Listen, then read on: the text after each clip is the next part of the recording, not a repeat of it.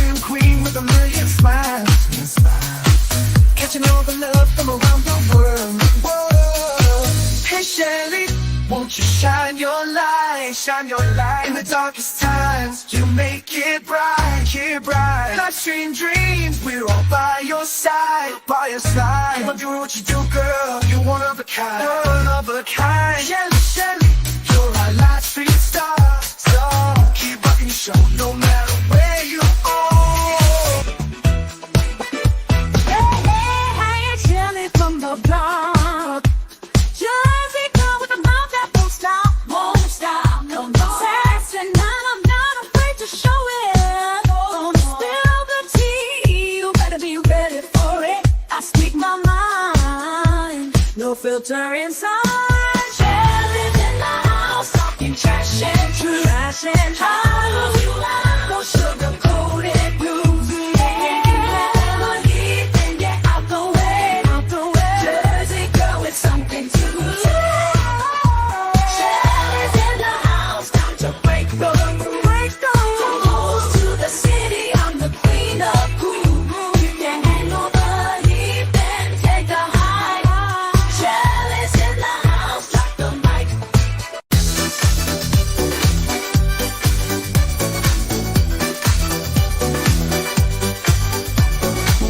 Hey, Shelly in the house tonight. Living it up, feeling so right. Yeah. New Jersey girl, she's got that style. Live stream queen with a million smiles. And she know the love from around the world. Hey Shelly, won't you shine your light? It's time to make it right. Live stream queens with a wayside. You're one of a kind. Shelly, Shelly, you're a live stream star. Keep rocking the show no matter where you are. Yeah.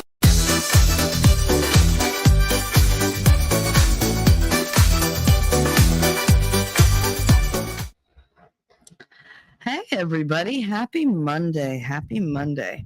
This is your Shelly, your mouthy mama talking trash and truth, and this is Coffee and Chaos with T3. That's me.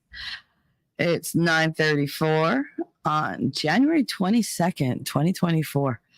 This has been the longest month. It really has. I hope you all are having a good Monday out there. I know it's the beginning of the week and it's so hard to start again when you just like kind of calm down. I think I actually did more streaming this weekend than I did probably all of last week, but it is what it is, right? So we had a lot of fun this weekend. Winning had a show Friday night where he did his show that he had to move from Thursday. You guys know why? You know, he poor kitty. And we think of Foxy. We talk about Foxy. So he's doing much better, as you could see if you came to any of the shows. Daisy, I don't know if you're out there, but she said, good M, sweets. Good M. I'm trying not to say that word because it seems like that's all we do lately. It's just grieve. Yeah, Saturday we had a nice show. It was a lot of fun. T-Rex, Nerd, and I were guests on Winning Saturday night, and it was just T-Rex left by the time I hit my giggle fit. Y'all,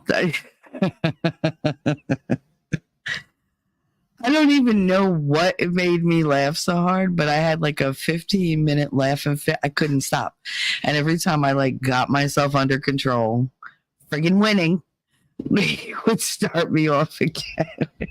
And I could hear it. He was like, he's giggling in the background. I'm just like, he's doing this on purpose.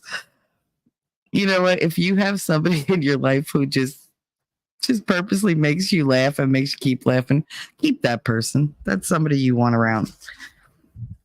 So we had a lot of fun. It was a really, really good show. The funny clips and like the good news and everything. It was just, we had so much fun. Lady Awesome. Happy Monday, honey. She says, hello. Hello to you too. So yeah, Saturday night we had an amazing time. It was a long stream. It was so long.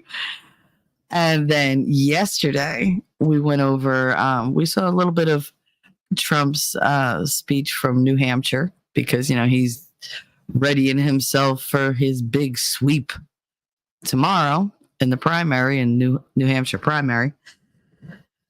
So we wish him luck. We do.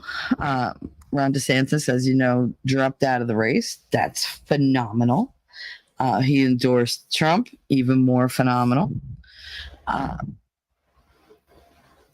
Vivek, Vivek, I know how to say his name. I do, guys. I really do. Vivek Ramaswamy. But he dropped out earlier in the week and he endorsed Trump. Then he gave a little speech in front of Trump. And I'm going to get into this one more time. A lot of people, I saw so many comments, not just like in our chats or whatever, but like just in every chat that I went in that was talking about it. They were like, Trump did not look happy and he was standing there and he was angry. And blah, blah, blah. No, he wasn't. And the reason I know exactly what he was doing is because it's a very, I guess, New York, New Jersey thing to do. It's a shrewd thing that you do. You look like assessing. That's what he was doing. He was assessing. He was listening to what Vivek had to say. He was watching to see how people reacted to him. He was, really on alert to make sure that he didn't say anything that went against what Trump was, platforming for, I guess, whatever he was speaking about. So he wanted to make sure everything aligned. And I really think he was just watching to see, is this dude genuine? Does he come across like really well when he's on my side? What kind of an asset is he going to be to me? And if he's not going to be an asset, like there's the door. So that's what I believe he was doing. And I mean, Trump is pretty much of the mindset of people around here. We're not trusting people. And he got taken, a couple times the first time around. So now I think he knows more what he's looking for. He knows what to look out for. And he's hyper alert because he's not going to let anybody derail him. It's not going to happen. Like, he's got such a momentum going forward that he's going to make sure there's nothing to trip him up.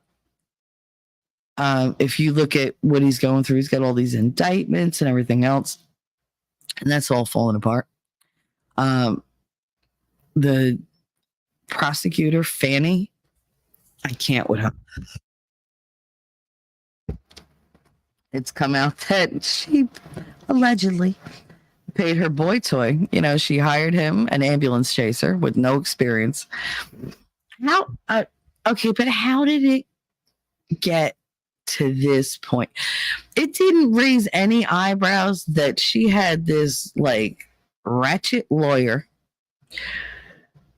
She chose him and paid him over $600,000 in a very short amount of time to prosecute the former president of the United States. Nobody noticed that? I mean, the nation is looking at this case and this whole trial and whatever, and you take an ambulance chaser that nobody knows and you have him prosecute the president? Really? I mean, I'd trust him with maybe like small claims court or like traffic court, but to go against the president, especially a president like Trump, who's very savvy and can smell a fart in a car faster than anybody else, like, you really thought this was a good idea? Nobody thought it was suspicious. I mean, before the ball started even rolling, I mean, they should have nipped that shit in the bud. But that's just me. I think people out there, in government and politics and everything, they just sit on things way too long. Way too long. I'm just going to head over and see. Yeah, Rumble's up and running. Just wanted to make sure. It's a very lazy day. I slept about 4 hours, so If you're here with me, it is a bleary, not bleak, but bleary kind of, oh my God, I need coffee kind of day. It's a Monday. So we'll start the Monday, together, and we'll sloth through the first couple hours until we wake up. I hope I wake up soon, because even like my vision is a little like sketchy. But yeah, so that's what's going on with that politicking kind of thing. So you had good news there, and then it turns out Nikki Haley might have been, having not one or two, but numerous affairs over time, allegedly cheating on her husband.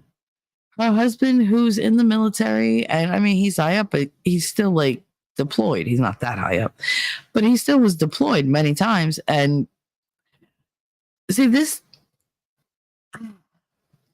one, I hate to go this route, but I mean, does she not realize you're a girl? You ain't going to get away with cheating the way a man might have. I mean, they'd rake him over the coals, but still a lot of guys would be like, hey, it's all right. You got a woman out there cheating on her husband who's in the military out there, like, protecting us, and everything else. You think you're going to get away with that? Really?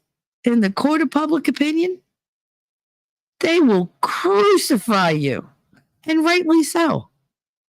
Oh my goodness. And the affidavits, when it first came out, I was laughing because I'd read a lot of the comments. They're like, oh, they're probably just, like just Joe Schmoes that came out of the woodwork. That I saw her and I think, no. The affidavits were done by her alleged lovers. And they gave details. This chick either didn't make out enough in high school, or she made out too much, and like she's an exhibitionist now, and she just can't see the back seat of a car and not be like, oh my God, I'm just like, what is a baby seal? Like, let's go. Making out in parking lot after parking lot, and like all the back seats of cars. I mean, Jesus Christ, have a little dignity, lady.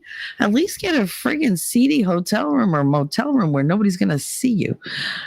Just with other people in the car. It's like, I can't. And she's no spring chicken. She's really not. So it's like, okay, with age, you're supposed to get wisdom.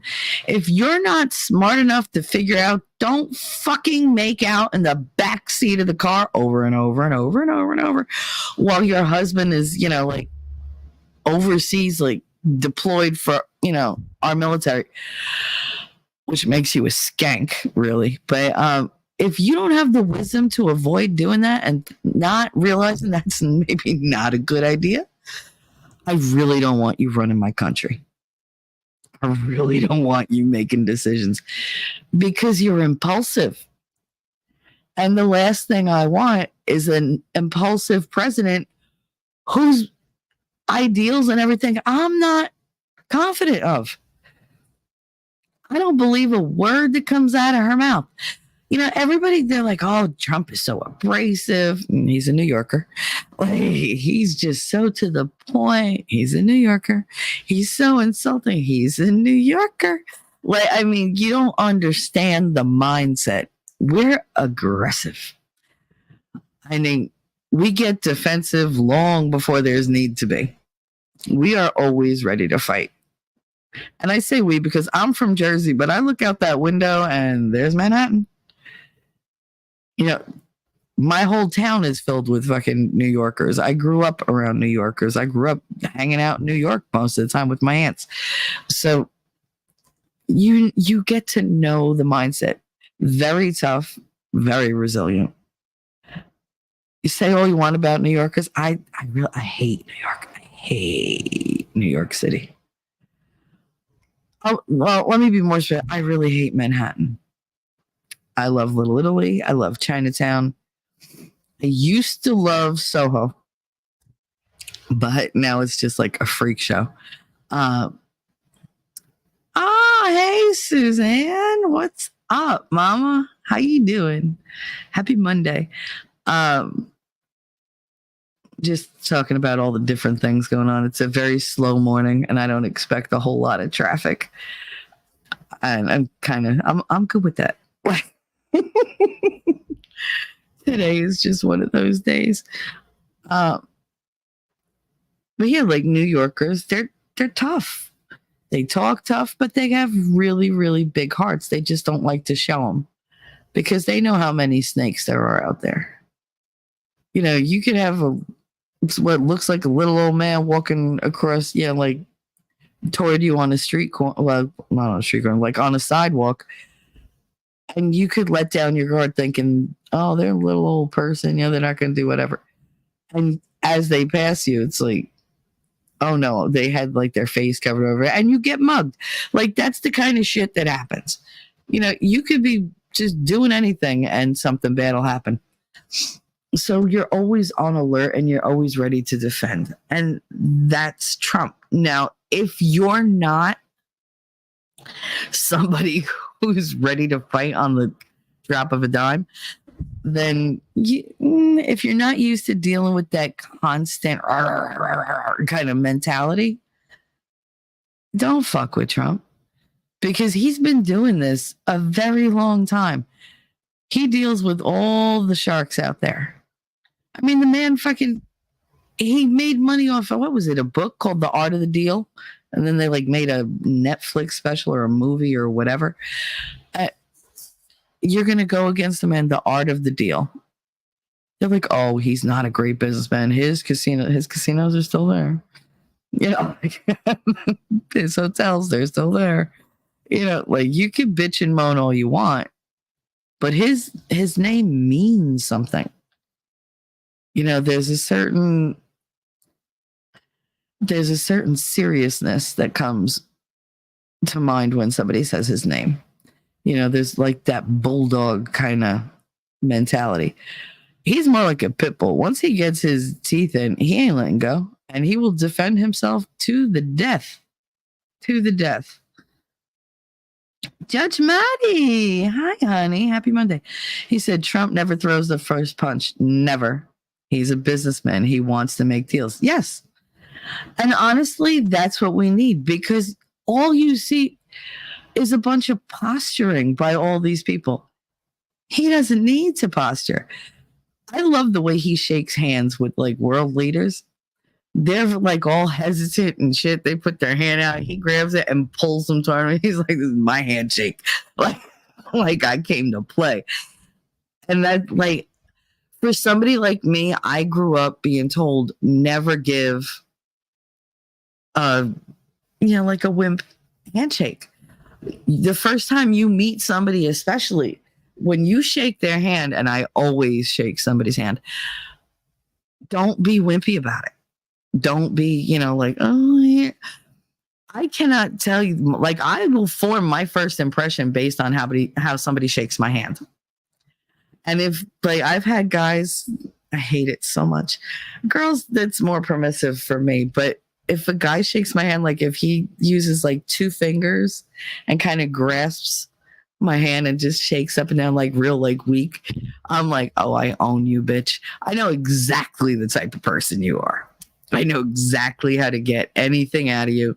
And I know that I'm going to wind up being just a little bit mean because you're a pussy. So it's like, But if you like firmly grip my hand and you give me a real solid, serious handshake, that tells me a lot about you. It tells me about your confidence level. It tells me about your aggression level.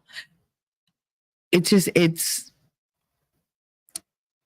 somebody who's not afraid to meet things head on and stay there. Like they don't have to be aggressive. They just kind of are. That's their natural state. But they have the potential to get way more aggressive. And that's what people miss. They're like, oh, he's so abrasive. He's so aggressive. That's not aggressive. No. Like, he's got huge depths of reserve when it comes to being aggressive, being antagonistic. There's so much more there because that's how we are around here. We're always ready. I don't like confrontation. I avoid it at all costs if I can. I don't like it. But that's now. I mean, when I was younger, I would fight you if you even blinked at me the wrong way. That was just how I was. And people are always, oh, you're so aggressive. You're so intimidating. You're so mean. You got mean face on. Oh, I'm sorry. Was I mean mugging? Well, you made me think you don't like me. I don't like you. But that's not in question. Like, if you want to know if I like you, you ask me. I will tell you. Sometimes I volunteer the information. Sometimes, if I'm not entirely sure if I'm going to, have to deal with you in the future, I might just keep it to myself. But you can still tell.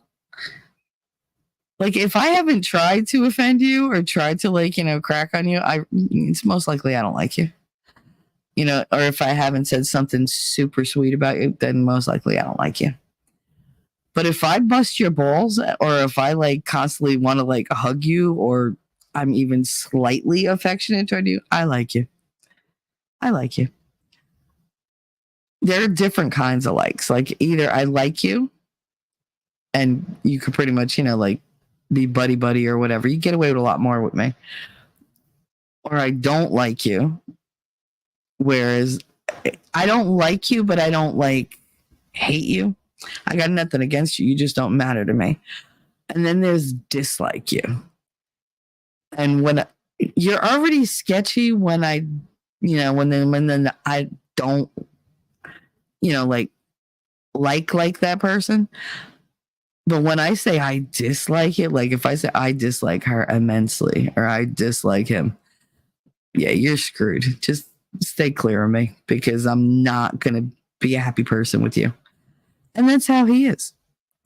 You can tell when he likes you or when he hasn't decided, or if he thinks you're irrelevant, or if he has decided he doesn't like you.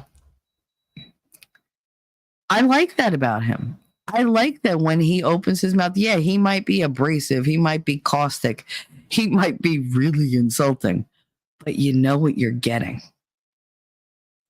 He doesn't open his mouth and say, hey, if you don't vote for me, you ain't black. Stupid shit like that. Like, he doesn't do that. He doesn't, pretend, oh, Corn Pop was a bad dude, or Popcorn, whatever the fuck he called him. He doesn't pretend to be somebody he's not. He can talk to any manner of person. And he knows when to behave. He's a very dignified man. So I'm looking forward to tomorrow's primary. I am. I believe Winning might be streaming it, probably on Rumble, because, YouTube doesn't like it. But I think he'll be doing that Tuesday night. Tonight he'll be doing chapter 3, Unrig the Game. We got the Control Oligarch book by that Seamus dude. I never remember his last name, but I know his first name is Seamus because it's all like, hey, Harry Potter. Gamer. Hi, sweetie. Happy Monday. Happy Monday. It's a very chill, very sedate kind of morning. I've been on here 24 minutes, but I've only been awake 40. So I'm still pepping up. I'm still trying to get my brain to kick in. And I have no octane to refill the gas tank. So it's like, ugh. It's like, whatever. I meant to order coffee last night and I forgot because I was busy. But yeah, tonight is the chapter 3 of Control Oligarchs, and I really am enjoying that book. I really am. Like the first chapter that we talked about, and if you don't know, we go on Winning's channel. We have to switch over to Rumble usually because, again, YouTube is asshole. But the first chapter was all about where everything started, where this elitist, Depop, whatever, started, and who had the money and who had the ideas and the plans and who's connected to who, and then this one's descendant and that one's descendant. And so you start seeing this huge, like, I was gonna say spider web, but it's more like if you've ever watched a windshield that got hit by a little teeny tiny rock, and it starts out in the upper corner or the lower corner, and you have like this little chip in the glass. Now, it's not real noticeable to anybody else, but it's there.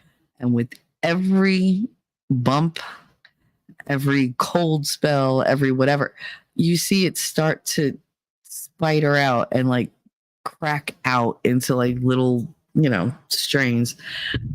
And like those 3 little lines will turn into, 12 little lines, because each will sprout, like 4 extra branches. And those branches have branches and branches. And it goes on and on until it covers your entire freaking windshield. And then one day the whole thing just comes caving in. Hey, Mims. How you doing, Mimsy? Oh, I love my chat. I do. Y'all are such good friends. I count on you guys. You know that. But yeah, so you start off with this little unnoticeable chip. And then all of a sudden your entire windshield, you can't see anything but the cracks because it's covered. It's taken over everything. And that seems to be the whole premise of like chapter 1, how it just started off really small and maybe even with good intentions and just got out of control generation after generation, decade after decade, for over 100 years. And it brings us to like where we are now. So in chapter 2, it's the gates of hell. I really enjoyed that one. It was all about Bill Gates and like that whole thing. So that was really interesting. I don't know what today's chapter is, but I'm looking forward to it. I am. I definitely got to take a nap this afternoon so I don't fall asleep, because I get I get lulled into listening. This book is actually really engaging. I like the way the guy writes. I've seen him in interviews, and I'm not really a fan of him face to face, because I don't know. I don't know. He doesn't make that great of an impression on me on screen. But the book, oh my goodness, his conversational style I really like that, because he delivers so much information. But he's just telling you a story. Like he's just, like, hey, so this happened, da, da, da, da. And it kind of had his personality in it, but more so than when it's him and his actual personality. So I think he's just a lot better at conveying his message in writing than he is, verbally face to face or whatever, like on camera. But still, I mean, it wasn't bad, but it's just, I like him better with his written word. I have a deeper appreciation for it. So I really enjoyed that. So tonight is chapter 3. I'll be in chat. So come by and say hi to me, and, we'll listen together. Last night was, what was the damn documentary?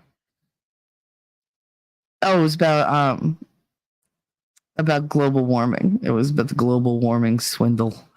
And it was really good. A little involved. There was a lot of information, but a lot of things like really jumped out at me. And I was just like, oh my God, like look at the proof, look at the evidence. And then look at what, like the people pushing that agenda are giving as, quote unquote evidence. It doesn't make sense. But yet the evidence that there is no, thing going on, and it is a swindle. I got to be careful with my words. There was buku evidence. And that's what I hate about what these theories that they throw out. Same thing. They kept showing that goddamn Greta. Oh, how dare you? How about back at you? How dare you? How dare you friggin' deithities that are out there listening to like some 12, 13, 14-year-old? She's a child. She can't do shit on her own, and you're what? You're expecting the globe to like listen to her and take her expertise on what? Legos? Like, I would take her expertise on which chocolate milk tastes the yummiest, but global warming, no. How about you just sit down, shut up, and go over there until you like, I don't know, like can vote or drive or drink or gamble or whatever. Like, you know nothing. You know nothing. You have no life experience.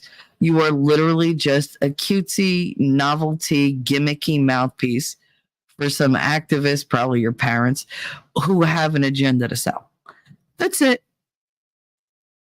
And that's one of the problems. Like, this whole stream is about like how feminism fucks up your life and whatever, like specifically how it messed up mine.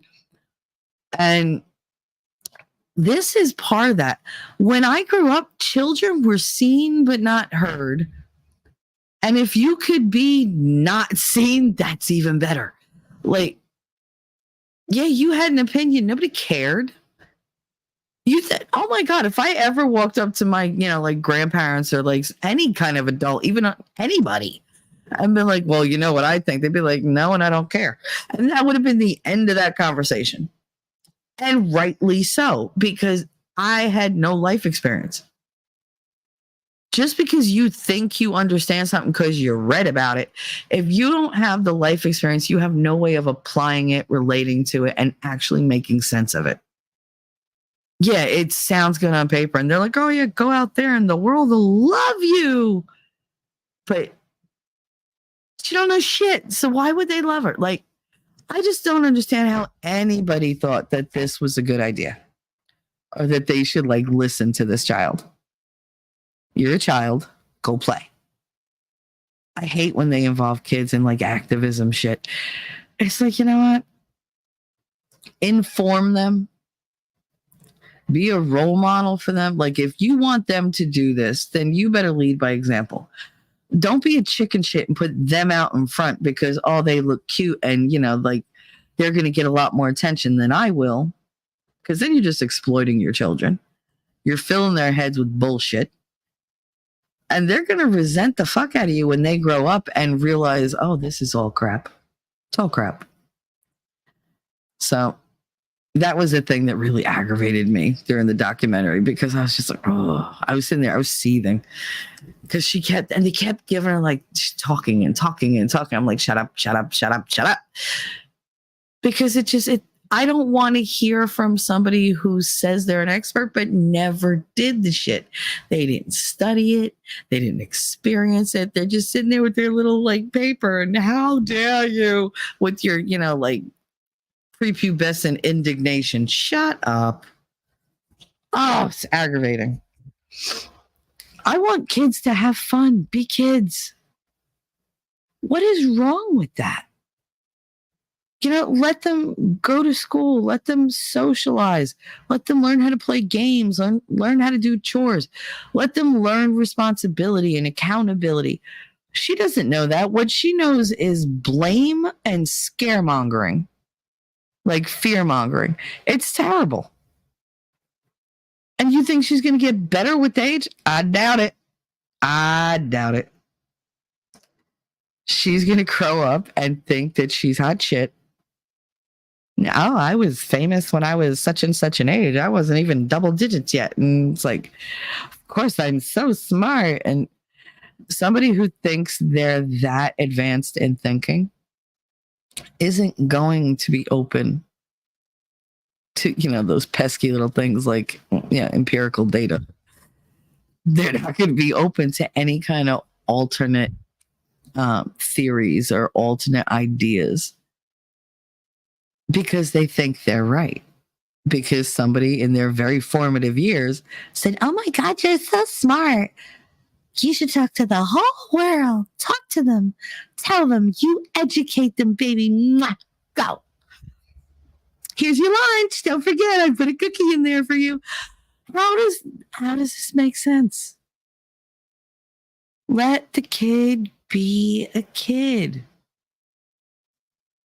She should be playing with Barbies and reading like teenage angst books and, learning how to be like, I don't know, self-sufficient and independent. And, she should be figuring out what her values are, not what their values are. They already had their life to live. They know their values. She didn't know shit. And that's part of the problem, I think, with the world. We've somehow, somewhere, children became the authority in every house, in schools, like all over. No. Like, oh, well, you have to take into account their feelings and okay, you know what that did? That made me in my house, that made me the wishy-washy one.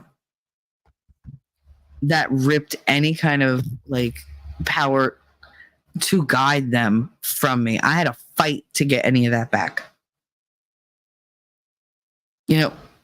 A little fear of authority is a good thing. You should actually be very afraid of authority. But like when it comes to the authority of your parents, fear and respect, those are very useful tools. If you're growing up thinking, oh, I don't have to listen to my mother, then you think you don't have to listen to anybody. And there are consequences. You don't have to listen to anybody. You could do what the fuck you want. But be very, very prepared for the consequences. And don't hand that shit off to somebody else. Like, if you're going to go and do your own thing, okay. But if you're going to break the laws and break the rules and, cut out a whole new, like, silhouette for yourself, you better be able to step up there and be like, all right, the consequences are mine and only mine. They don't do that. You think Greta goes from place to place and is like, oh, I feel really bad about what I said. It made a lot of people really angry. And it was mostly lies, and it was false information or whatever. You think she goes, oh, I feel really bad. She don't give a shit. On to the next city. Let's go. Keep that narrative going. Where's my speech? It's the same one I did yesterday. Why am I repeating myself? Because that's how you make them believe you. You don't have an original thought in your fucking head. So let me just keep repeating and repeating and repeating until it sounds like I know what I'm talking about. And then people start to believe me. Mind control. That's what they do. They go in and they just pummel you with the same thing again and again and again and again and again until you believe it, until you don't really remember what else was said. Because you've heard this bullshit for so long that, okay, it's true now, I guess, because I've heard it said again and again and again for like 2 years, right? So I'm just giving an arbitrary number. You repeat something to me every day or like several times a week for 2 years, at some point, my brain just recognizes it as the norm, aka the truth. Eventually it gives up. It's like, it is what it is. I guess this is what it is. That's how they do it. So I'm not a big fan of that. Suzanne, not my kid. He's responsible at 15 years old. Yeah, but I don't want him going around the nation, going around the world telling people their business. Like, he could be responsible. She could be responsible. That's good. That's what you want. But they're putting this child on the world stage saying, oh, how dare you? How dare you not listen to me? How dare you? You should be scared. No. We have enough fear in the world. Half the words she says, she doesn't even understand. She talks, and I love how they blame all the generations before. Oh, you mean all those hardworking friggin' generations? Because you're blaming the people. The people weren't responsible for the decisions that were made. They lived their life. That's what people do. It's the ones that are in control of everything that are making the decisions. And they had to go along because you have to survive to fight another day. Sometimes you can't change anything. Sometimes it's so much bigger than you are. But you can start. You can try. you could talk to somebody, two people are more powerful than one. Well, what if those two people like talk to two people each and you got four people and so on and so forth? That's why it's supposed to work like that. It's supposed to expand and grow and spread exponentially. That's what they mean when they say that. Word of mouth does a lot, so much. People just don't give it the credit that it deserves. Suzanne, oh, hells no. He knows his place as a child, let me tell you. And that's what I'm saying. Like, let children be children. Teach them responsibility. Absolutely. But they need to know that they're not the boss. He lost control of his mouth once. Yeah, I did that to my grandmother once. And yeah, I just remember going, ow, why does my mouth hurt? Because I didn't even see her move. All of a sudden I had these giant lips because and I tasted blood in my mouth. I was like, she split my lip. I was like, when the hell did she hit me? I didn't even see her move. But yeah, it was a pop. Continue. I was like, okay, maybe this isn't a good idea. So I learned how to talk. I learned if I had an opinion, who I could talk to. And I also learned that my opinion, though they let me share it, didn't mean shit. If it was opinion on, where to go for dinner or what, yeah, my vote counted. But otherwise, if it was adult stuff, I had no reason to be in that conversation to begin with. If they were allowing me to listen, it was because there was something there that I was supposed to learn. Every moment to me is a teachable moment if you look at it the right way. That's what I don't like when people are like, we don't discuss that or whatever. They did that in my house. So there were certain things we weren't allowed to talk about. Being Italian and all. Like my grandfather was very bust. He just, nope. You don't mention pregnancies, the mafia, or any kind of purchase that fell off a truck. You didn't talk about it. You just didn't. You didn't talk about your neighbors. You didn't he didn't want to hear any of that stuff. And it was all right, that's how I grew up. You mind your business. Mind your business, be a kid, and you pay attention and learn. I learned how to tell stories. I'm pretty good at it. It's something that I enjoy. I learned how to have conversations with pretty much anybody. But I also learned that I respect my elders no matter what. Like Mr. Malloy, I never, ever call him Mike. Sometimes to get his attention, I might say it because it really does. He's like, what? Wait, what you call me? Because I've never called him Mike. I always call him Mr. Malloy because he's much older than me. He's earned that. That's how I show outward respect. That's how I tell other people this is someone that, I respect. I'm not going to come out of my face and be like, hey, buddy Mike, what's up? No, that's not.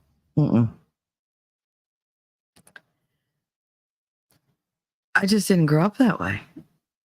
It means something to me.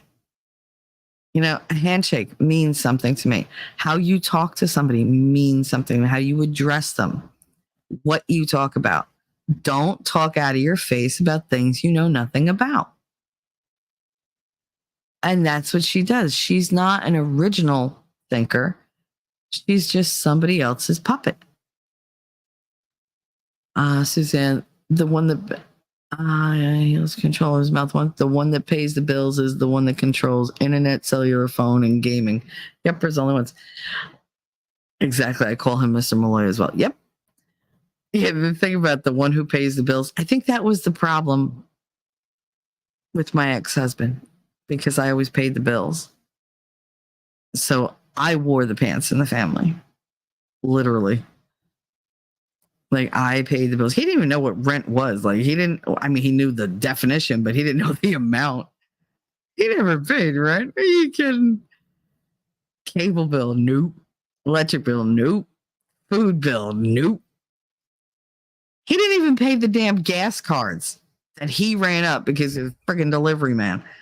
His paycheck purely went like just to his alcohol, his addiction.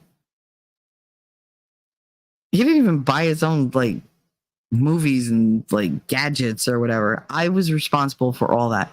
And I had a kid that I also had to pay for. So it's like I had two kids, but one was really, really expensive. And it wasn't the one you would think. It really wasn't. I'm still bitter about that. So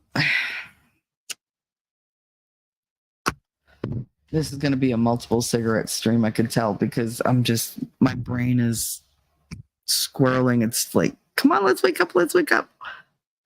And I just don't care. I'm like, you wake up, you sleep, whatever. I'm still going to talk. I can talk without any kind of brain activity.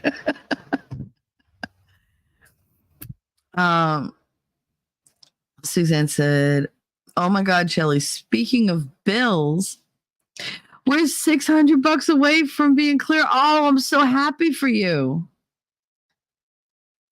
What the fuck are you doing smoking, for fuck's sake? I'm just decompressing. I know. I keep trying to quit, but it just doesn't keep working out. Because I'm very bitchy when I don't smoke, but it is what it is. I'm so happy for you. That's a huge achievement, girl. Congratulations. I'm so proud of you. I'm very, very happy for you, Suzanne. I do. I hope you get completely out of that hole and build up a nice little nest egg so that you have something to fall back on whenever you need it. My grandmother was a very big supporter of rainy day funds. So I always have rainy day funds. And it's a good thing because people love to take advantage of me. But, if you know, you know. Where's the money? So let's just say people owe me money. And they're lucky I'm not the kind of Italian that I grew up with. Because that would be a very different conversation. Luckily, though, I still do know a lot of those Italians all over the nation. I wonder if I should reach out to my uncle and see if he knows anybody. I know he does, but it's like, nah. I honor, my debts. I have never, ever welched. I've never done that. I don't owe anybody anything except the government. I owe them for my student loans, but fuck them. I don't make enough. But like, as far as like across the board, nope. I don't like to borrow money from people. I don't. If I can't do it on my own, I'll do without. That was my grandmother's reasoning. Don't get into debt. Don't borrow from people. If you got to eat nothing but like a slice of bread at every meal for a month to get out of a hole, then that's what you do. You do whatever you are physically capable of doing, and you think about it from every angle before you ask anybody for help. And she was very big on, and you come to me first. Like, you come to me if you need help. You don't go to anybody else. You can't trust anybody else. And that's how I grew up. And it was ingrained in me. It was like literally like ingrained into me that if you owe somebody, you always repay them quickly and with dignity, because that's a reflection on who you are as a person. Are you a bum? Are you a cheat? Are you a mooch? Are you a liar? I'm none of those things. So yeah, if I ever owed anybody, even like it used to drive my friends crazy, because if they like put like even like $2 or $3 towards something because I, came up short because it was a, like at a restaurant or whatever. The minute I got home, it was like I would digitally send it to them, or I would go and like, oh, I need to stop here, run to the ATM, and then give them the money. And they'd be like, you paid me over. I'm sorry, keep it. Like, just as long as I paid that back, because it would bother me. It would literally fester until it just drove me insane. I can't owe people shit, not even a favor. I don't like anybody to be able to be like, oh, I did you this favor, now you owe me. Oh, no. That's why I don't ask for help. Because then people feel like you're obligated to do what they need. And I don't do that. I do what I fucking want. I love to help people, but I don't want to feel like I'm obligated to do so. I'm obligated to help enough people in my life. Feel that?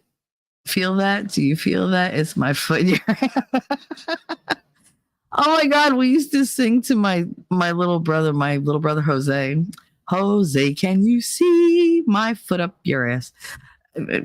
All of us sang that song. Fuck, we'll be able to live in our own house and whoop, whoop. I'm so happy for you. Oh, I ain't going there. I got $3,000 owed to me at this moment, for fuck's sake. Yep. Somebody owes me $2,000. Yeah, my sis borrowed $1,000 from me and now hasn't spoken to me in years. Mm-hmm. She just stole it. But she'll show up to my funeral and try to take over, I'm sure. That's how she treated my mom, too. Don't you love people like that? I love that. That's why I told my mother, I said, if I die before you, I'm just saying, just if, I don't want to wake. I don't want a funeral. Just let the funeral director just cremate me, throw me in an urn, throw me on the, on the shelf, and we're good. Just make sure that the people I care about know. She was like, you don't want any kind of way? No. Because if you weren't there for me in my life, fuck you for showing up with your fake crocodile tears when I'm dead. Like, I can't. Oh, you got to go there to prove to everybody how much I meant to you. Yeah, where were you? That's like my daughter's father. He was like, I'm a good father. Blah, blah, blah, blah. He's going on. And I very quickly shut him down. I was like, I will do anything you want. I will marry you on the spot if you want. If you can tell me what one of Katie's diagnoses, it doesn't even have to be right. Just tell me what one of them was. Tell me the medical term, one condition or diagnosis that she's had in the last 20 years. And I will marry you on the spot if that's what you want. Notice I'm not married to him. Go fuck yourself. No. And that's the whole thing. No, nope. And it's the same thing with me. If you don't know what went on in my life and you weren't a part of it because you just chose not to be, why would I let you be a part of the mourning to get attention after I die? No.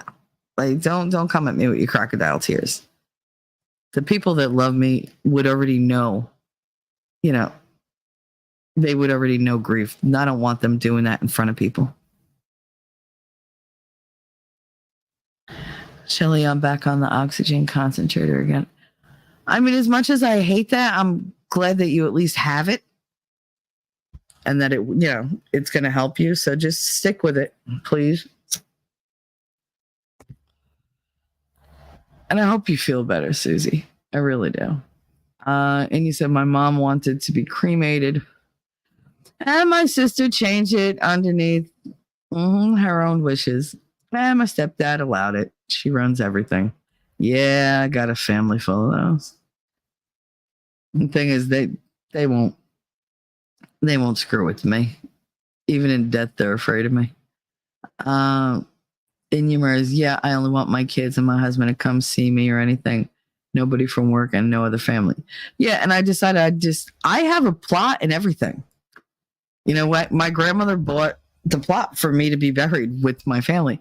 And I was like, yeah, I don't want my body anywhere because I don't trust these motherfuckers. Because you don't know, they're going to buy out that cemetery in a couple decades and all those, they're going to pull everybody up. No, because they have no regard for human life. Why would I think they're going to respect, a life that's passed? They don't care. Somebody's going to not be able to pay for that land or not pay their taxes or whatever. Somebody else is going to, give them an offer and they're going to see money and take it. It's inevitable. Land is not, infinite. It's finite. There's only so much to go around.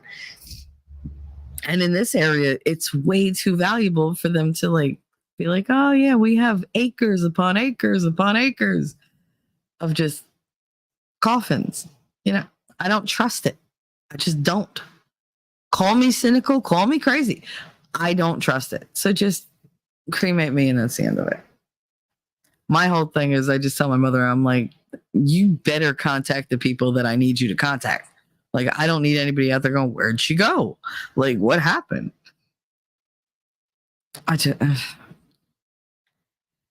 Oh my God, talking about death on a Monday AM. Jeez. But I mean, that's where it's at. Just follow my wishes. That's all I ask. I don't ask for a lot from people. Just do what I ask you to do. Don't be a dick about it. Daisy girl. How you doing, mama? She's over on Rumble, and for some reason, Winnie's gonna have to show me how to do this shit because it did not show up in StreamYards. So, oh damn it! All right, guys, bear with me. I have to reorganize this whole shitting thing because now I have to do a pop-out window for Rumble for the chat so I don't miss anybody. Sorry I missed you, Days. I won't miss you now. I got you, girl. I got you. So I could see if you're talking to me. I almost hit the X. That wouldn't have been good. It would have been typical, but it wouldn't have been good. Oh, shit on a shingle. All right. So, hi, Daisy. I'm glad to see you over there. And you said I didn't sleep all night hardly. The husband hacked all night. Aw. They can't really cough if you put a pillow over their face. I'm just saying. That was just me. I'm the only one who wanted to smother my husband, in his sleep. My ex-husband. I slept from 6:45 till 8:15. Oh, so you're just wide awake now, right? You got a nice hour and a half about? Yeah. I feel you, girl. I fell asleep at 4:30 this morning. Around 4:30 this morning. And I woke up at 8:30. And then I went back to sleep. And I woke up at 9. And I was like, why am I doing this? And I just kind of kept going and going and going. And I fell asleep for 10 more minutes. And my daughter was like, you have a show in 15 minutes. I was like, I'm awake. And that was it. I was awake after that. So it was like, oh, crap. She was like, yeah, what do you need? I need to be awake. That's what I need.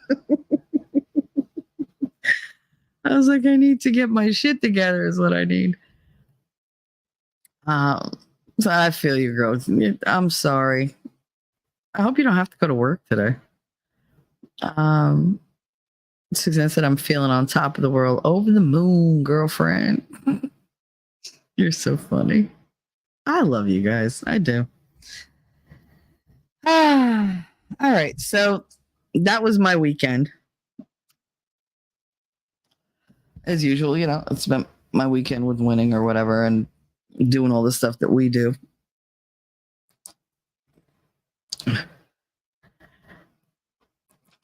I'm not really big on the socializing lately. Really not. Take a Pete's. Happy Monday. And yeah, I'm working on putting off paperwork till this afternoon. Yeah, because otherwise you're going to face plant in it. Nothing used to put me to sleep faster than paperwork. Good God. Typing, I was fine if I had to put stuff in the computer. But if I had to read anything or fill anything out, oh, hell no. Mm-mm. It was like, oh, yeah, name. Like, I would face plant right into the front, right into my desk. I don't even know. See, I'm squirreling so bad because I'm literally, my brain is hiccuping. It's just jumping. Suzanne, oh no, you didn't just skip over the me finding you a man. Oh, wait, what? It's not that I skipped over it. I didn't see it. Wait a minute. Oh, I thought you. Okay. I told you I'm not awake. So, like, I thought you were talking to either like Mimsy or Enion. You said, no, I found you a man. I did see the dude from Jersey that you found for me. I'm not entirely sure why you were looking, but I appreciate the effort. I do. He's very, I like his streams. I sub to him. So there's that. But I don't need a man. I got one. We're good. I like my man. I love my man. But that's all I'm going to say about that. If you can't figure that one out and follow that trail, I don't know. But I'm not going to say it. I'm just going to let you assume. And there you go. But no, that guy, yeah. And the funny part is you were like, oh, his name is Anthony Romano. I was like, I know 4 Anthony Romanos just in Hoboken. I was like, oh, and I ran to that website. I was like, oh, let me look, this up or whatever. And I was like, this is the guy. She said, oh, thank God he's not from Hoboken. I was like, because I don't want everybody in Hoboken to know that I'm doing this. Would it increase my audience size? Oh, fuck yeah. By a couple thousand. I don't want them listening to me. They listen to me enough in person. I don't need them here listening to me going over old stories and whatever. And they're like, that bitch is talking about me. I know who she's talking about. She was talking about Alyssa. She was talking about this cop. She's talking about that firefighter. She's talking about the mayor. She's talking about that. No, that's a good way to get my head bashed in. Nope, nope, nope, nope. No, no, no. Like, I'm very Gus from Cinderella. No, no, no, no, no. Like, no, I don't need them to know about me. That's one of the reasons why I don't put my face out there so much. Because then it's like, they can be like, oh my God, I caught a glimpse. I saw Shelly. Did you know Shelly has a show on YouTube. She talks about everything. She talks about Hoboken. She talks about like the government. She talks about the school system. Oh my God, if Marty heard the things that he would be up at my door to bang, bang, bang, bang, bang. I mean, granted, I'm not going to open the door, but the knocking can get annoying.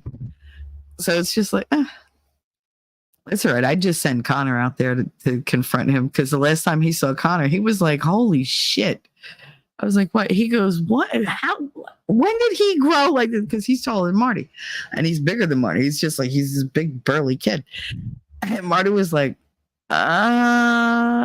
wasn't he little like a month ago? I was like, yeah, that's kind of how it happened. He was like, Jesus Christ, he's going to be enormous as an adult. I was like, yeah, he's a bruiser. Like, that's what we call him. Even as a baby, I called him the bruiser because he was just this little fat, like, and then all of a sudden he was just a skinny little malink. But yeah, no, I don't need all of them getting on my case. It's a headache I don't need. A couple of them though, and I'm like, I swear to God, you open your goddamn mouth. Pete's Hale payroll, LOL. So I have to use my brain, eat a half pot of coffee before it starts to turn on. Oh, it's payroll in you? I hated doing payroll. I think the worst part of my job in accounting was doing the account reconciliations for the expense accounts. God, I'd have to like chase down these salesmen for receipts and shit. And then they're trying to like pass this off, like, oh yeah, here's a $400 for what? Like, why am I paying $400 for cocktails? Really? Who was the customer? Well, that's not important. Yeah, the fuck it is, because I'm not paying for you taking your wife out. Like, who was the customer? Tell me who the client was, and I want the receipt, and I want, like the invoice for it. Like, give me an actual invoice. Oh, they used to hate that. But that was the worst part of my job, trying to just hunt these people down. Judge Maddie, Suzanne, are you matchmaking? Well, she's good. I mean, normally that would be somebody that I would, I would probably date them, maybe. I don't know. But he seems like a great guy. So, I mean, you have really good taste. He's cute. He was nice and, that whole thing. But, yeah, no. Mimsy gifted one Talking Trash and Truth membership. Oh, that's awesome. Does anybody know who that went out to? Because I don't have my YouTube up. Damn it. Damn it. I'm on YouTube, but I don't have the damn thing up. So let's see. I hate hearing myself talk back. Oh, Suzanne was gifted the membership. That's awesome. Oh, I love that. Thank you, Mimsy. You're so sweet. Thank you very much for your gifted membership. So let's see. What can we play? It makes me so happy. You know how happy it makes me?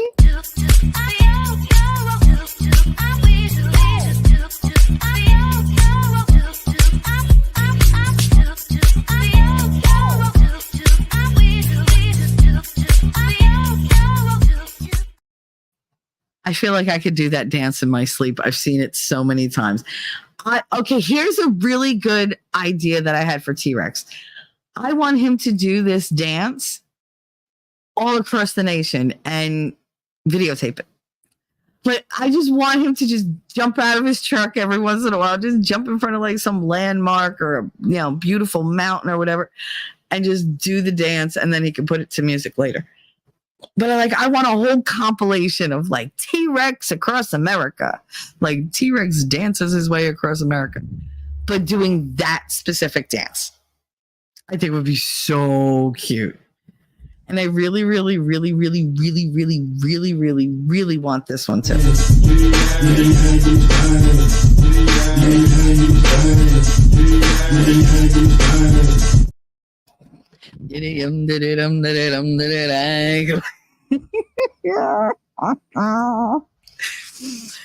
I know Nerd hates that clip, but I love it so much.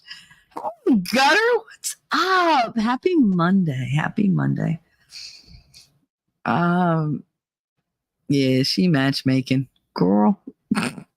No, I'm very happy with my match. So we're just gonna leave it at that. That's an awesome idea for T-Rex across America dancing. I love it. I mean, I think he would have so much fun and he would get so much more exposure on YouTube and like all around. It's good content for him. But I mean, since it's my idea, I kind of want like a shout out or something. I should make him do it and then hold up a sign that says, "Hey, Shelly, talking trash and truths." Like he would do it too. He would totally do it.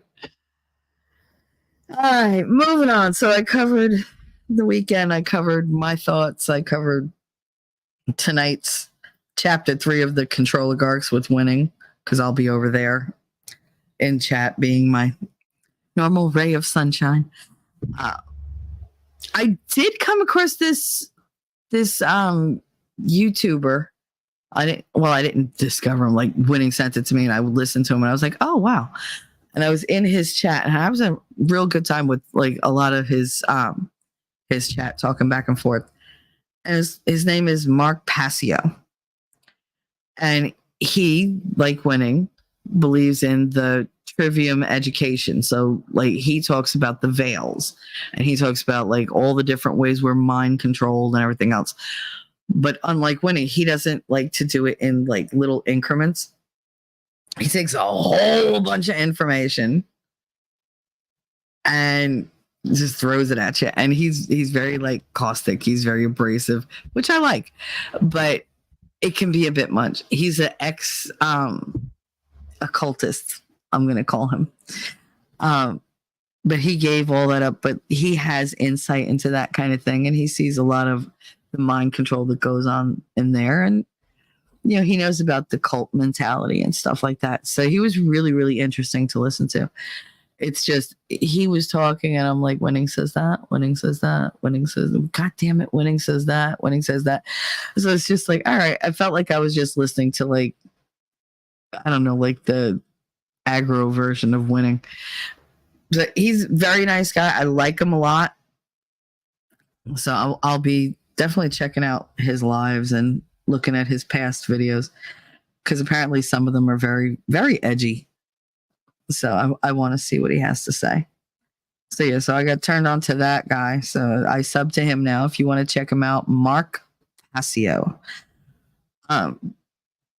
It's the same message of what Winning is sending out about how we have to break free from that. And, you know, it's about, you know, root cause issues and solution mindset, like solution culture and generational issues and stuff like that.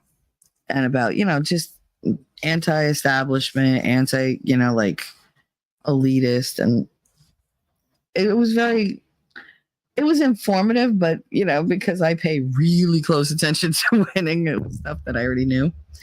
But it did push me to pick today's topic. And today is all about like feminism and how it ruins your life, and basically how it ruined my life. And you said, oh, wow, I can't regulate my voice. I'm so deaf. I sound like a broken speaker to myself. Girl, I don't even know what I sound like. I don't even care anymore.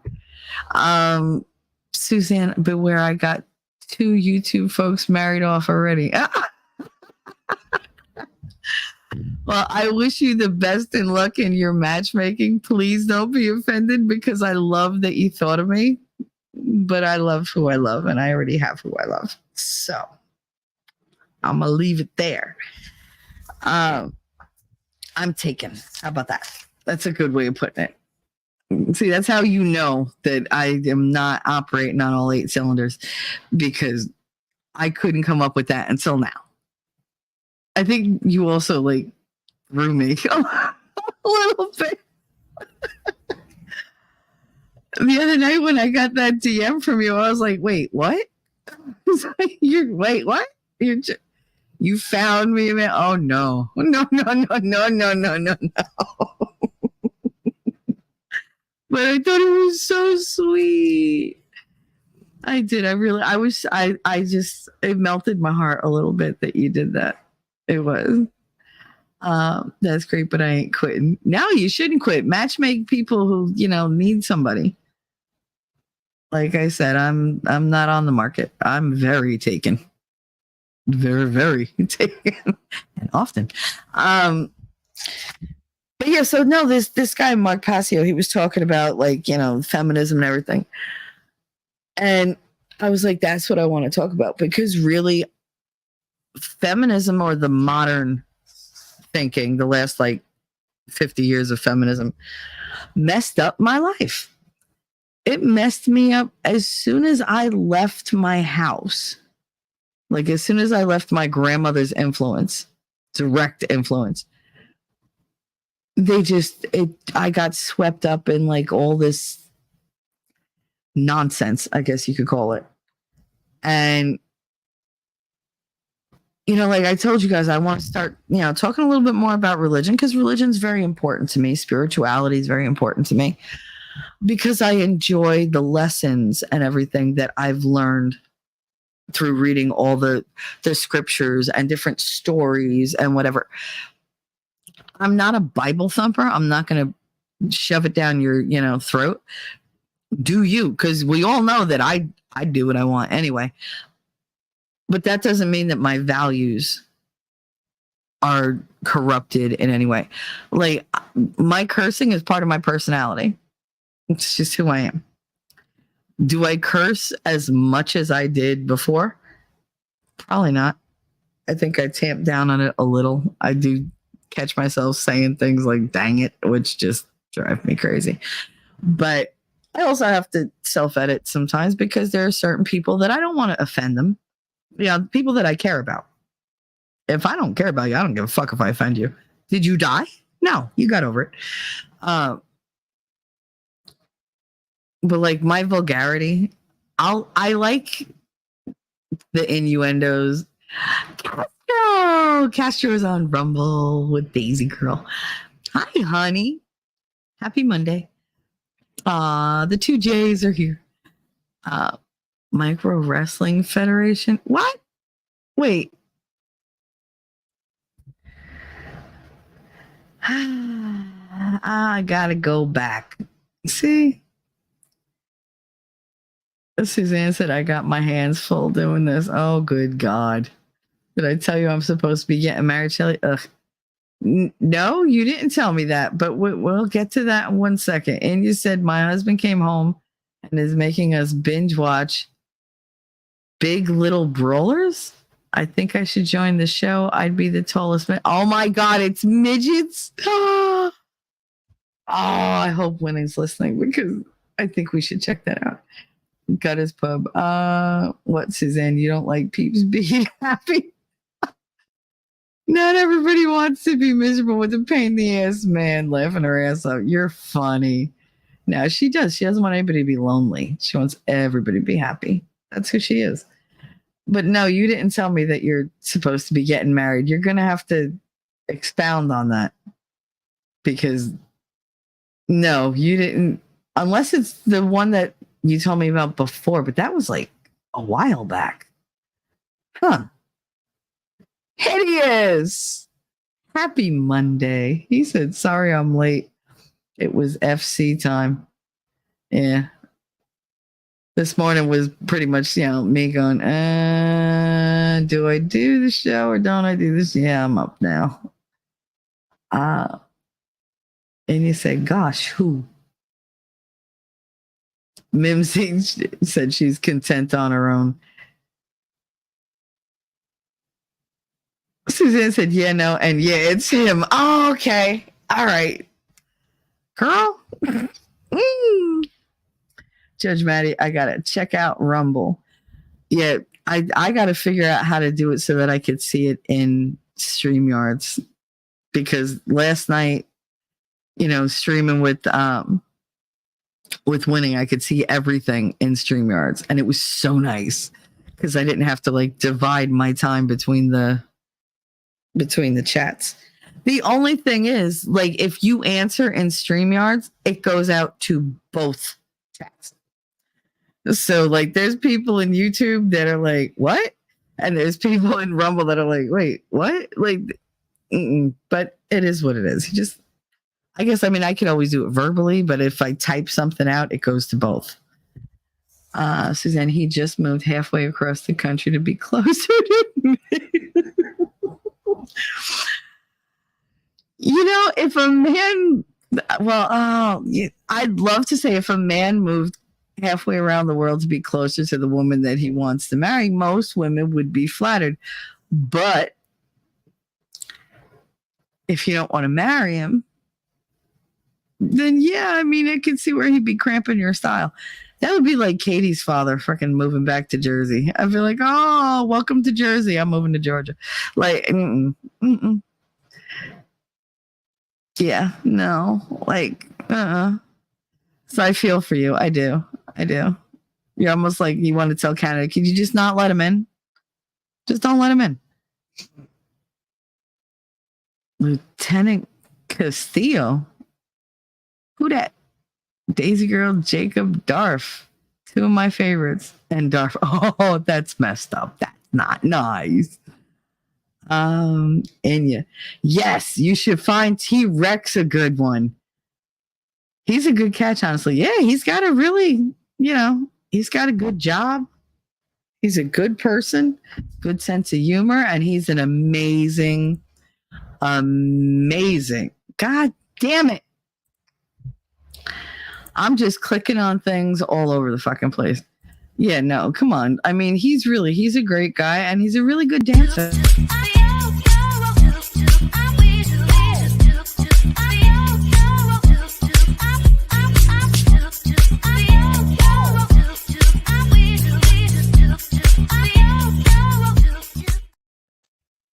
I know I played it already, but you know what? I'm just so happy that Winning put it on my StreamYard that I'm like, Suzanne, this boy's been chasing me for 40 years. Yeah, I get it. You're like, bro, like you're not even making me work for it even a little. Like I'm not interested. You kind of want a little bit of a challenge. Oh, that's Maddie? Okay, cool. I didn't know who that was. Like, who's Lieutenant Castillo? I can't change my name. I'm too stupid to make a second account. Now, Rumble makes it very difficult to make any kind of alternate account. I could not. I was like, ugh. But then they make it. I have 2 sections to the same account that they won't combine. And I didn't create them. They split the account. I'm like, what the hell? So it's just, it's so stupid. They just do stupid shit. But yeah, no, oh my God, if you find anybody for T-Rex, that would be amazeballs. Oh my goodness. Like we really need to find him like a good girl who's like a little freaky. I'm just saying. Because the boy needs a little like, pizzazz in his life. We need to get him away from people who take advantage of him. I want him to have a good girl or a good bad girl instead of a bad good girl. When you've got these TLC 90 Days Fiance scenarios where the guy will marry you, but he has no job. No. Okay, Mimsy, you literally just described my entire courtship and marriage to my ex-husband. Because 90 days is all it took. I mean, well, no. No, he proposed 2 months after meeting me. And we were married 5.5 months after we met. It was quick. I mean, if I lived anywhere but where I lived, they would have called that shit a shotgun wedding and expected a baby, but no. I just moved things along really quickly because grandma didn't have a whole lot of time. Oops. I mean, yeah. I agree, Suzanne. I can matchmake everyone else, just not me. Well, that's how it goes. Nobody's good at picking their people. I mean, they're really not, because I wouldn't have been. You've seen that I've never been good at picking my people. Then my person picked me, and it was like, oh, okay. That shit just hit me out of nowhere. Gutters Pub. I'm still pissed that my video won't transfer over to Rumble anymore. I know. I can't get them to go. It's so weird. It is so weird. Because they automatically went over like nothing before. Harry Peters. He said, hey, Shelly, I hope you're doing well. I am, sweetie. Thank you very much. I hope you're doing well. Welcome. Happy Monday. Thanks for starting the week off with me. Suzanne, okay, I'm on a T-Rex mission. The T-Rex mission has started. Yeah, boy, I can't wait to tell him. You gotta get busy. Let's go. Busy. 90 Day Fiancé is another guilty pleasure like housewife. I love The Real Housewives of Atlanta. I used to watch it, and then it got stupid. I just stopped. It was the same thing over and over. And then they like brought in the whole sex toy thing. And I was like, all right, I don't want to look at this shit. Like having her have a conversation with like her elderly mother about sex toys. I was like, no, that's too much like life. I don't want to watch that. Real Housewives of New Jersey. Cause of course I know some of them. They, and I do mean like I know them. And that shit, yes, it's scripted. Yes, it is a lot of bullshit, but a lot of it is real and it's typical Jersey. But yeah, no. Harry Peters, I'm doing well now that I've got you on. Oh, you smooth talker, you. Why all the men in my life want to be charming? Y'all gotta be charming. Stop being charming. Oh my god, I got a message yesterday saying, "Oh my god, I'm so in love with this guy that used to be a dude, expecting me to be in shock." I said, "Groovy, as long as you're not marrying an alpaca." I hear they're very affectionate, and unlike llamas, they don't spit. You know how I feel. Spitters are quitters. So alpacas over llamas, yes. Spitters are quitters. But yeah, I like Real Housewives of New Jersey is that's my guilty pleasure. I think I'm behind by like a year. Sorry, the dude used to be a girl. Oh. Why do I think that's more acceptable than the reverse? Like the alternative, I guess. I don't know. It's not, but I mean, I guess I'm so used to really butch bull dykes that the idea of a girl turning into a dude really isn't that big of a stretch. But a dude turning into a girl is just a bit much for me.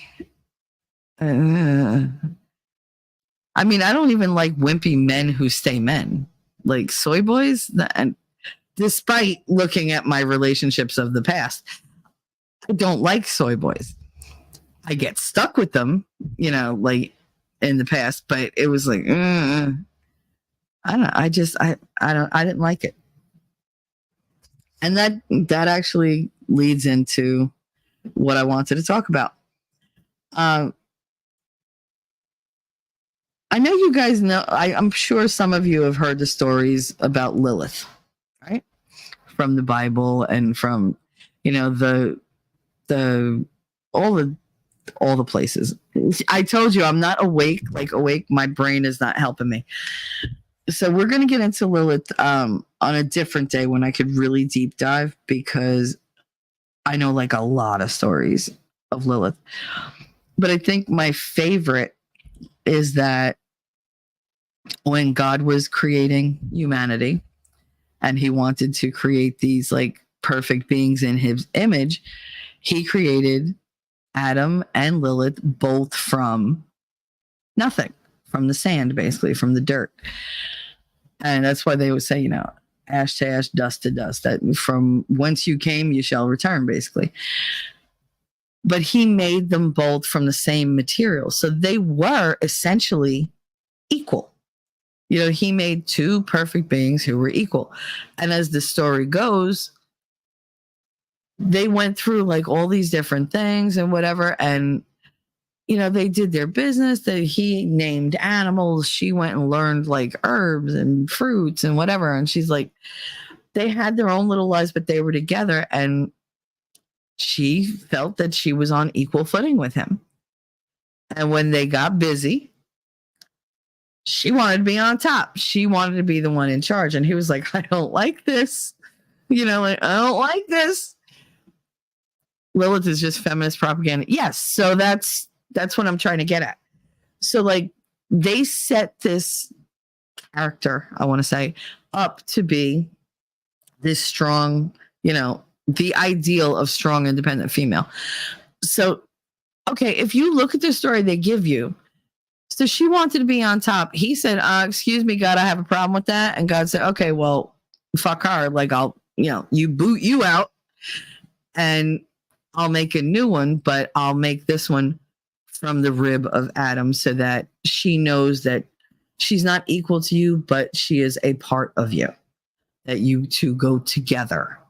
She won't try to usurp your position. And then Lilith supposedly went off and she's responsible for like crib death. She would steal, like baby souls during the night. And that's why you sing lullabies to like, it's like an incantation to keep her away and keep your baby safe. And And like, there's all different stories out there that where, you know, like she's she's responsible for wet dreams, for nocturnal emissions. And that was how she like stole men's sperm and whatever. Like she stole, apparently, she would sneak in when Adam was asleep and steal his sperm. And he was responsible for fathering all the demons in the world. So, and she's the mother of all demons, and blah, blah, blah.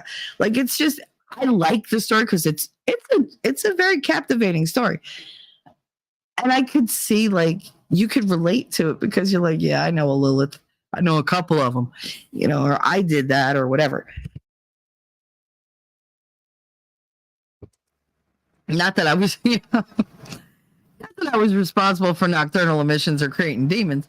I do call Connor my demon spawn. I've always called him that. But, and I have, all right. So maybe I have, but whatever. I didn't do it with evil intent. It was more for fun, for funsies. So there are these stories, right? And it had me thinking, you know, the way they tell these stories, they put these out here to make these girls be like, oh, good for her. Why shouldn't she be on top? Why shouldn't she, you know, have equal whatever? Because that wasn't the intention. There's not supposed to be competition between the sexes. There's supposed to be a complementary fit.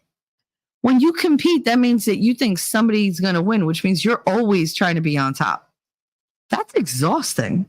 And it's against your very nature. And I did that. Like, I wasn't raised that way. That wasn't what I wanted. And I swear that this is like the whole root of like narcissistic disorders. It's just thinking about yourself. And it's stories like this that perpetuate that actually like tell you, hey, this is really good. TWSS, that's what she said. 3 inches and gone. Pretty much. Yeah. Men are supposed to compete with men. Women are supposed to make the sandwiches and the babies. Yes. I mean, that's a bit of an oversimplification and you know it, but I don't disagree. I don't disagree at all. My dreams, like what I was saying was the whole narcissistic disorders. I really do think it stems from something like that, especially for women, because feminism and stories like Lilith push them to only think about themselves. You know, like you don't have to bow to any man. You shouldn't serve anybody but yourself. Well, first of all, every single soul in the world in existence that ever existed is supposed to serve God before anyone else. Now, I have never thought of God as a female, ever. I know that there's, you know, 40,000 years ago, they worshipped, you know, female gods before anything. But the reason they did that was because the females were the ones that had the babies and they didn't know the process. So they thought it was like a magical thing. It's like, oh my God, like she just started, I don't know, we did what we did. And now she's like getting all swollen and oh my God, a human popped out. I mean, you figure the first birth must have been like, what is happening?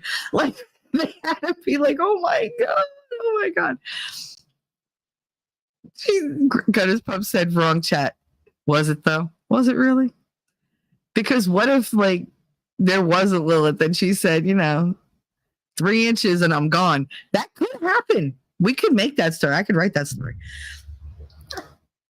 8 billion people, 0 of them born to men. Okay, but here's the bitch of it, Dark.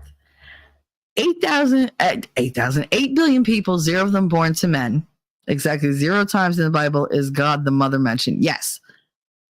However, if you go just by the Bible, if you go with the premise that Eve was created from Adam's rib,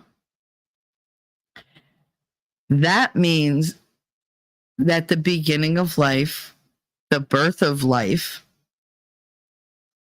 was started with Adam. So really, she wasn't the one who populated the earth because she wouldn't have existed if not to be born from a piece of him. So, and stay with me, if she was taken from his rib, really, Adam was the first human creator of life. The first, he birthed Eve through God's, through God's actions. I mean, God's the one that did it, but he took it from Adam. So if you think about it, all life on earth came from a man, not a woman. But then woman was granted the ability because of how God made her, because he didn't want to have to be pulling ribs out of, I mean, that would be painful. Can you imagine? Oh, we're married. Give me a rib so I can make a baby. Like, no. Like, you needed a miracle from God to create Eve from Adam's rib. Yes, birth and like life and, conception is a miracle. We call it that, but it's not the same type of miracle as creating a whole life from a rib. So if that was true, then that means all life came from a man originally. It's just they changed the delivery system, I guess you could say. I mean, that's the mental gymnastics, but I think I follow. No, Adam wasn't the first woman. Adam was the bringer of life to earth because Eve was made from Adam. If he was the first human and Eve was made from him, then Adam was the beginning of the birth of life on earth. Get what I'm saying? He was responsible for it being humanity and not just a human. And then, of course, she was made, and then they bumped uglies and they really, really populated the earth. He wasn't the first pregnant man. That's not what I said. Don't twist my words. But yeah, no, Shelly, I want to give you my rib. Oh, good Lord, Harry. Can you cook? Baby back ribs are my favorite. Throw some barbecue on that bitch. Little dry rub. Here we go. Pork ribs. Pork ribs are the best.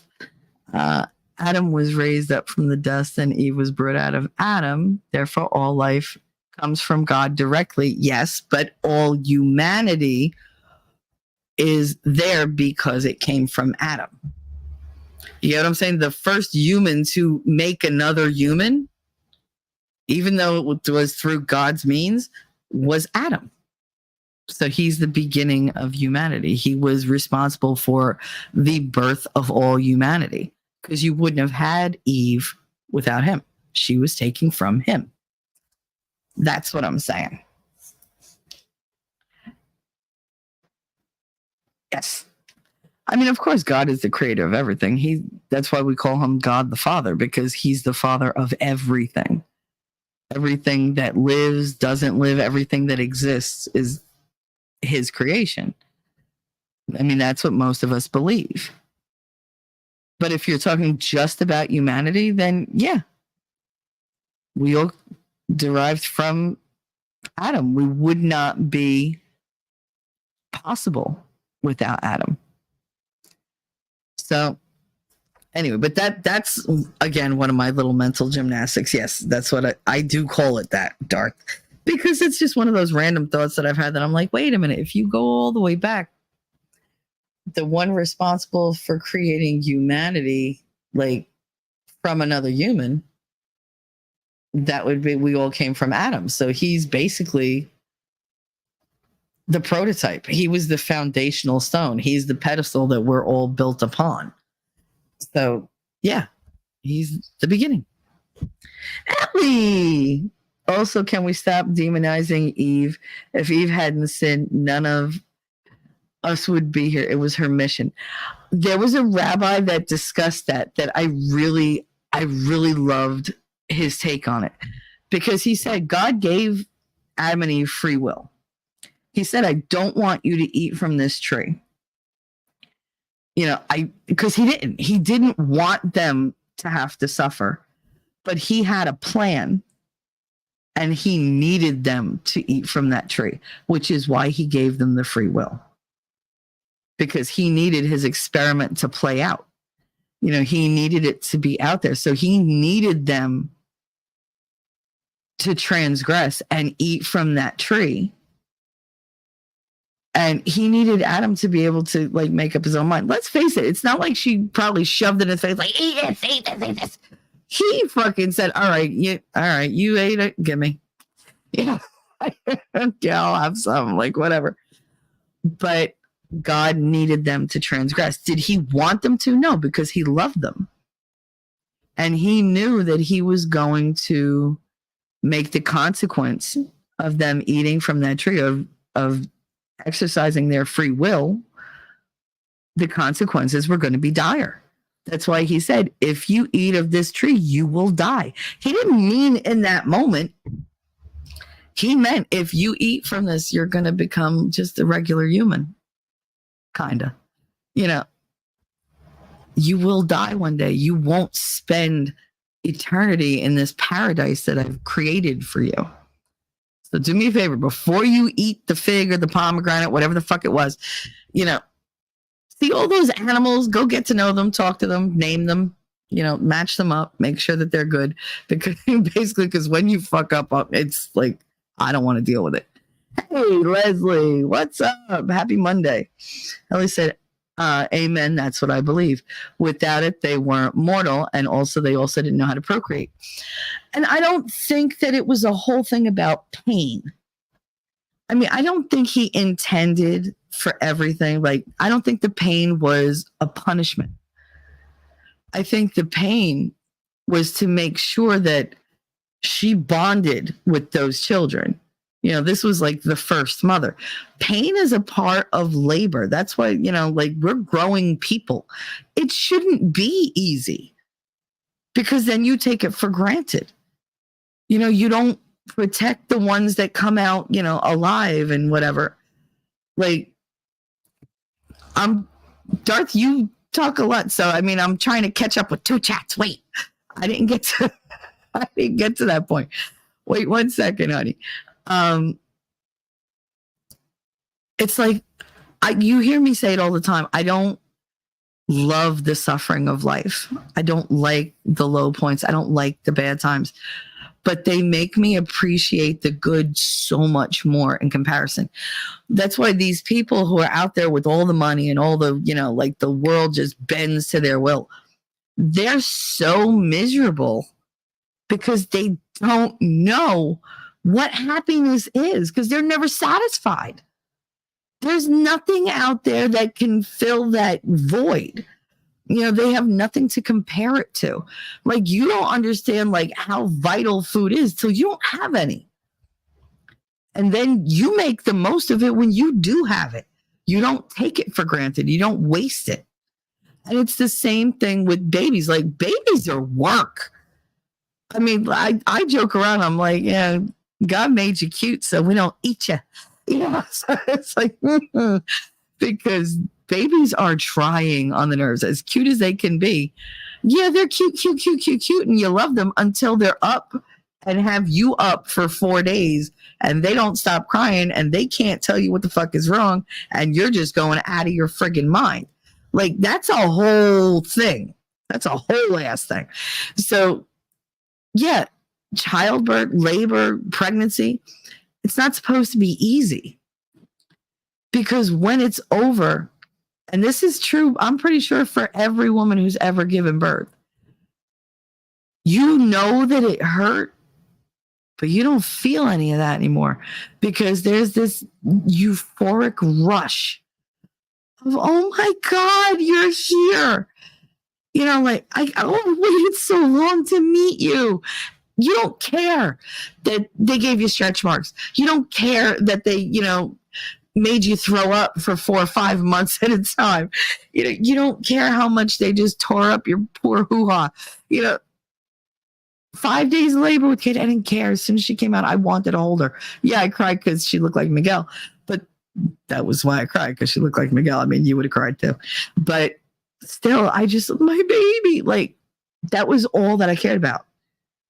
My first words to Connor, nobody's ever going to love you as much as mommy, and nobody's ever going to be good enough for you. And I meant that shit. It wasn't that he was the perfect child. It's, dude, I went through so much to get you here. I will never, never neglect you. I will never turn away from you. Like, you're mine, and I'm going to protect you and love you and guide you and be everything that you need, hopefully, because you mean so much to me. I didn't go through hell not to have, you know, this precious thing and not like cherish it, because that was my reward after that hellish journey, you know. So I think that's why God said, well, you're going to labor, you know, you're going to have pain, because it creates that bond that makes that life so much more precious to us. Ellie said, wait, Shelly, wait. Hold on, Shelly. Don't scare the childless people that think it's all kittens and rainbows. All right, let me. Well, that's the thing. You remember it, but you don't physically really remember it. Like, you know it hurt, but yet you'll still describe childbirth as the most miraculous moment in your life. One of the most beautiful experiences of your life. Like, I remember talking about it with my daughter. She was like, what was my birth like? And I was like, it was absolutely the most beautiful moment of my life ever. I mean, it was just me and her. I didn't have Connor yet. And she was like, really? I was like, I mean, if you're talking technically, it was gross. It was painful, and there were just fluids everywhere. And it was just, you know, like, it was gross.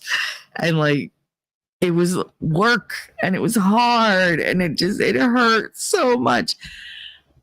And the minute I heard your cry, none of that mattered. It was like it never existed. It's a memory, but I couldn't tell you how much it hurt, other than a lot. I can recall the exact pain of like breaking my knee, dislocating my knee, of breaking a finger, like, you know, of getting punched in the face. I can recall every single one of those ouchies. I can't recall the pain of childbirth. I know it was there, but like that very specific pain, my brain kind of remembers.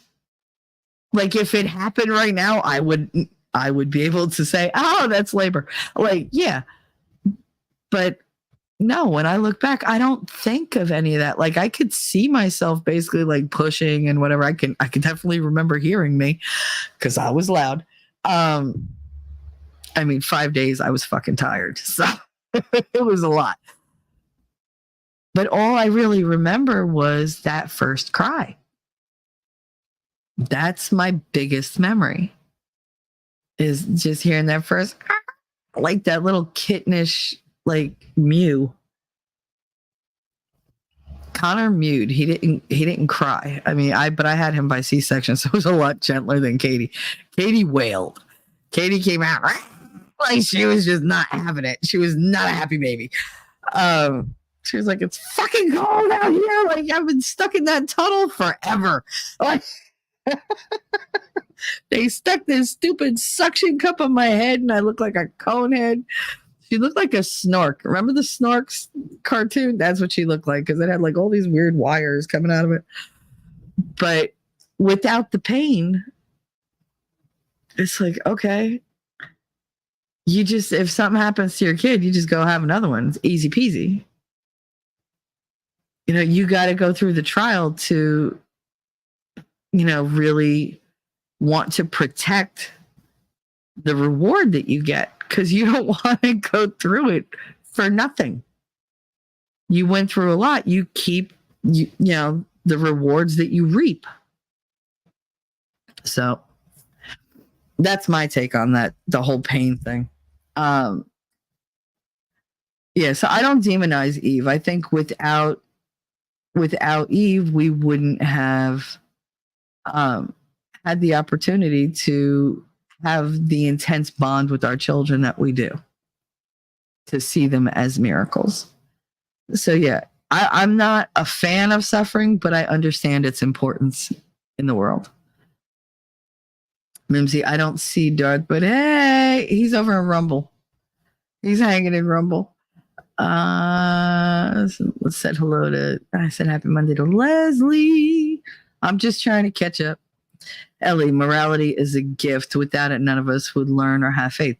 Well, yeah, we'd be a bunch of like savage heathens just running around doing whatever the hell we want, being vicious. Because people are primal, like at our primal level, we're not nice. We're more animalistic than the animals. Because I think that we're violent with the intent to be violent. You know, animals usually don't like, they're not like, oh, I just feel like, you know, like messing with this person and ostracizing them for no reason. No, like a lot of animals are pack animals. I wish we were pack animals. I really do. Because it would be so much easier if we wanted to be around other people. But we don't. We want to have like one person and then like our little ones. That's it. Some people are like, you know, pack animals, but those are usually sheep. So see, give and take, give and take. See, Suzanne agrees, Ellie. I mean, I think it's a pretty, you know, like, it's a pretty solid stance to take. Because you don't appreciate unless, you know, you don't miss what you never had. How about that?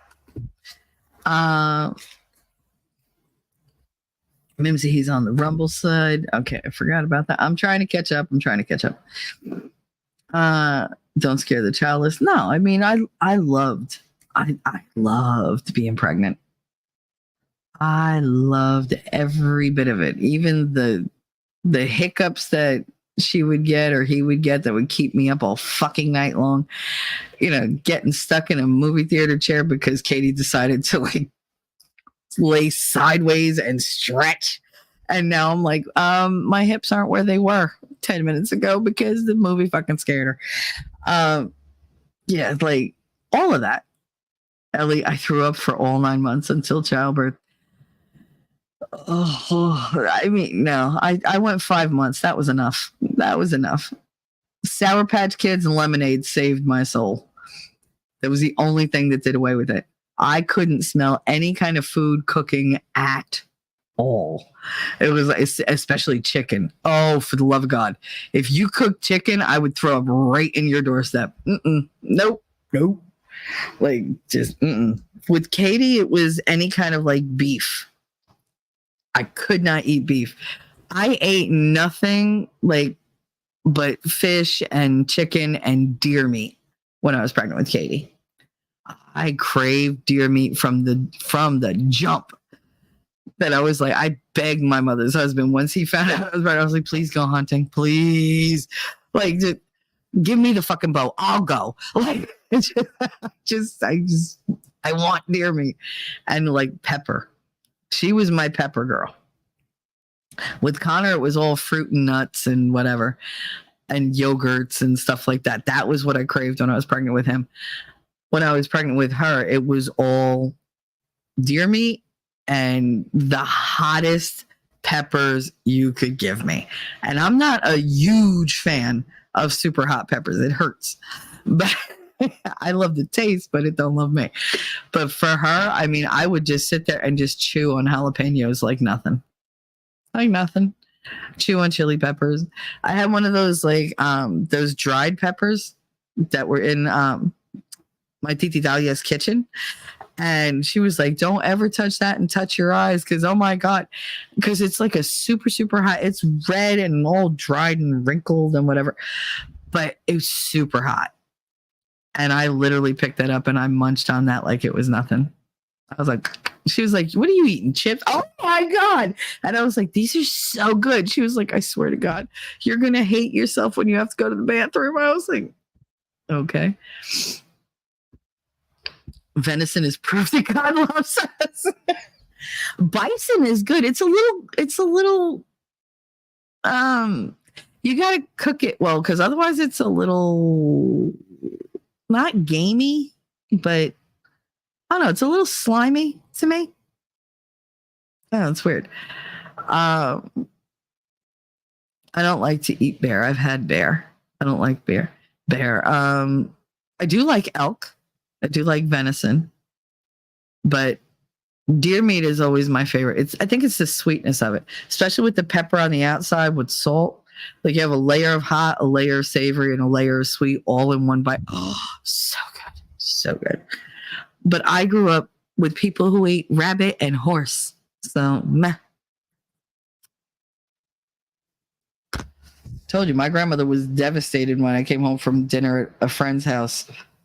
And she was like, "What'd you eat?" And I was like, "I don't know. It looked like a chicken, but it was weird. It was like really like, it was hard to chew and it was stringy." And she was like, she was so upset that I ate rabbit because that was not what we ate in my house.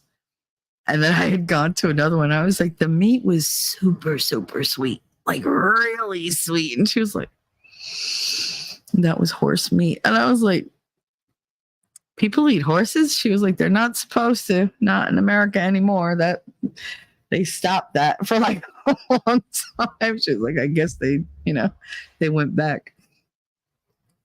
So they say, right, Shelley, the pain is gone once you see that baby. Oh yeah, absolutely. Absolutely. Same Ellen. At the same time, I was out on the operating table and it hit 7 a.m. and I started throwing up the charcoal crap. Oh, that's fun. That's fun. Yeah, when I had Connor with the C-section, I was fine. And I was just like, I was in such a good mood. And they decided to wheel me to my room. And, I got to lay flat. So all I could see were the lights above me. And they wheeled me backwards, head first. And after going down the whole hallway, I was like, and I just like turned my head to the side because I couldn't move, still couldn't move my body. And I just turned my head to the side. And the lady was like, "You feel better?" I was like, "Oh, so much better." I was like, "Can we like either go slower or you should have turned my ass around because going backwards, not the way to do when I've been under this much anesthesia. Like not good." But yeah, I projectile vomited into the bucket on that bitch. I didn't care. I was like, I feel better. She was like, I was like, oh, well, should have had better catching ability. Leslie, I was lucky and had a C-section. Don't you love the round-headed babies? They just come out all plump and round and fat, and you just want to, oh my God, you want to bite them. But yeah, but that recovery was not great. I mean, I was up as soon as the 10 hours were up. I was like, that's it. Put the belt around my hips. Let's go. Because they put it like over the C-section. They put like that back brace, the stretchy one. And I was like, come on, wrap me up. I got to shower. Let's go. They were like, you're supposed to like lay down. No, I got to go. Like, let's go. I'm awake. I want my kid. I want to breastfeed. I want this. I want that. And they were like, calm down. Nope. Let's go. Give me my baby. Because they had taken him for like a little examination. I was like, whatever. Stupid doctor when he came in, he was like, yeah, so I don't know, do you want to do the circumcision? I was like, personally, like myself, no, but I'd like you to do it. And he was like, so you want him circumcised? Of course I do. Why wouldn't I? And he was like, well, a lot of people, I'm not a lot of people. Like, just, yeah, no, I'm not dealing with that later. Just do it now when he's not going to give a shit and he's going to recover in like 2 days. But yeah, I was like that. Why is that even like a question? The health benefits are just, they're there. And I was written down as a Roman Catholic. So it's like, it's not like I was waiting for his, bris, which I used to pronounce as brie. I didn't know that brie was a cheese. So you got to be very careful. Bris and a brie, like if somebody invites you over for a bris, they ain't asking you to come over for cheese and crackers. So I'm just saying, just be aware, ladies, be aware. Men too, because if you go over, you're going to be very upset. Very upset that there's not cheese waiting for you. It's, a ceremony that's going to make you go, oh! So, yeah. Ellie, my second was an emergency C-section. They forgot to hook up the suction. Lovely. 3 liters of fluid was on the floor.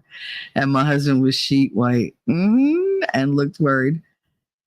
Then they pulled him out, and his cry, where's it? Wasn't right. Aw. The shitty part was my baby was in NICU, and I wasn't allowed to see him until I was forced to walk to the other side of the hospital. Yeah. I mean, that was me. Like, as soon as my mother gave birth to me, they just whisked me away as soon as they got me breathing. Because I was born dead. I was blue and just covered in hair and skinny at 4 pounds. But this is 1974, so they took me to the incubator part and just put me in an incubator for 7 days. They kept me in there. Like, nobody helped me. My mother just went home. She didn't get to touch me, nothing. And she went home for a week to take care of my father. She came back like the day before Easter and basically like picked me up. And that was like my first interaction with my mother. So there's no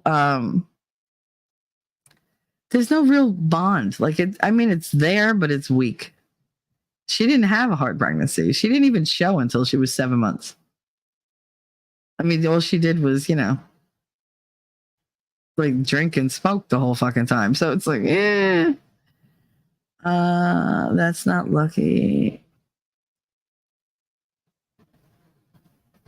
That's not lucky, Lizical. That's a real surgery and requires a 9-week recovery.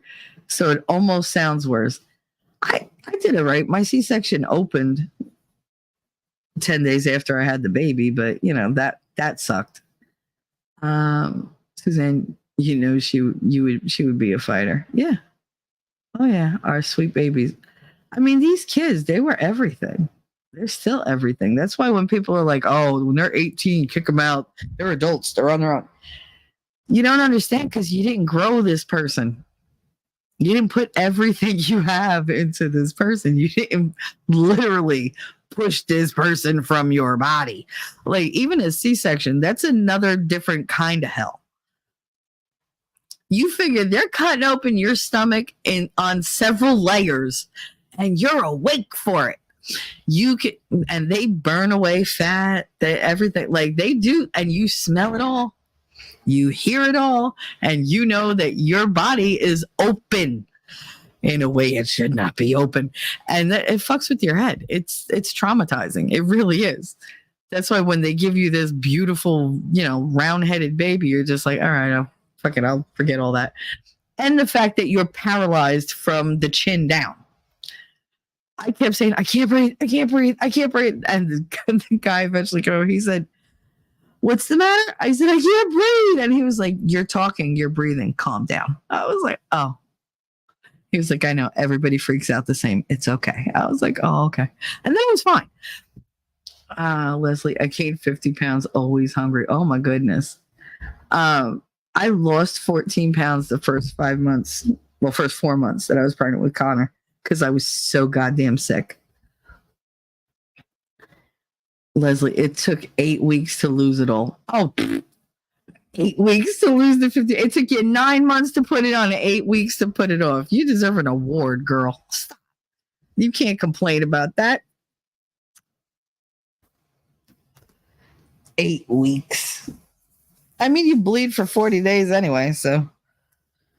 That's hellish, isn't it?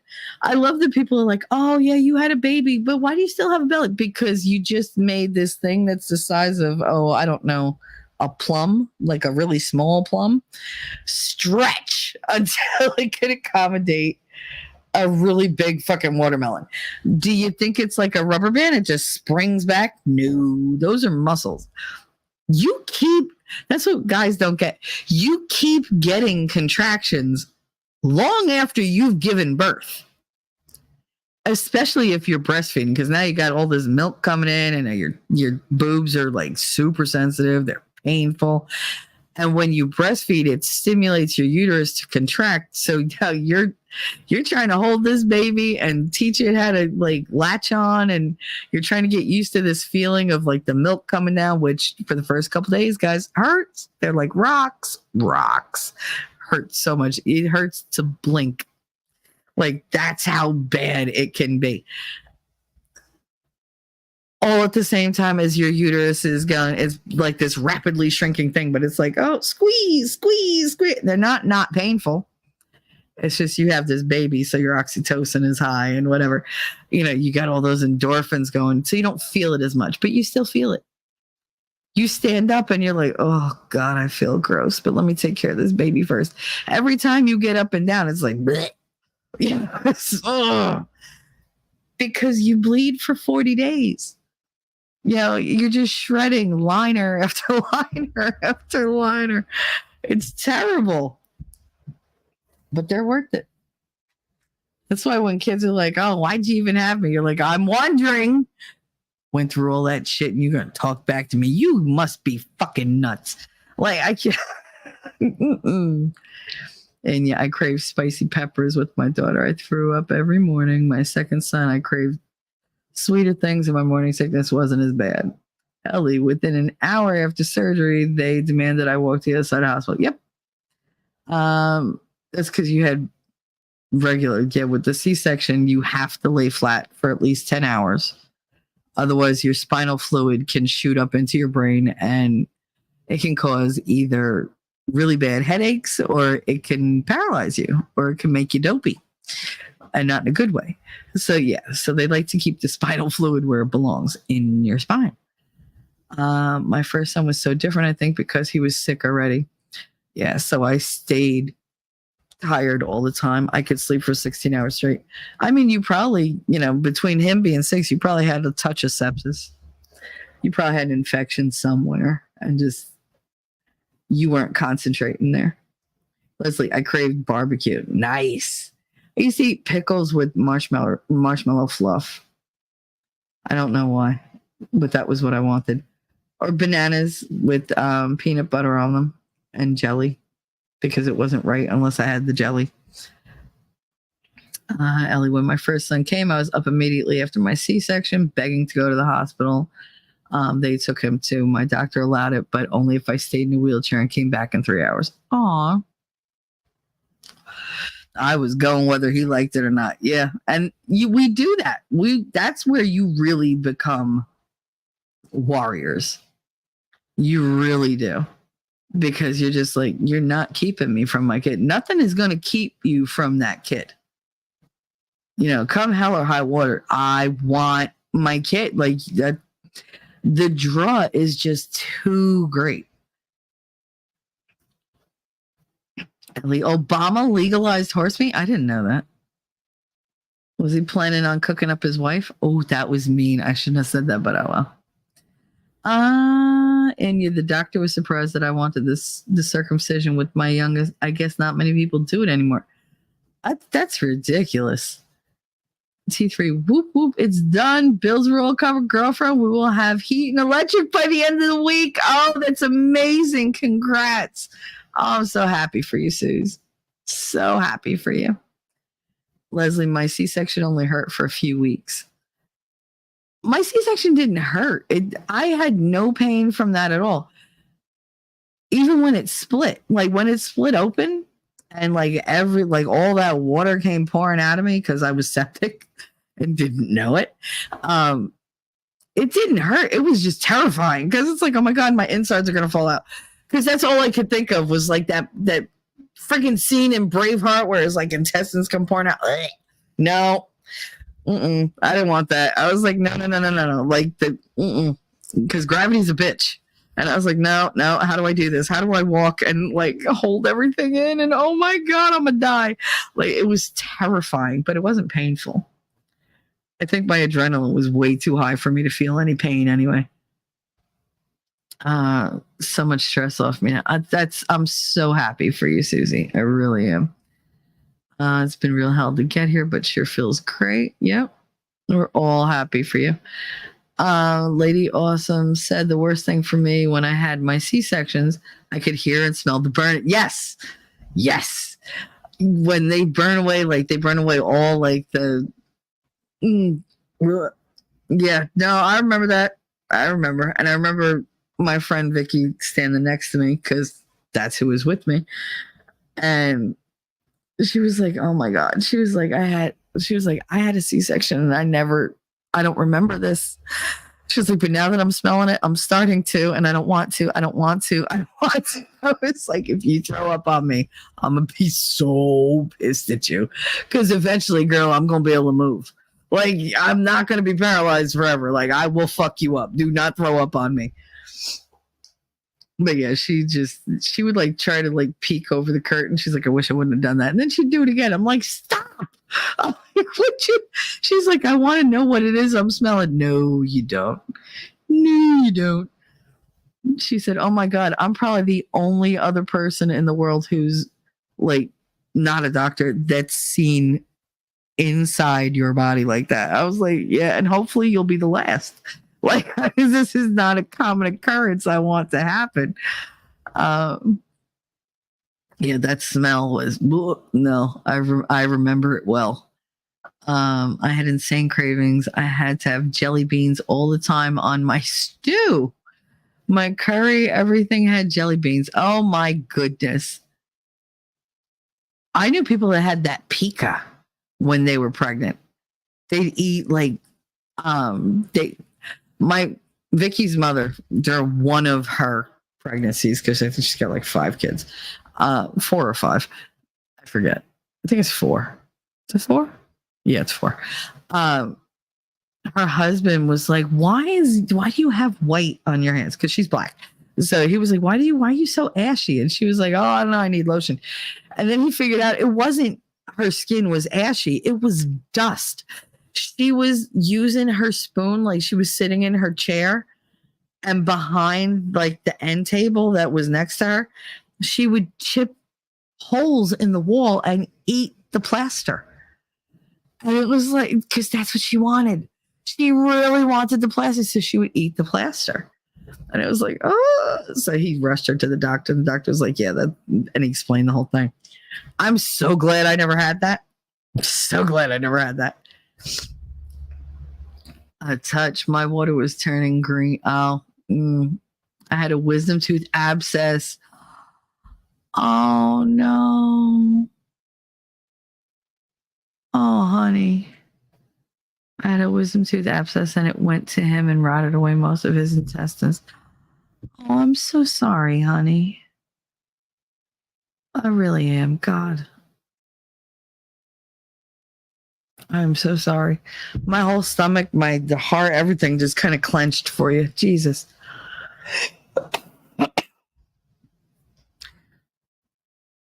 I am so sorry. I love you, Inya. My mom said there was so much green water and the baby slipped up into my sternum. It was wild. There were 30 students watching up at the top of the OR. My water just kept remaking as it was going bad. Oh, no. My sis would eat dirt at my mom's when she was pregnant. Ugh. Oh, but I'm so sorry. I know, I'm getting a rumble. I'm getting there. Lady awesome. Ladies first. After my first set of twins, I bled so much after I went to the emergency room telling them this can't be normal. They assured me I was fine and to go home. Oh, yeah, they always love to send you home, fuckers. They love to send you home. They're like, you're fine, you're fine, you're fine. With Katie, they didn't remove the entire placenta because the dumb bitch, when she was, instead of just letting me push it out on my own, she was like, she pushed in the middle of my stomach, and the doctor like yelled at her because she was an intern.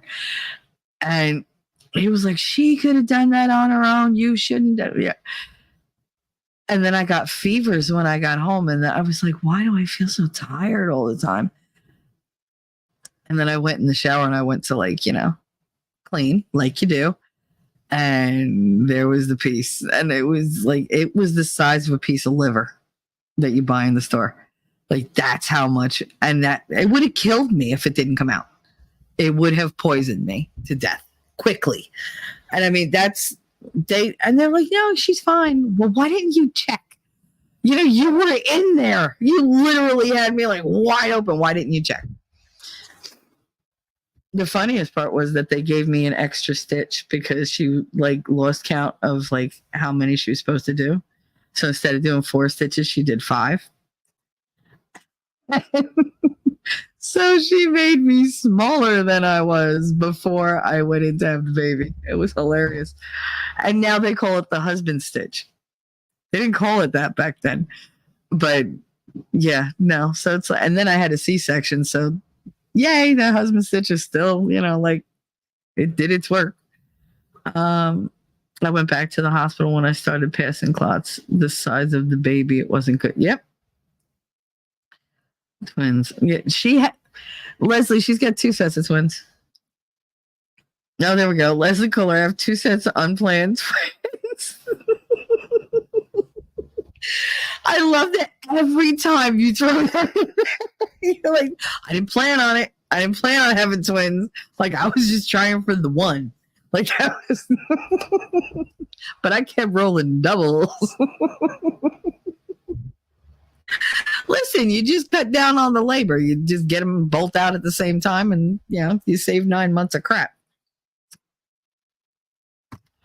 Leslie, I think she has 2 sets. Yep, she does. Yeah, she is awesome. That's why I call her Lady Awesome. I don't call her Lady Autumn Sky. I call her Lady Awesome because she is.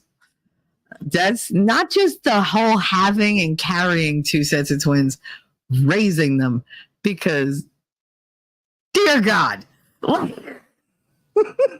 No. I mean, I'm an identical twin. And I always think, imagine if I was the good one. Like, what if I'm the well-behaved one? What was she like? What was she destined to be? It's like God was like, yeah, no, that one, no.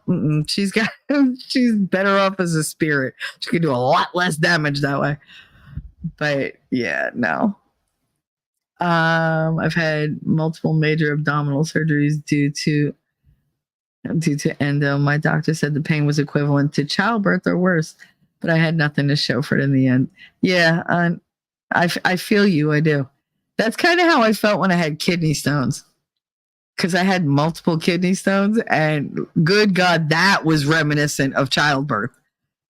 And you got to pass that. And it's a little teeny tiny thing, but it feels like you gave birth to a baby, because it hurts the whole freaking journey out of your body, like from your kidney all the way down. It's been a long time. My babies now have an angel forever. Yeah.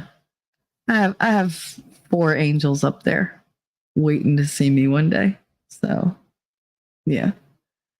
I feel you, baby. I do. Just know that we love you. You're never on your own in this kind of thing. He loved his life. You said the bad times make good times better. He never cried or felt much pain. If he did, he would be laughing again in minutes, and he loved people. Loved his life. That's amazing. That is amazing.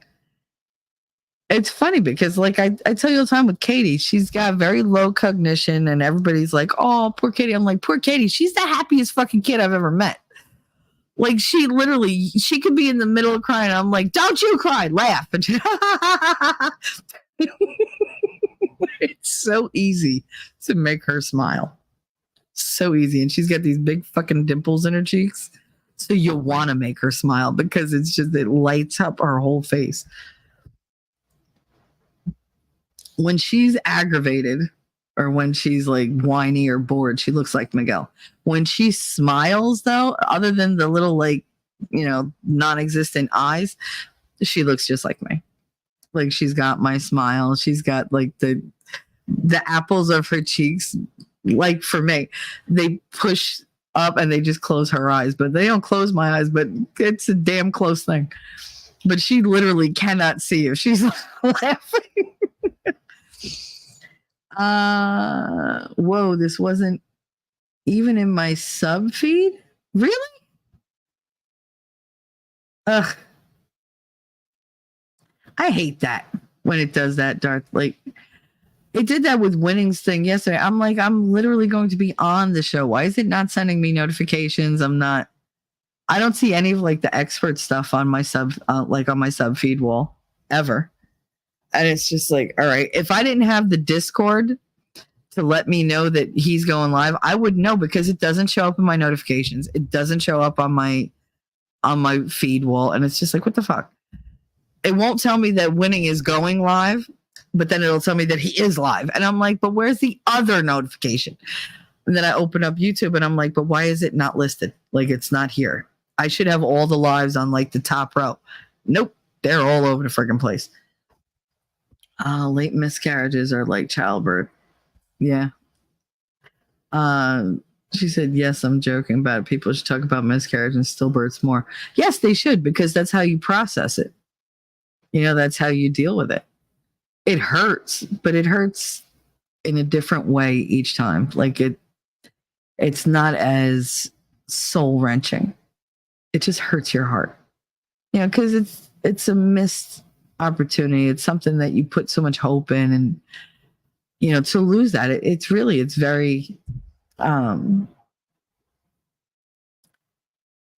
very traumatic. It is. It's very sad. Leslie, y'all have me missing my daughter and grandbabies. I hope to see them soon. I mean, yeah, you should. You absolutely should. Our kids are the most amazing gift ever given to us. Like I said, I don't think their opinions should matter until a certain age, but they are your life. You're putting everything into these little humans. And you just pray and hope that they turn out happy and okay and not pieces of shit. Like please don't, I'm putting all this work into you. Turn out right. It's like making a souffle. You're like, don't drop. You just want it to just stay where it is. And then all of a sudden it just, and you're like, all that work for fucking what? All right, I'm going to eat it anyway. I'm still proud. I still tried, It's a whole thing because you feel every emotion under the sun when it comes to having kids. And some people don't want to have them, and that's on them. If you can recognize that you're not going to be a good parent, like it's going to make you unhappy, and in turn, you will make that child unhappy. Yeah, then don't. Yeah, just, go get fixed or something. But do something where you could reverse it just in case you change your mind later. Because you probably will. That clock is a bitch. They joke about that your biological clock is ticking. Shut up. Mine was bang, bang, bang, bang, bang, bang in my ear all the fucking time. And then once I had Connor, I was like, yeah, this is it for me. I was like, I'm already raising 2 on my own. I'm done. I'm done. If I meet somebody, then maybe, and now that ship has sailed, sunk, and is underneath the Titanic. Like, it's gone. That bitch is as big as that submersible at this point. Like, that's how many pieces it's been blown to shit in. But if I could, I would love to go back and I would have tons of Irish twins. I'd have like a baby every 10 months. I would be that bitch with 8, 9, 10, 11, 12 kids. Because that's what made me happy. I always wanted a huge family. I just didn't get that. I always mention my pregnancies weren't planned.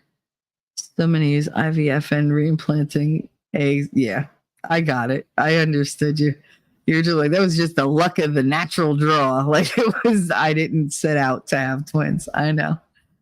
Good morning. Hi. Happy Monday, Texas, Jen. Everybody throw me off with the word morning. Welcome, Lovey. Welcome. Darth Hideous. Good day to everybody. And you all, Leslie, I hope you do. I haven't got to see mine because this flu and don't want to get them sick. I miss their faces. You miss their faces. I don't know why that just made me go in my head, but don't take it to the fence. We're going to take it to the fence. You want to take it to the fence with that? Fucking lady awesome. Kid's a trip. You're going to take it to the fence. It fucking makes me laugh every time. I'm sorry. All right. I don't have Discord or Rumble. You got to get a Rumble. Come on, Leslie, get a Rumble so you can come over and watch movies with me and Winning on Sundays. We have so much fun. We do a documentary and then we do a movie. We watched Porky's yesterday. Bro, the amount of like slurs in that movie I was like, ooh. He was like, you think I'm pushing it? I was like, I was like, but the thing is, like, he even said at the end they wind up being friends and everything, so it's all well and good. The guy realizes he was just perpetuating what he was told, and it wasn't true, so he turned it around, which I think is a great lesson and deserves to be seen. How feminism ruined my life. I always thought feminists were basically man-hating lesbians. And then in the 90s, I took some woo-woo women's studies class where the professor taught us that they believe men and women are equal but different. And now modern feminism is toxic as fuck and bashes men. No thanks. I love and appreciate men. Yes. And I was getting that, but I keep getting derailed. Pretending men and women were ever equal is a distortion of reality. We're not. We never were. We weren't meant to be equal. It was meant to be a balance.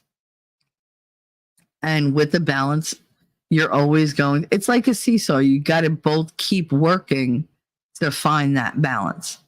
But it's only together can you achieve that. You can't do that if one is working on one side and not on the other, or if one is alone on one side and there's nobody on the other.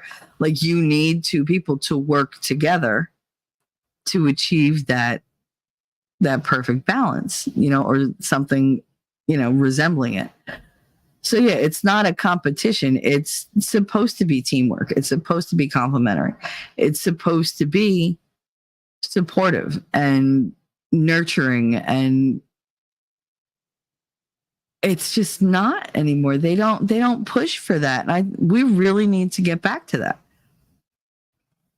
Also, I felt realized that you should have your whole life together before you marry and have children. Yeah.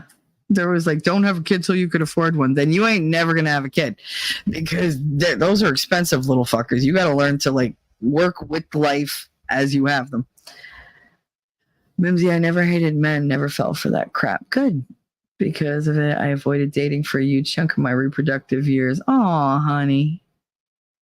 Equal as in equal as human beings. Neither are more important than the other. Yeah. But also different because men and women complement each other. Yes. A lot of people think I hate women. I don't. Because I have plenty to say on the subject, but I hate the system that props up this lie. I don't have it. I'm sorry. That's okay. But you really should. I saw Winning was doing a movie there last night. I'll try to get it. My computer has too many things on it. Yeah, he and I have old school watch party Sundays. We have a lot of fun, like a lot of fun. God made men and women to complement each other, but he doesn't see men or women as more important. Yes. He says women need to submit to their husbands more than once.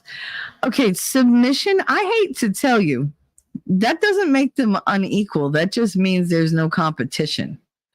Like, somebody has to lead.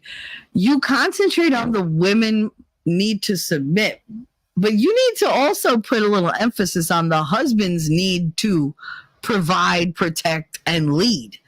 Because you're not going to take your children and follow somebody who's a soy boy. I'm not submitting to somebody who can't fucking take me. Sorry. If you can't handle me, you can't handle something that's worse than me. So then I don't feel safe.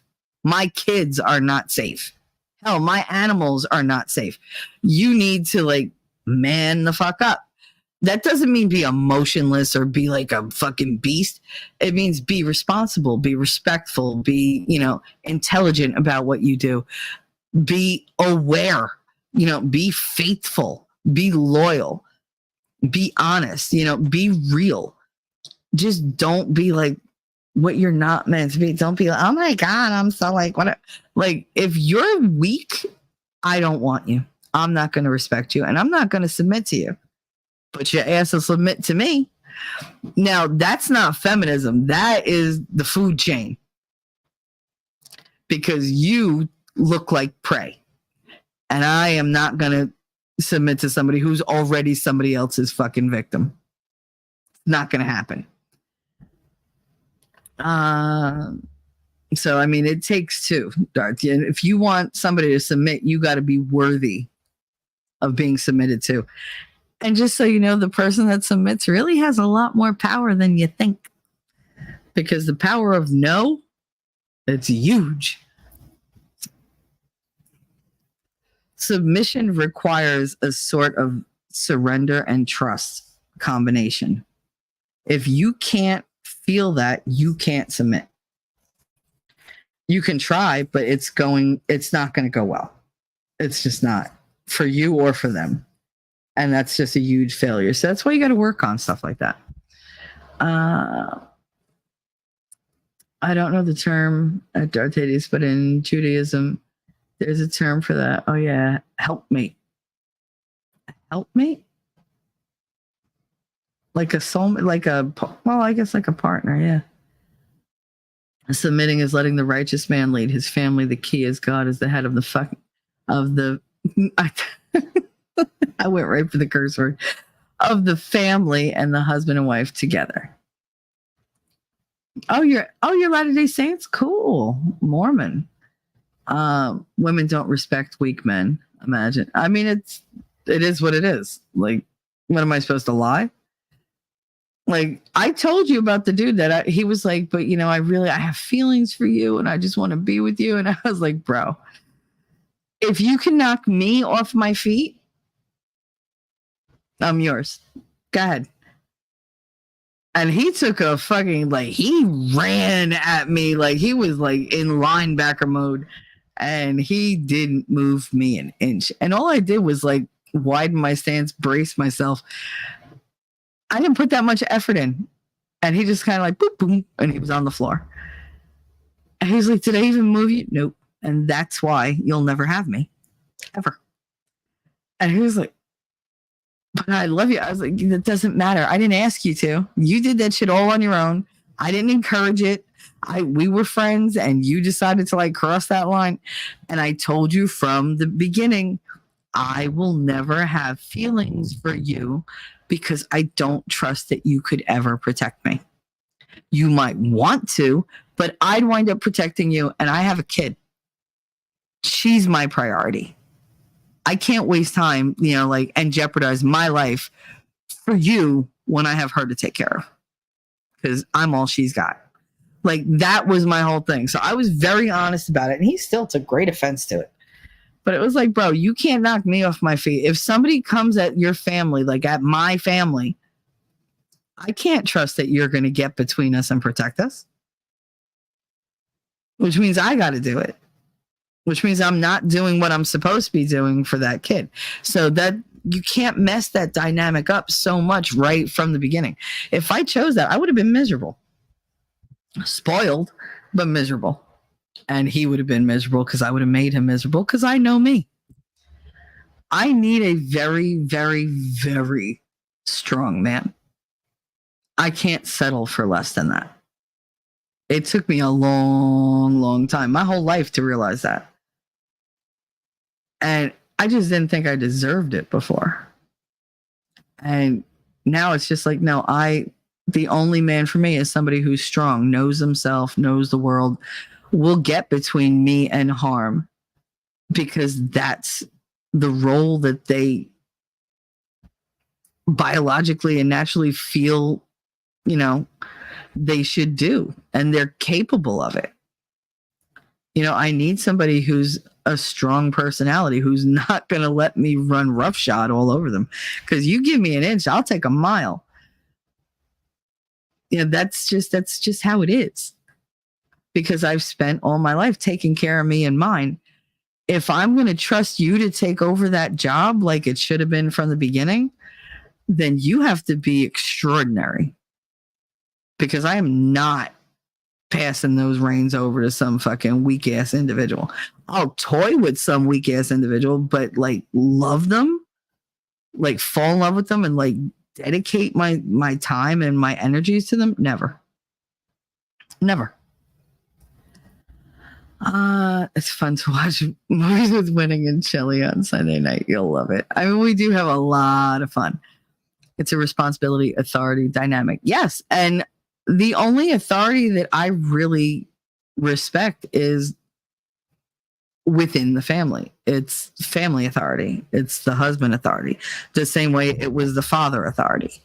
Like, I mean, that's all you're doing. That's why they say, who gives this woman? Your father is supposed to give you away to your husband to say, okay, all these things that I did for her, like to protect her and like, guide her and whatever, that's your job now. This is my responsibilities are now your responsibilities. Now I can go back to, like just the other ones and take care of everybody else. But I'm trusting you to do the same job I would have that I did with my girl. So here's my baby. I will fucking kill you if you don't do your job.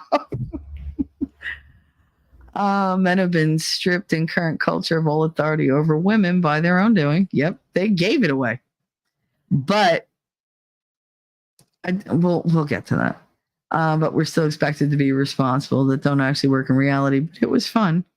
Warning, Darth is here, so get the fuck.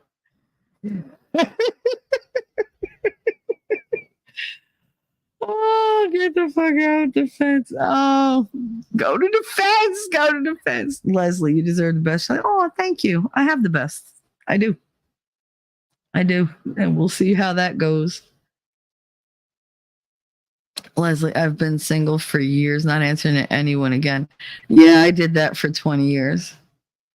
20 years I stayed alone.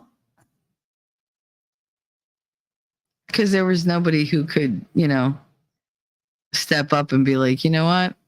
There were a lot of guys who, fell for me or whatever. But it was like, I would laugh because it was like, you're pathetic to me. I don't respect you. You're attractive. I want you. I like affection. I need that in my life.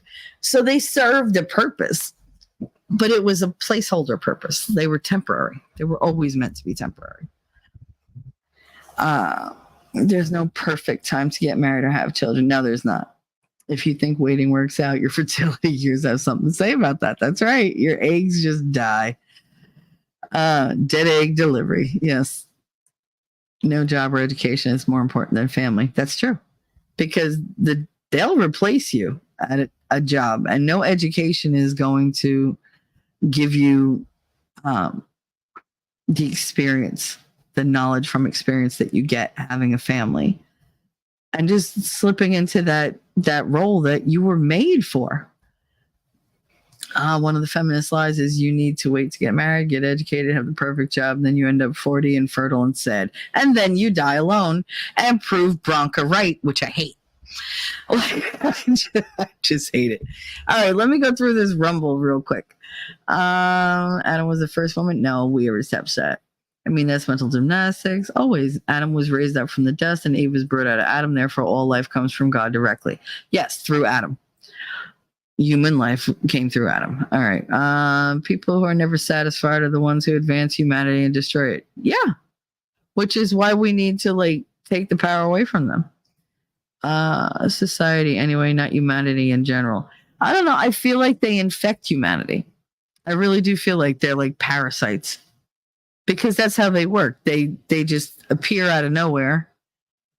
And you think, oh, so cute. Meanwhile, they're like putting larvae under your skin and infecting you. And now all of a sudden you're going crazy and you have these thoughts you didn't have before. And so, yeah, I do think they're an actual manifestation of like a parasite in a spiritual, emotional, and mental sense. I do believe that. Bison is good. Goat is excellent. Goat's all right, but like goat milk and goat cheese, oh my God, so good. So good. Find the bear eating nothing but blackberries. Oh, good God. Yeah, you're getting proper bear. Black bear is delicious. I had it. Oh, where the hell was I? I was with my ex-husband. I don't know. There was like this exotic restaurant that we went to, and we were on our way to Seattle. Well, Portland. Seattle and Portland. Anyway. I can't remember if it was in Montana. Was it? It might have been in. It might have been in Washington State. I can't remember. But I mean, we had like a couple different things. And the bear wasn't great. It was good, but it wasn't like, I don't know. I don't know what I was expecting. But there we had, oh my God, we had, they said it was Canadian elk. And it was like, whatever. And it was so good. So good. It literally like melted like butter in your mouth. It was so good. Fish feeding grizzlies and coastals, not so much. Plus, Dart says Fajoli, the Rumble chat, so entertaining. Fajoli in the Rumble chat, so entertaining. Leslie, woo-hoo, I see you on Rumble. Good job. Yay. Oh, I'm so glad you could join us on Sundays then. And whenever we do, like, when he does the political stuff, we start off on YouTube and then we go to Rumble. Because especially if he's going to get fired up over something. You know, like, I love me some spicy winning. I do. I love spicy winning, but he can't be spicy on YouTube because he gets spanked for it. And if anybody's going to spank winning, well, it ain't going to be me either because he don't go for that shit. He's like, nope. But apparently YouTube keeps attempting it. They keep trying. But yeah, we do a lot more on Rumble. I mean, as you can see, like I stream to Rumble now, so it's like I like it. I get a lot more views, not as much chat interaction, but I mean that'll get better as we go. I have a lot of lurkers on both platforms. It's funny. Dennis Kenger. Oh, hello. Hello. He said, where are my manners? Is that Denise or Dennis? See, the picture is so freaking small that I can't really see what your icons are. So let me know, you know. What is feminism? More feminist lies. You need to own a home before you have children. No, you don't. No, you don't. It helps, but no, you don't. Den is not ease. Den is. Den is. Den is. Dennis. She's so proud of Leslie. I'm so proud you opened Rumble. I'm so happy. I have friends who are still single in their 40s and have had to have hysterectomies. Yeah, no, it's yes, that's good. Okay, cool. All right, so let me get through this. So, like, what I wanted as a kid, I grew up, I told you my grandmother raised me. So I grew up with like this Great Depression kind of upbringing. And for her, everything was family. Everything was family. So she passed on all her values to me, which was great because that, like, I knew what my kids' names were when I was 3. You know, my first 2. I knew my first boy, my first girl. After that, that was like negotiable. But I had, you know, my grandma thought I was funny because I was like, I don't care what my husband says. These are the names. Like, because I just had them picked out. But I wouldn't tell her what the names were because, you know, it was a little, even at 3, it was embarrassing to be like, I'm naming my kid after you. Because I knew that my first daughter, I would name after my grandmother. I would name her Catherine. And I knew I would call her Katie because that's what they used to call my grandmother. They call her Kate when they were like, you know, business oriented, or, you know, like Katie when they were being all cute, and Catherine if they really wanted her attention. And I thought my first boy would be named Thomas Anthony. And then I met Tommy and I wound up like having all those years, you know, doing like being fuck buddies with him. And I mean, he was, you know, my closest friend and whatever. And I trusted him. But every guy knew about Tommy. They knew what he meant to me. They knew that if we break up, guess who's going to be comforting me? Yep, him. Like, he's going to be, I mean, not anymore, thank God, you know, because he's in jail for life for murder. for murdering his girlfriend. But anyway, we'll just gloss right past that. The funniest thing is, it's like everybody knew about him, and I was like, I told Tommy, I was like, you just fucked up all my plans. And he was like, what do you mean? When I got pregnant with Connor, I realized, oh my God, I can't name him Thomas. Because then everybody's going to call him Tommy, and everybody's going to think that this kid is Tommy's and not, like the actual father. And I was like, oh, I'm not going down that fucking road. Like, I'm not now. And then I was like, also, Tommy's a little crazy. Like every Tommy I know is crazy. He's a handful, likes to fight, likes to fuck, whatever. Like they're all a bit of trouble. And I was like, do I want to do that to myself? Nah. And then my grandmother used to always say, the story of doubting Thomas from the Bible. She would always talk doubting Thomas, couldn't believe, like Jesus was right in front of him, but he had to touch the wound. He had to touch the wound, and then he believed. And he was like, but why don't you believe just on faith? Like, why did you have to have proof in your hand? Where is your faith? Damn it, it isn't working for winning Rumble. No, it will. It will. What you call it? Just enter the winning reality, 2 words, and it'll pull up. I don't remember if he has one account now or he has like the split account like I do. But you'll see it. It'll come up. Just click on it. Feminism question. Is it full equality amongst male and female, or men and women? As in, does it apply to animals too? Can I eat ox meat anymore, or is it anti-feminist because I'm not eating cow? Okay, that's a whole like level that I wasn't thinking of. But that's like the ones that say, if like that there are trans people out there that are like, well, if you're a lesbian and I'm a trans woman is the one that still has like, they've had like top surgery, but not like they still have a, Franken beans, right? I never get it right. I just can't. I just don't understand. No. I got that. Dennis, like cow female, ox male. No, I got that. But like, even like the trans, they're like, if you're a real female, I identify as a woman, so you're going to be with me. Otherwise, you're not a real like lesbian. And it's like, no. Like, see, I don't get that, because it's like, no, you're not a woman, because most of them don't want the whole Frankenbeans thing. It repulses most of the lesbians I know, and I know a lot of them. Like, they don't even like talking about the penis, and it's just like, where does it come in? Where they like, oh well, I identify as a woman. Okay, but I don't identify you as a woman. Why is it only one opinion that matters? Well, I identify as this, so you have to accept that. X to doubt. Like, no, I have free will too. I'm a free thinker. I don't have to accept shit.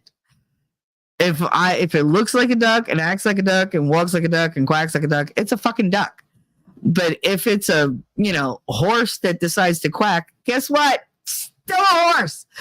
You are not going to be waterfowl. You are not going to go into that thing and be like, oh, look, I'm just swimming right. No, you're not. Because you weren't built to do the things that the duck did. You're not made the same.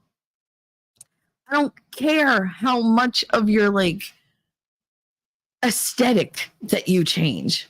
Internally, you are not built the same. Right down to your molecular makeup, your DNA, you are not the same. Your chromosomes are not the same. I don't care how much you want to be a fucking duck. You're still a horse. I mean, yeah, I'm using different species, but I think that we have to go there, because this whole like gender is fluid. No, it's not. It is not fluid. There's XY, there's XX. That's it. Those two. On the rare occasion, there's something else. That's called a mutation. That's not naturally occurring. That it does not happen under ideal circumstances. So it's like, ugh. Then is and like, wow, what happened? I hope I didn't like offend you, but if I did, I apologize. But not really, because I say what I think. I do. Oh, Leslie, she said, Franken beans, you making me hungry. Girl, I'm always hungry for some Franken beans. It's a winning combination. Yeah. Oh, Lord. All right. Yeah, so we can watch movies now. Absolutely. Absolutely, absolutely, absolutely. Oh, I'm so happy for you. Wait, Leslie, I'm looking for something to send to you. Let's see if my link works any better. Let's see. And I'm going to post it in my Rumble just so that you can click on it there. Maybe if you're in Rumble and you click on it, it'll take you to the right place. So it's in my chat in Rumble. If you need it again, just tell me and I'll repost it.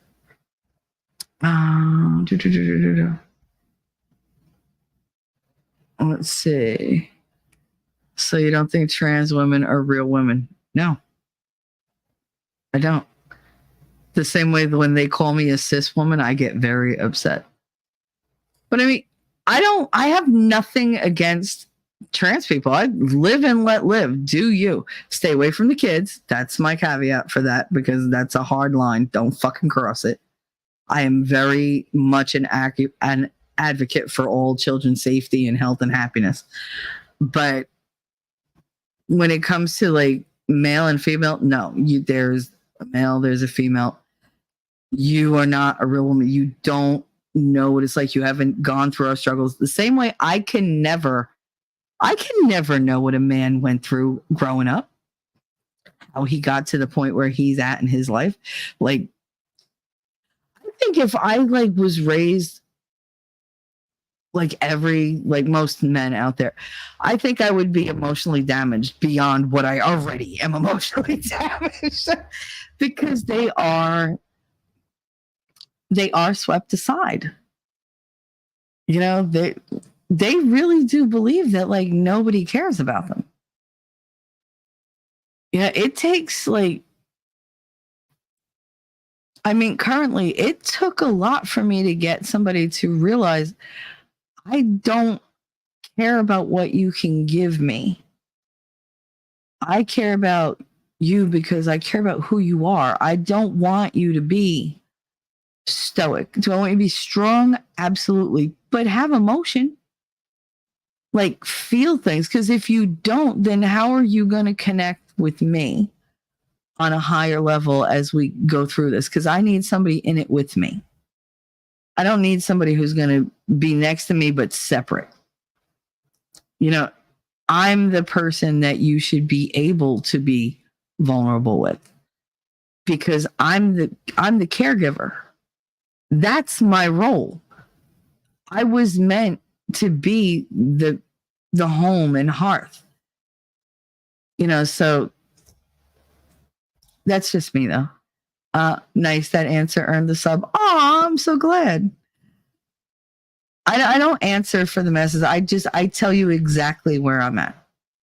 You never have to wonder if I'm telling you the truth. I don't fuck around.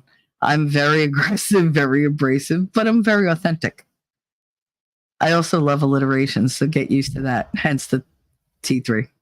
I don't think disagreeing with trans beliefs is transphobic. I don't either. Besides, the whole word transphobic is bullshit. I ain't afraid of fucking trans people. Just like homophobic. I'm not afraid of homosexuals. I have been with many women. I've been with more women than I have men. Way more women than men. But do I want to marry a woman other than Christine? No. And even that time has passed. My heart belongs to somebody else. So like, I was never homophobic. I was accepting. I understood. I was willing to listen to every side. They were very like, no, you can't be this. You have to pick a side. I was like, ugh. That fucking aggravated me. It was like, I don't want to. Like, I like people. You know, for me, it was a connection thing with whoever scared me, actually the least. So if anything, I was the opposite. I was more heterophobic because I was afraid of men, because men had hurt me, which opened the door to me trusting women on a level that maybe was a little more intimate than it should have been. I never had feelings for a woman other than Christine. And she's not built like me. She's not super mushy. She's a state trooper. She's hardcore. So, I mean, it wasn't that big of a stretch. She was very protective of me. She was very like, come on, get up. We got to go to the... She was very take charge. So, I mean, for me, I never saw her as a man, but she was a masculine type influence in my life. So it was easier to fall for her, I think, because she fit the paradigm I was looking for. Yeah, I'm usually bold in my thoughts too, hence I usually get banned from people's channels. Oh, I don't ban anybody. Just make sure you respect everybody else in chat, because my chat is good, chat is wise, chat knows all. I love my chat. Love my chat. They are with me when I am like crazy and like just spouting bullshit. They're with me when I sit here and I'm like crying hysterically and pouring out my heart. They're always with me. They're supportive, they're loving, and they're amazing. I have an amazing chat and I welcome you. You know, get to know everybody. They're all very sweet and all very sarcastic. They're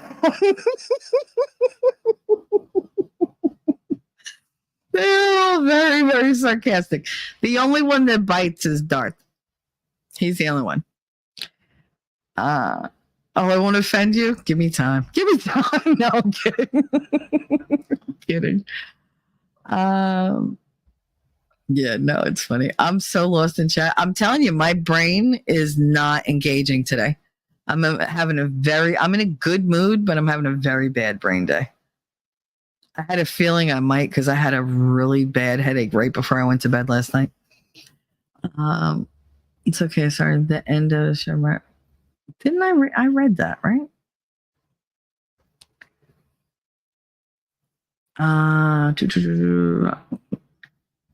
No, you won't get banned.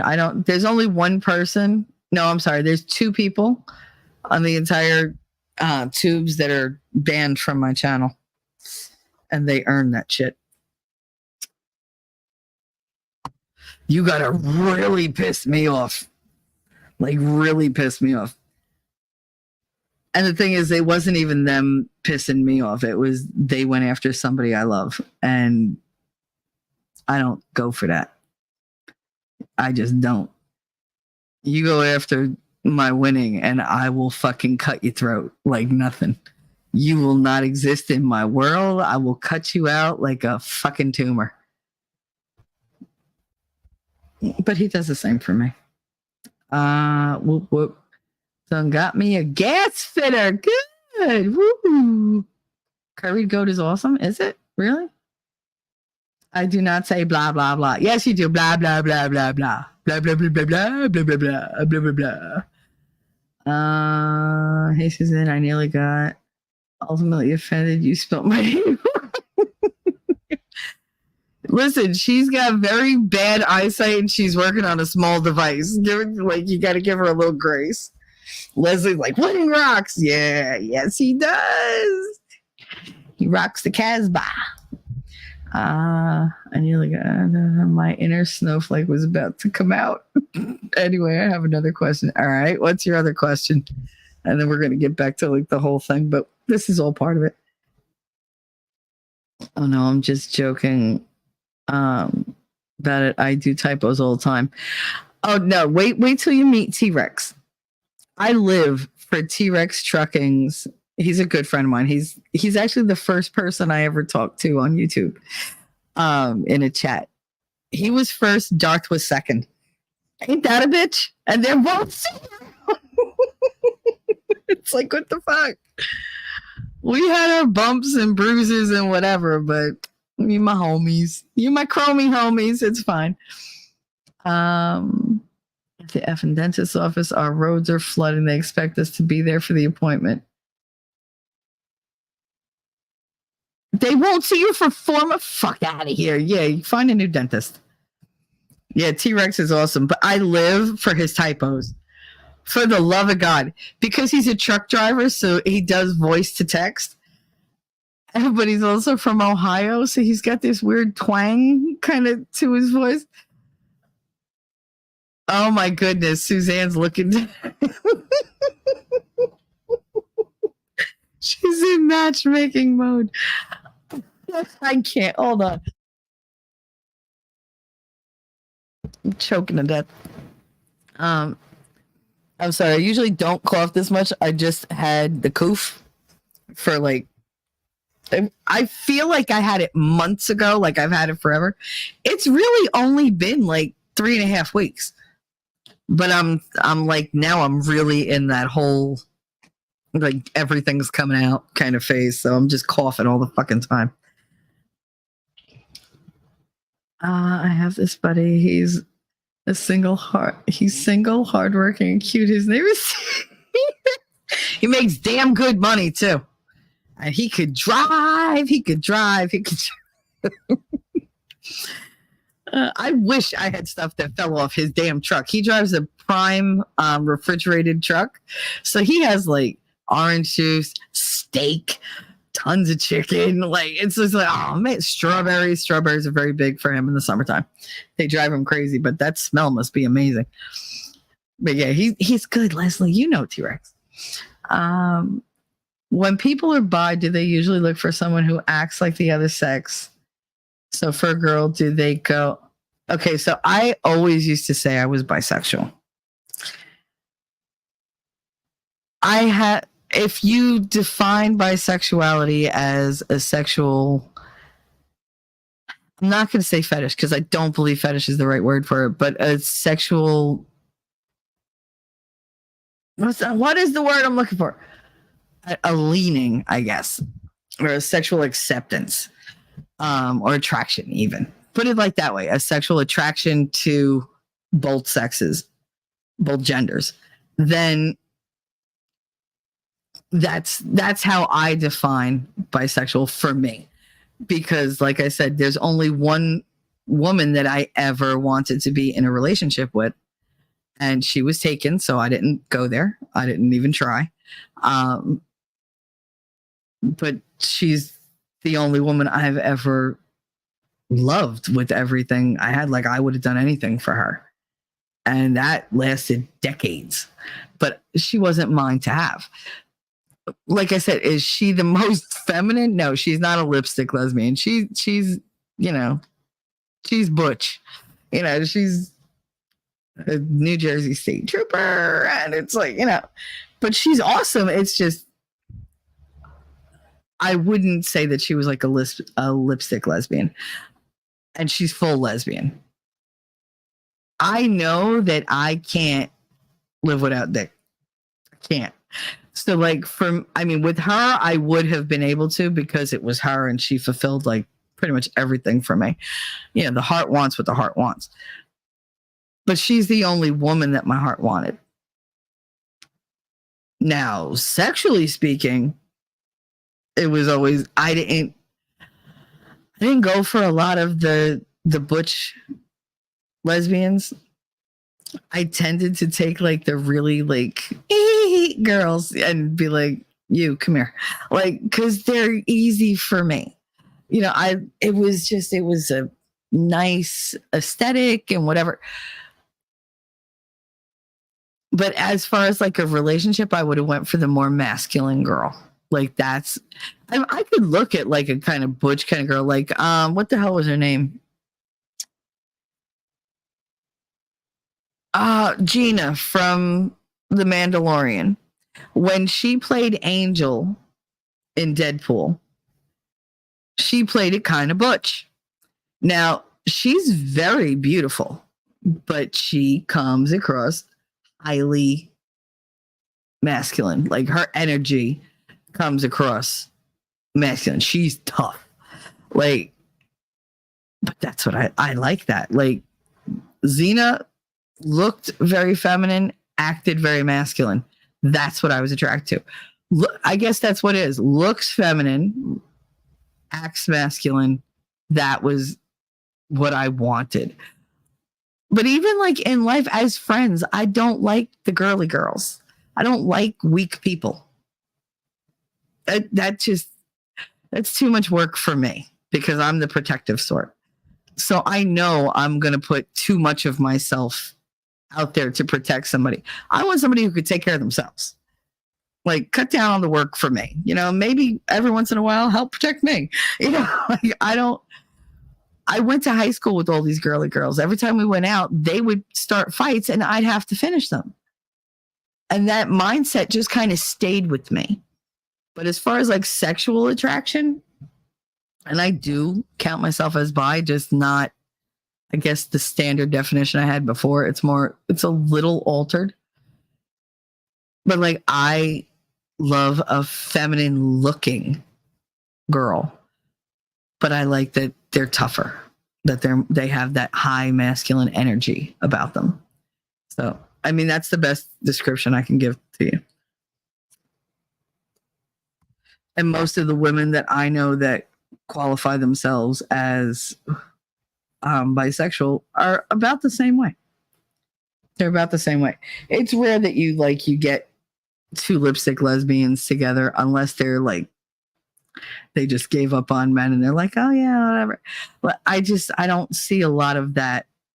There's always the male female aspect. I feel that that's like the balance. Michelle loves trans women. Shut up, Darth. This is getting weird.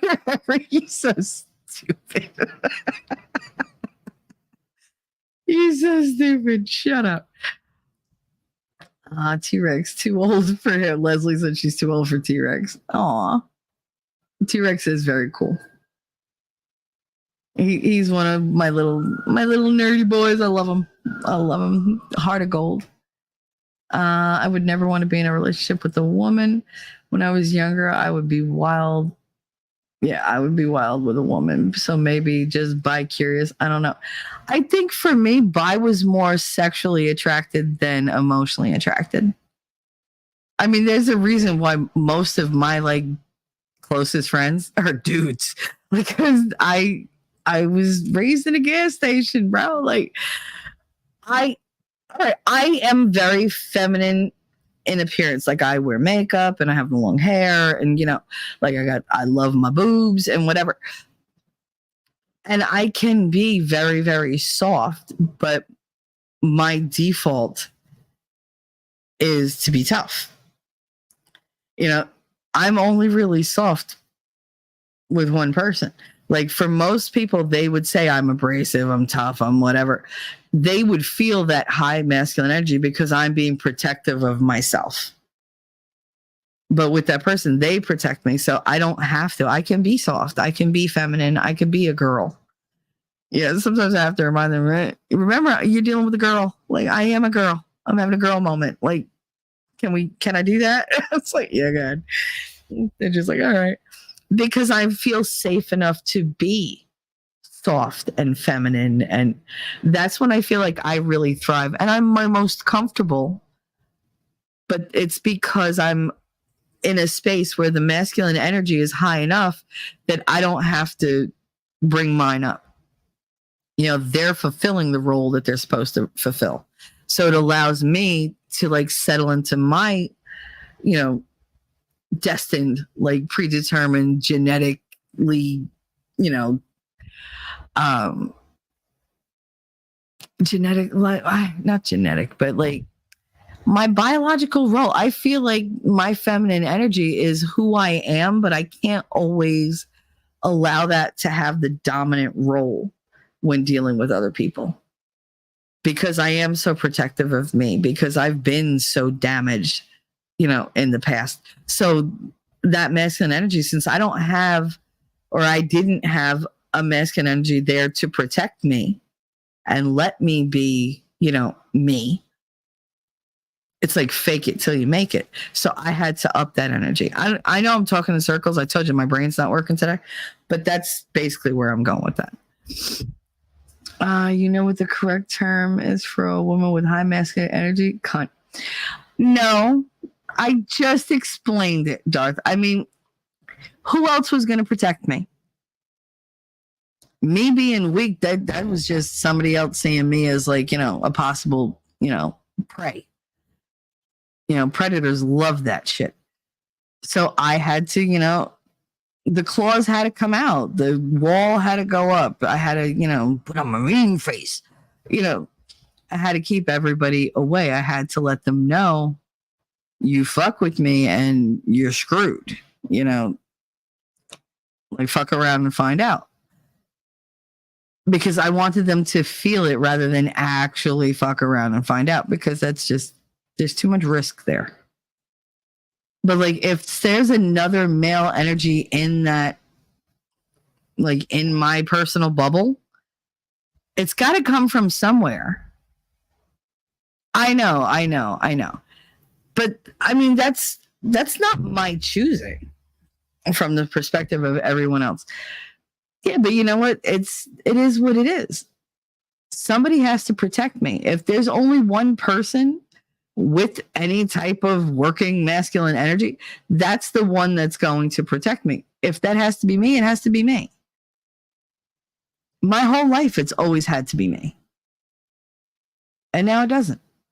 I can be myself. And I see myself getting a lot softer, Jesus. Because it's just, and you've seen me go completely like mush. Because when I let out like all that feminine energy, y'all don't stand a chance. Yeah, you're just like, all right. Because it takes the fire out of everything. It calms things down. That's, like I said, I was Little Miss Likes to Fight. That was the masculine energy. That was me battling the world, trying to protect myself from getting destroyed. That was survival mode for me. Being in a war, one person against the world. Because the world seemed to hate me. So I'm not by myself anymore. And I don't need to bring that masculine energy to that dynamic, because they have buku fucking masculine energy. Way more than I've ever encountered. But in, not toxic energy. Just something that fits correctly. I would never want to be with a girl either. Not my thing. I mean, it's not for everybody. I don't push anybody to do it. For me, it was easy. It really was. It was easy to be with girls in a sexual way, but not in a relationship. Because bitches be crazy. Lady Awesome said, damn water company, turn the water off to our town. No. It said it would be fixed by 10 a.m. However, here I sit and I still have no hot water and, no warning. Oh, no. So you couldn't even fill buckets or anything? God, that sucks. I'm sorry, honey. Why would they do that? Was it the half an inch of snow that Tennessee? I tease. I kid. I'm a kidder. Leslie Shelley, the Butch girls. No way. Well, I mean, yeah, it was just male energy that wasn't going to hurt me. Right? If you think about it, that's a lot of what that was. That was, I could be with somebody who's like a dude, but they don't have the physical equipment to hurt me the way the dudes did. So it was just like, Dennis, Angel was so hot. Yes, she was. Damn T3, I told you earlier, my daughter is now with the dude that was a woman. I know. Listen, I said to each his own. It's not for me. Leslie, I'm a girly girl. Oh, I knew that. I knew that. And as well, you should be. Listen, I love getting, I love the makeup. I don't do the heavy makeup. I'm very natural. Like, I don't like the whole fussy, frilly, whatever thing. But like, I am very, like, I love my nails done. I love getting, pedicure. I love, just, I'm very different when I put a dress on. I turn into this whole other creature. I speak so much softer and lower, and even my laugh is like a lot more restrained. And, I walk different. I sit differently. I react to things differently. It's a weird thing. You put me in jeans and, I'm more rough and tumble. I'm more tomboyish. I was never butch. Like, Christine is butch. I was never like butch. I was not the one driving the motorcycle, but I'll hang on to you from the back of one like nothing. But for me, it was always a tomboy thing. Like, I just liked climbing trees and, like, I didn't love playing sports, but I liked like interacting. I liked, going out and like walking through the woods and whatever. I liked working on cars. I'm not afraid to get my hands dirty. But the same way I would love to be like head deep in an engine trying to figure out what the fuck happened is the same way I love being in a kitchen and creating like this mouth-watering meal. The thing that I see about myself is, yes, I can do either one. Because I've always had to, because I've always been by myself.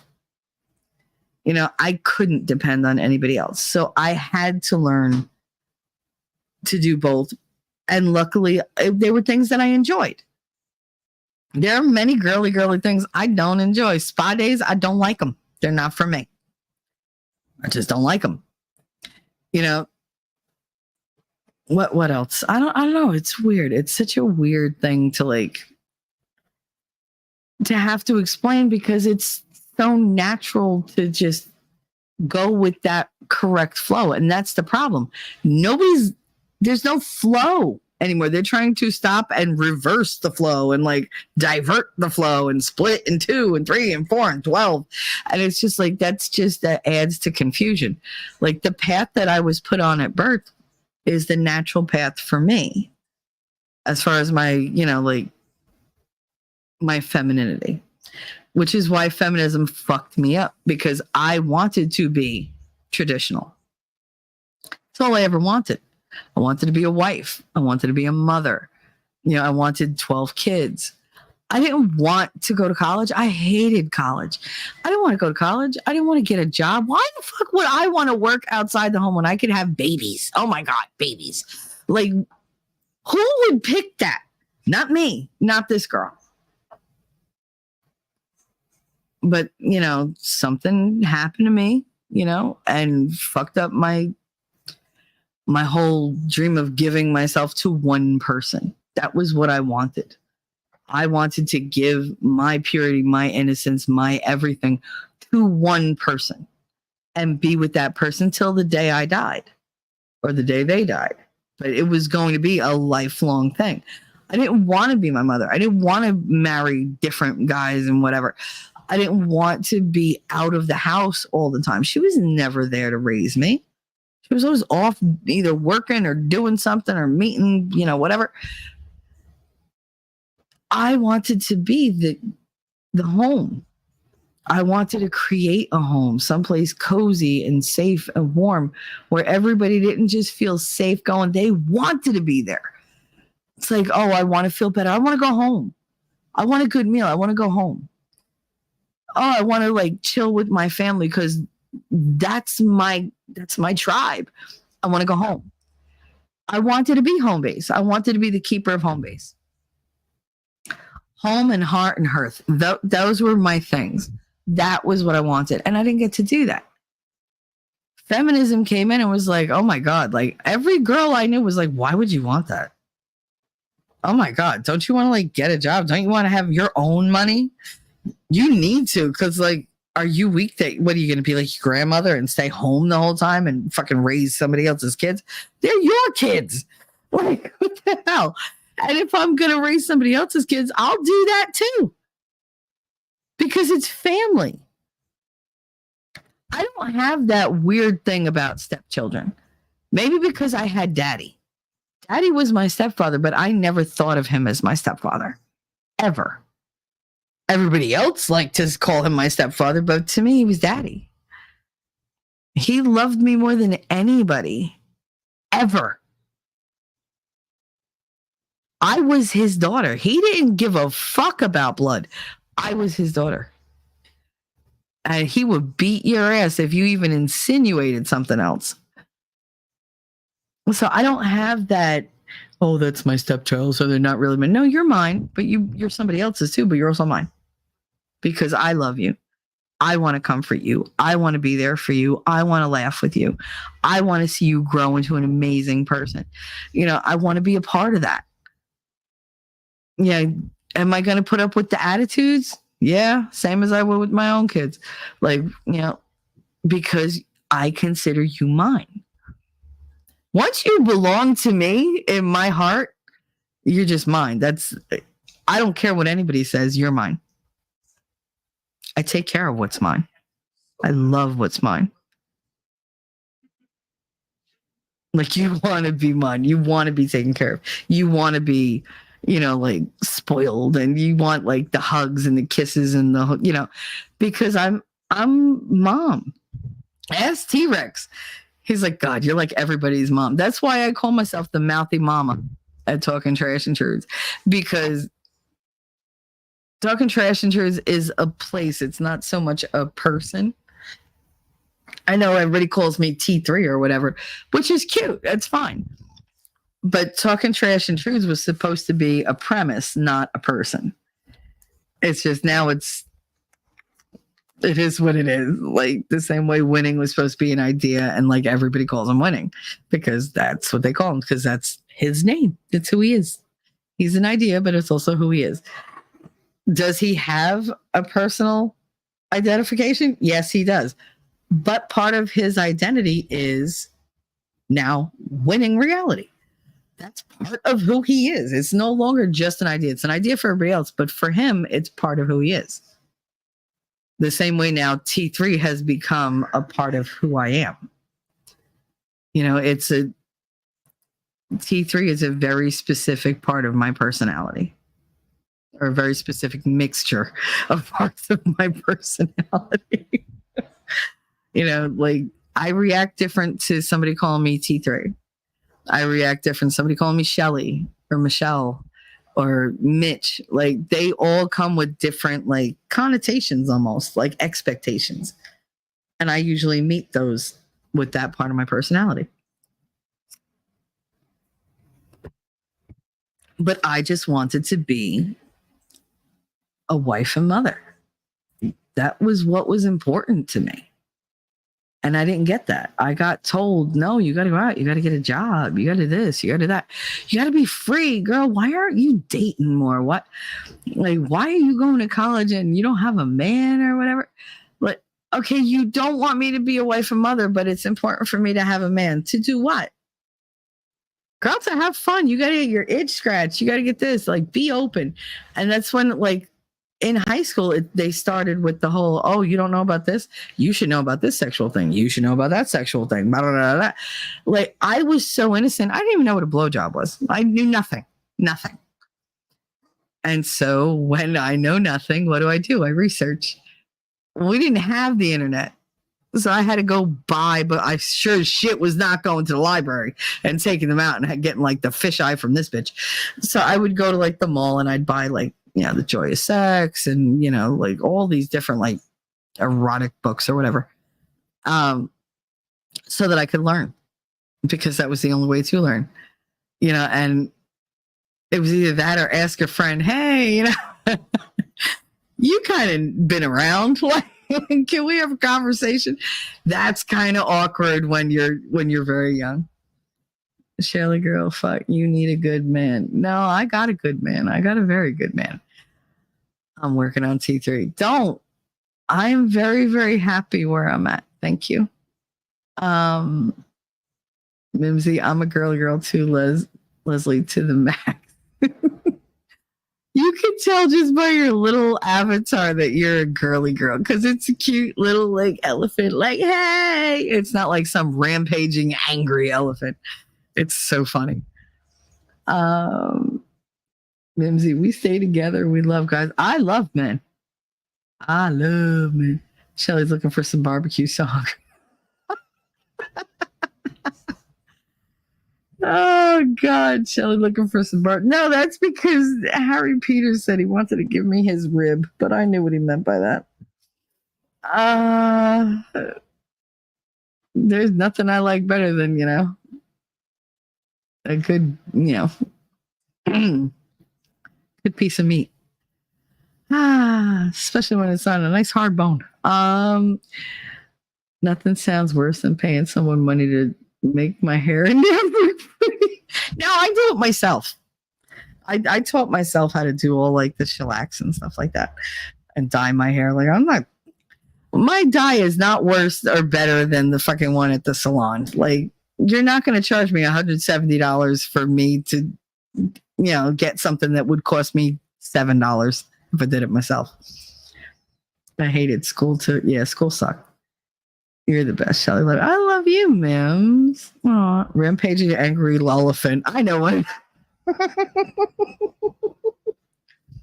I actually watched that stream the other day that I had, that Conversations After Dark, where she came in and was like, "You're all being recorded." Well, yeah, we're like live streaming. Of course, we're being recorded. You idiot.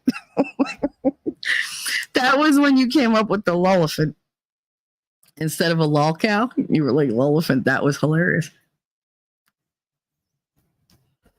I agree with you, T3. Stay away from the kids. Yeah, just leave the kids alone. Oh, Wolfram, thank you so much. Wolfram, $10 super chat just to come in and howl at me. Oh, I love you. Wait, let's see. Should we do? I'm definitely going to do a couple clips. Wait. So good luck. We're all counting on you. Because it's just not a day if I don't have my Ricada.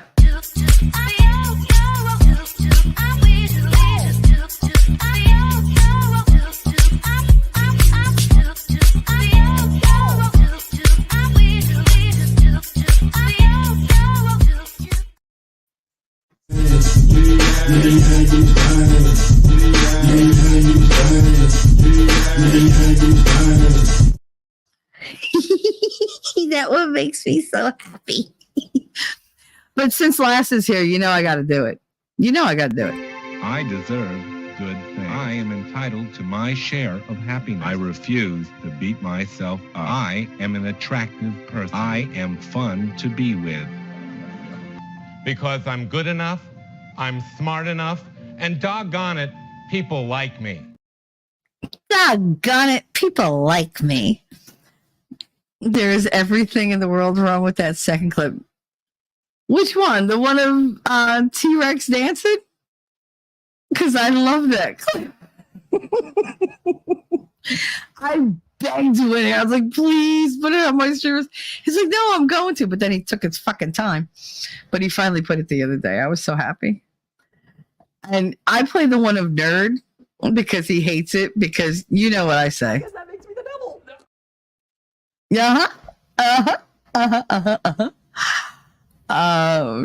But yeah, I do that just for Lady Awesome because she loves Stuart Smalley. Yippers, they did. So thank you so much, Wolfram. I appreciate that. You're so sweet. You don't have to send a super chat in just to come in and lope though, but I love it. Thank you. Hey, what's up? From the ether I arise, a new day mine to take. Well, then you woke up like you hit the ground running, I guess. Screw you. We are not what? We're not who? Wait, what? I'm so lost. Good God. Yet Omni Coalition over on Rumble. Hi, honey. You, Omni. You would. There's everything in the world wrong with you. Listen, it's not wrong. I'm just a little warped. I'm not broken. I'm really bent. Listen, I'm a ray of fucking sunshine. I don't know what you're talking about, Darth. I am a blessing. Do you not get that yet? I will bless you over and over with a baseball bat. No, I'm kidding. You know I love you, Darth. Mods, can you share her Rumble again? Did they do it? Did they do it? Did they do it?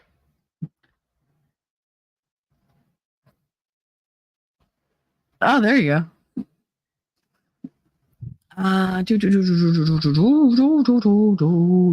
Everybody dancing. Ooh, winning reality is our boy. I would never call him a boy. Never ever. But I get to see a different winning than everybody else does. Wolfram. I love that I make you laugh. So yeah, I might be a little like, there might be a whole shitload wrong with me, Darth, but that's what makes me amusing as fuck. And it's what makes you guys come around, because I'm not hoity-toity.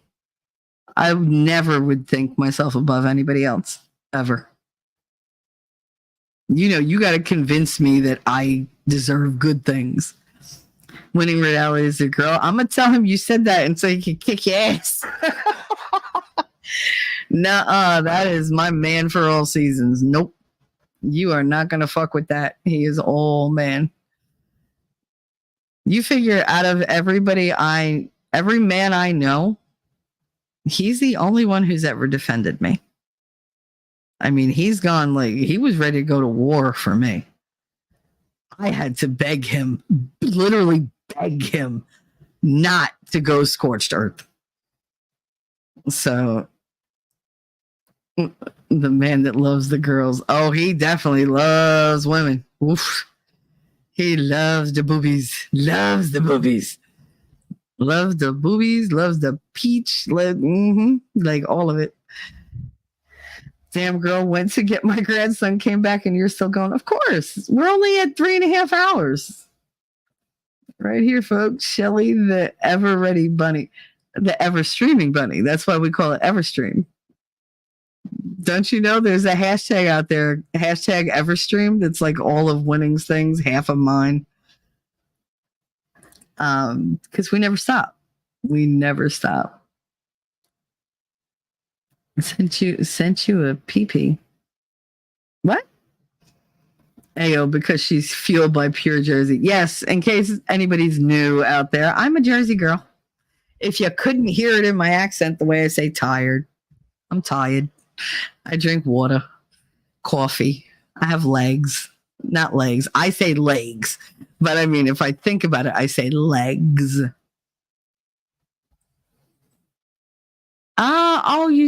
Thank you. Thank you so much. You didn't have to do that. Thanks for the PayPal, Leslie. Thank you so much. Perks ears up at boobies. I loved boobies. Boobies, I call them fun bags because they are. Like, I don't care male or female. Like, boobies are fun. They're fun for straight women. They're fun for bi women, gay women, straight men. Like, even the gay men that I know love boobies because they're fun.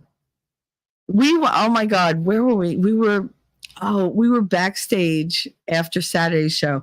It was me, Winning, and Nerd. And Winning found this rally for Free the Nipple. Wow. Thank God we watched it backstage and not on like stream, because Lord, we would have been shut down. But let me tell you, there were titties of all kinds. Here's the weird thing that struck me funny, because this is how fucked up my brain is.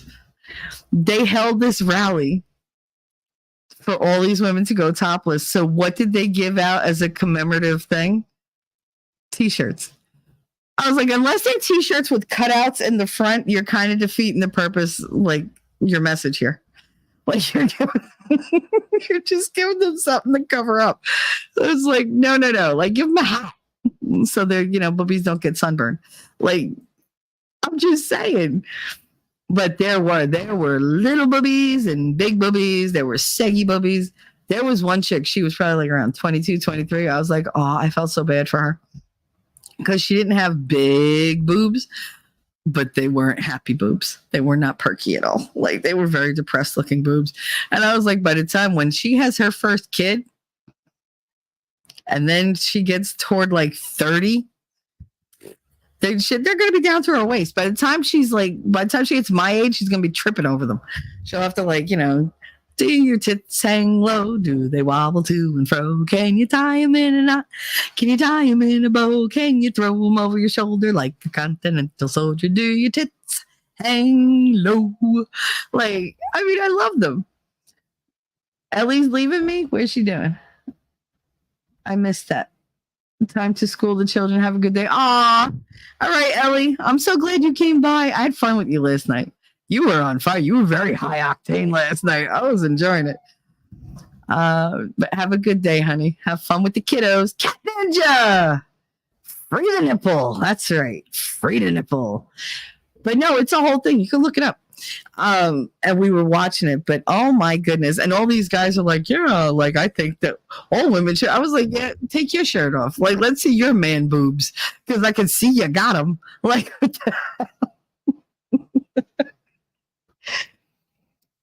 that's the thing. I love boobs of all shapes, sizes, and longitudes and latitudes. I find them all fascinating and fun. Bras are prison. Yes, but mouth is a vacation. See, I should. You're making me go there. Stop it. No, it was really good. And I'm sitting there. I was like, damn it. Like I'm looking, and it didn't turn me on or anything. I was just, I very much appreciate beautiful things. And I find beauty in like everything I look at. But breasts are just, they're so different. Like even on the same person, you're not going to see two boobs the same. Like nobody's boobs are identical.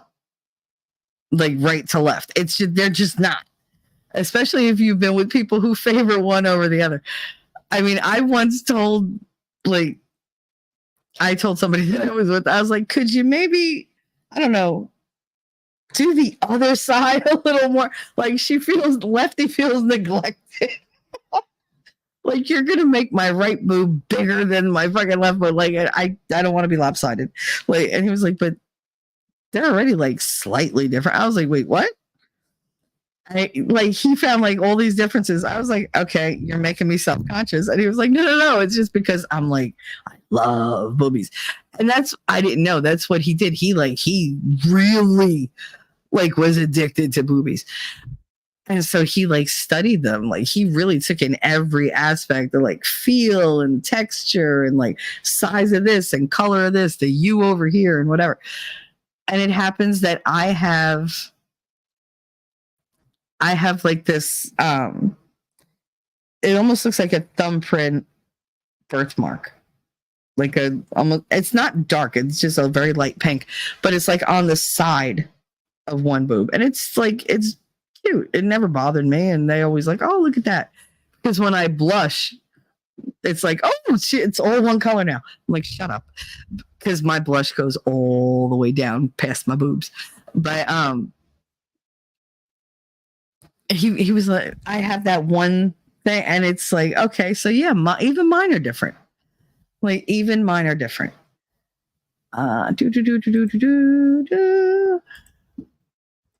Good God.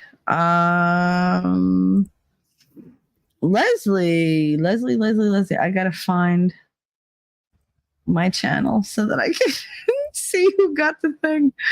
Wait. Leslie gifted one Talking Trash and Choose membership. It went to 3 beers. Oh, that's cool. That's cool. He was in on thank you so much for that. He was in Winning's chat last night for a little bit. I got to say hi to him then. I do have blushing boobies, Gutter. I do. Well, why not? I have a shy cervix, so why not have blushing boobies and a shy cervix? What do I have, a coy ass too? It's like I can't. Mm-mm. The fuck? Thank you, Leslie. Let's see, what can we do for Leslie? Oh no, I'm gonna get struck if I use that. Here we go. Don't go to Jersey. Whatever you, somebody gonna ask you to go to Jersey. Visit them in Jersey. A long lost friend, don't go to Jersey. Don't go to Jersey. You gonna get hit by a bus. Okay? Don't do that. Okay. Don't do that.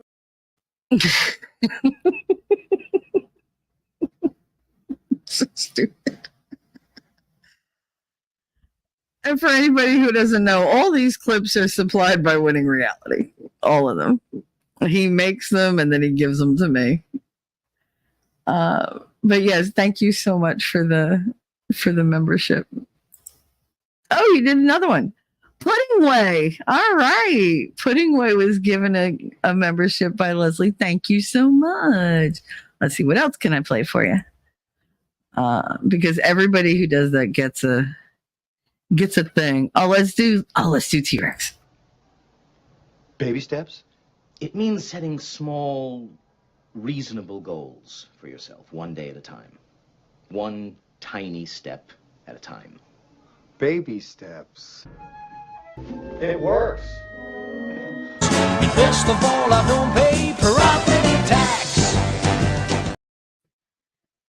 I love his clips. You know what's funny? He finds a way to slip me into every single clip that he makes. It's like you gotta look sometimes, but it's like, oh my god, is that Shelly? Why won't it show me? Oh, there we go. Comments disappeared for a minute. I'm like, oh my god, I need nothing. Love you so. Oh, you're so sweet though. Thank you so much, and thank you for your gifted memberships. I do appreciate that. I really do. Pudding Way. I literally just talked about them yesterday, and it's like, I can't remember what their original name was. I'm pretty sure they changed it, and I can't remember what it was. Close to finishing this damn book. If I were to grind it out, it could be done in 2 weeks. Yeah, but then what would you do after that? Dart said to stream every day this week or not to stream. That is the question. You do what you're up to. If you feel chatty, go for it. If you don't feel that law and you're not feeling that day, don't do it. Don't half-ass it. You don't do that. You go whole hog. So if you're not going to give it your all, then no. When you're in the mood, you do it. Rumbletown. Hi, Cat Ninja. Welcome to my Rumble. Welcome to the Casbah. I feel very spicy today. It's weird. But yeah, okay, again, back to feminism. I wanted all these traditional things, and I was convinced by everybody that I was wrong for wanting that. They kept telling me, no, you got to be open to this. You got to be open to that. Oh, you want to think about you, girl? You got to live your life. You got to get out there. You got to scratch that itch. Get on, go seduce whoever the fuck you want. That was a huge thing for them. Be seductive. Just be. I didn't have to be a quality female. I didn't have to be substantive. I didn't have to have any kind of skills. I just had to be sexually seductive. Because, girl, that's where your power is. Okay? That's what they convinced me of. That my worth came down to just my ability to get somebody turned on, male or female. That's what my worth was whittled down to. And I'm so much more than that. Am I good at that? Yeah, because I'm a sexual girl. I do have a very, very big sexual appetite. I can't help that. I'm a horny bitch. That's who I am. But I'm also very playful. But I didn't want to give it to everybody. I wanted one person I could be playful with. It just didn't work out that way, most of my life. Because I was cut off emotionally because I was supposed to be independent. I'm not supposed to need somebody else. I'm supposed to be able to do this shit on my own. Oh, I got pregnant. Don't make him be a man.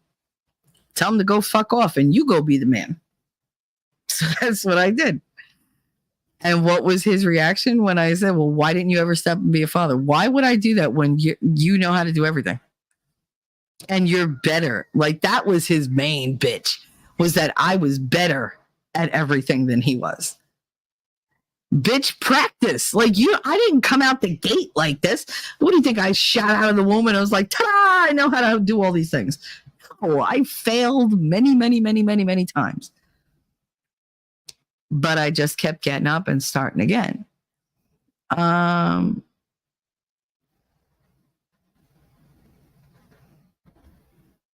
right, I won't read that out loud. I thought she was going to say a very, very big penis. That would have been entirely awkward. Oh, you're so stupid. Leslie said, you're on fire, girl. Just find a good man.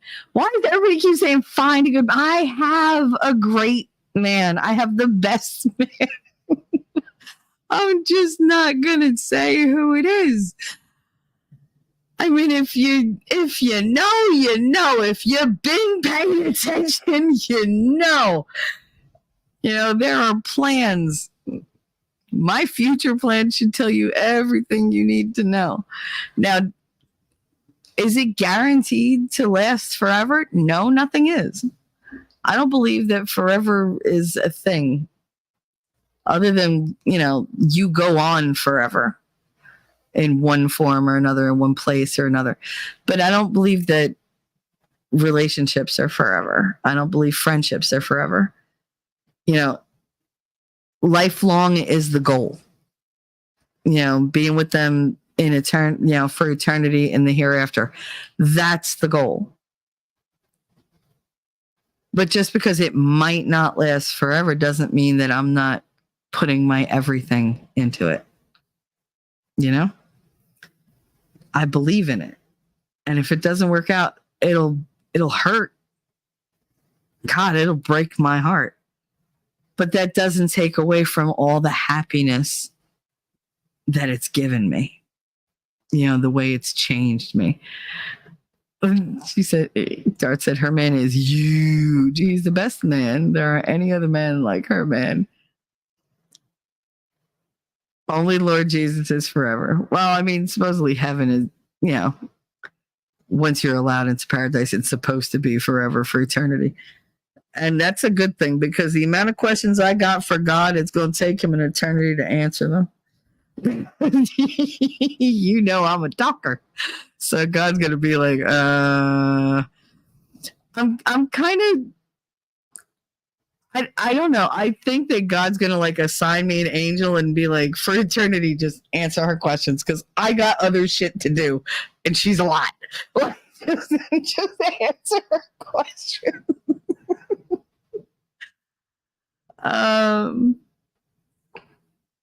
Inya, it sounds like spinning duality. See, everybody puts up their stuff as they, figure it out. Like, if you know, you know. Mimsy, she's taking Leslie. She loves her man. I do love my man. I do. And what's more important, I really, really, really like him. I like everything about him. And he likes me. So that's the difference. Because everything is reciprocated. God makes Shelly. God took spicy and sassy and said, what's the other S? Because I like this bitch to have like alliterations. Sarcastic. And he just emptied those suckers right into the making of Shelly. Like, that's me in a nutshell. Man, when I smoke my first bong with God, I'm going to ask him if he ever thinks about God. Right? Don't you want to be like, don't you wonder, where'd you come from? Do you think that would if I was God, that would break my brain if I had never thought of that before? Yeah, absolutely. See, you read my mind. Like, you made everything. Who made you? Who made you? Like, you just popped into existence one day, or were you always there? How do you know you were always there? Because who was there to witness it? Who was there to witness what was there before you were there? They say that there was nothing and then you created something, but was there nothing before you? Or was it always you? Is like everything that we are created outside, like from the inside of you, and you're the actual universe and we just live inside you? And if so, like, where do you begin? Where do you end? And exactly, like, define infinite to me. Show me what infinite is.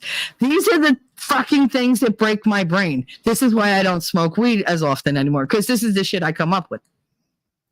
Absolutely, these are the questions I come up with, to where, like, I'll say something, whoever the hell I'm talking to at the time, they're like, Jesus Christ, this is like a 4 a.m. T-Rex question. I love me some T-Rex, but at 4 a.m. when he goes, Shelly, can I ask you a question? I want to go, no, I want to go ahead. But I'm like, go ahead.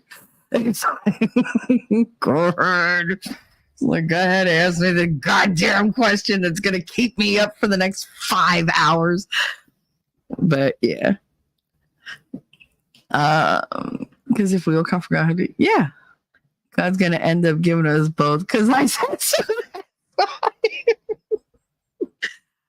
No, I really do think he's going to give me, like, maybe he'll, like, send Metatron to me and be like, here, you're the voice of God. Go talk to this bitch. Like, I made her way too curious. Go ahead.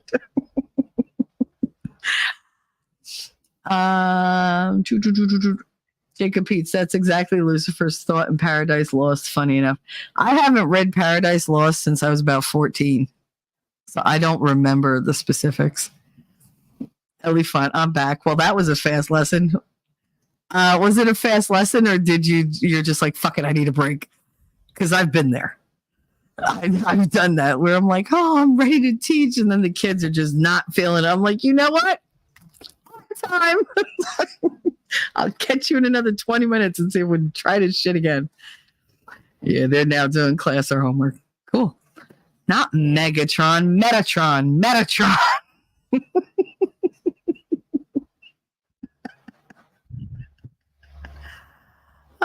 I told you I'm like all over the place today.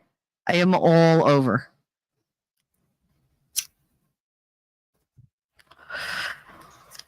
But yeah, no, Metatron, he's the word of God, the voice of God. He's, God's messenger to transmit his word to the rest of creation.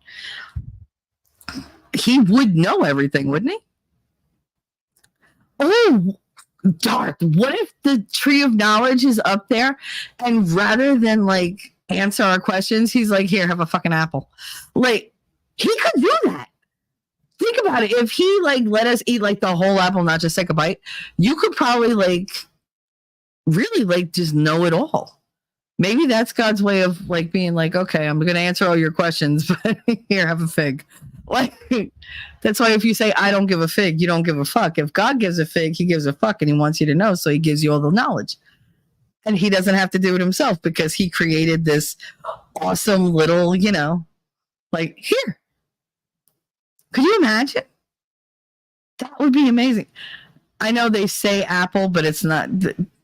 It's up for debate because there were no apples like in that area where they believe the Garden of Eden to have sprung from. But again, God's garden. I'm pretty sure he could put any fucking fruit there he wanted, regardless of climate and like soil texture.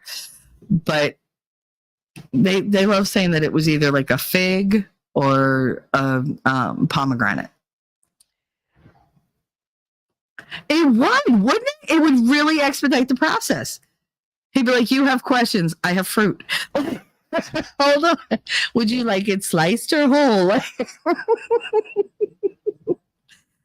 Imagine different fruits told you about different, because what if you don't want to know everything? What if you're geared just toward like one specific subject area and you're like, I just want to know all this. And he gives you a fruit from a specific like tree that answers those questions and provides that knowledge. And then once you like process it, assimilate, whatever, you're like, okay, well, that opened up a whole other door. So now I have new questions in this new area. Well, that's a different tree. Come here, my child. You eat from this tree. What if each fruit gave you like a different reference material? Like it was a different reference source. Wouldn't that be awesome?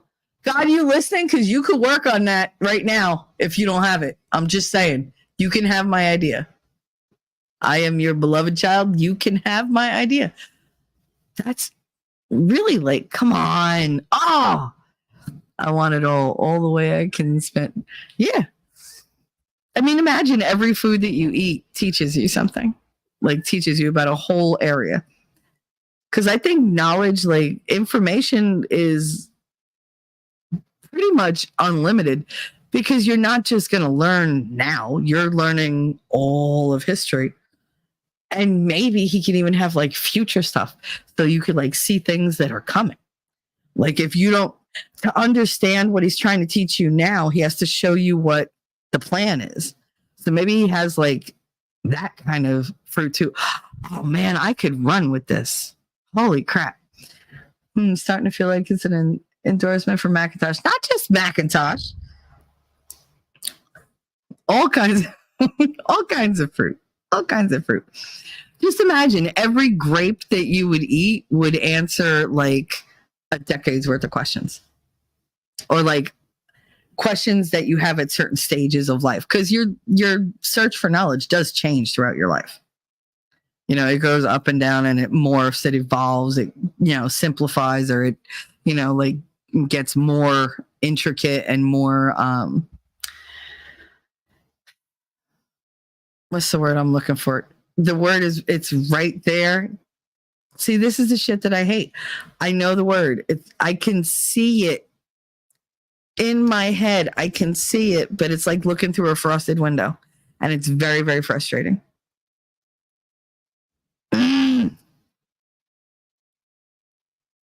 I said intricate. Whatever. We're just going to go with intricate, because otherwise it's going to bother me that I can't think of the word. I'll think of it in like an hour or 10 minutes, whoever.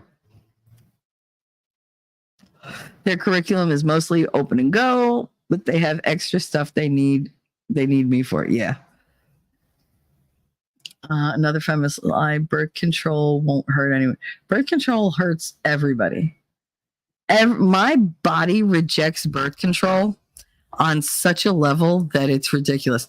I mean, and that's the thing. Like, I feel like feminism took me off the path I was meant for, because one, my body rejects all forms of birth control, even condoms, because I have an allergy to latex. So it's like, I can't do birth control. And pull out method? No. Like if we're doing the work, I want the prize. Like, nah. Like that's part of the whole process. That's part of the whole turn on for me. So like you're not wasting shit. But I was also created to be fertile myrtle. Like you look at me and I'm pregnant. So that was the path I think I was supposed to be on. But this bullshit pushed me off my path and made me ashamed to want the things that I wanted. It made me ashamed to want to be that girly girl, you know, to want to be protected by someone and loved and cherished by someone, to want to take care of someone. And, you know, dark jokes, go make her a sandwich, you know, have her make them a sandwich. God, my love language is feeding people. So what do you think my man is going to get? What kind of treatment do you think he's going to get? Yes, I'm going to feed him. Yes, I'm going to give him the best of my skill set that I can in all areas, because I expect the best of him. I don't expect the best from him. Money, like people now, they equate everything with like, how much did he spend on it? You know, how big was the ring, or how big is your house, or what does he make? As long as he makes a living that provides for the family, provides a little security too, That's all I can ask. That's all I would ask. Because I don't want him busting his ass at a job when he could be spending time with his family. That's, work smarter, not harder. Like, I don't care how much he makes as long as he can fulfill his role. Yep. Am I willing to help out in any way he needs me to? Just don't ask me to be the head of the household. Don't ask me to carry your responsibilities when I have responsibilities of my own. Like, we have our own things that work together. Can I help every once in a while? Yeah, but don't make it so that now I'm carrying your burden because you don't want to. Yeah, if you're not able to and you need me, that's different.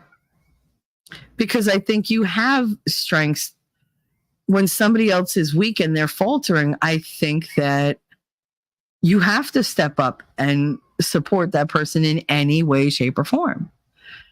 I lost my whole thought. Whole thing. But it's gone. That thought is gone. Really expect part of the problem. Kung Fu movies. You're gonna do the choreography of shitty 80s kung fu movies like Double Dragon. Was that the name of it? Which one had Brandon Lee? A young Brandon Lee, not the Crow. He looked like a just slightly Asian white boy. That's what he looked like. Was it Double Dragon? I don't know, but it was funny as fuck. In what universe do you think that's a joke? Is what a joke? I said a lot. Like a lot. I almost stroked out from birth control pills. Yeah, I believe it. I told you I got that damn Nora plant when they were like, oh, you have a shy cervix, because they couldn't fucking insert an IUD. Because my cervix was like, no, we don't want that. No. They put the Nora plant in, and within days, I was back in the doctor's office going to take this out of my arm. No, it's going to stay, it's supposed to be in there for 3 years. Take it out of my arm. Oh, I want my motherfucking sandwich. No, I don't think it's a joke, because I do think that's a skill that I have for a reason. I mean, I'm very good at cooking and baking and, knowing. I'm very good at anticipating needs. I'm very good at anticipating what people need. Not just what they want, but what they need. Sometimes I know before they do.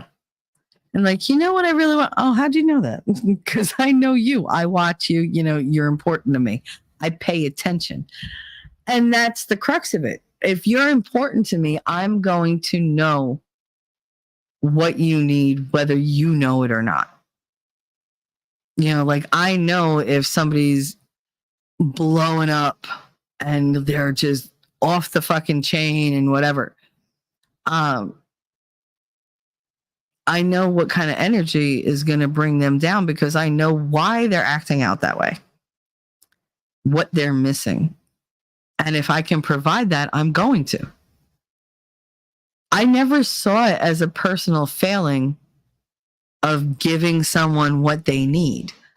It was never a weakness for me. It was always my strength. Like some people just, I don't know, there's weird people in this world that just being nice, like smiling at somebody, they feel like it costs them something. For me, love and like kindness are limitless. You have an unlimited amount of that within you. So why not give it freely? Just don't expect it in return and you won't be disappointed. You can desire it in return, but don't expect it. Not everybody's made the way you are. You got to act out of your own desires, out of your own strengths, out of your own weaknesses. You got to play, life by your nature. Otherwise, you deny who you really are. And that's what these people were doing to me. They were making me deny who I was, because I don't give a shit about academics when there's a baby in the room. If you give me a choice between knowing all these answers and having this baby in my arms for the next few years and then raising them, I'm going to pick that baby every time. Because that's where my happiness lies. That's where my truth is there. Who I am. I'm a mother. And I know there's so many jokes you can take from that, but I am. I'm a nurturer. I'm a comforter. I'm a caregiver. I'm home. That's all I ever wanted to be. I want to be someone's, I want to be everyone's home. The place you go to, and they love you regardless of what you've done. I've forgiven so many people who have fucked with me in life, and not by accident. Like, they intentionally hurt me. But I don't feel the need to hold that grudge, to not forgive them. I won't forget it. I won't give you another swing at it, most likely. But I'll forgive you. I'll be kind about it. We can, when you see me, you can say hi. We can be friendly. But I'm not going to hate. I don't hate. What the real definition of hate is, I don't hate anybody. I really don't. I don't hate my father. I don't hate Carlos. I don't hate my ex-husband. There's tiny little sands of love for all of them. I wouldn't risk my life for them. I wouldn't even pretty much cross the street for them. But I don't hate them. I don't wish them ill. I mean, my father's dead, thank God, but that was more for my security than anything against him. I'm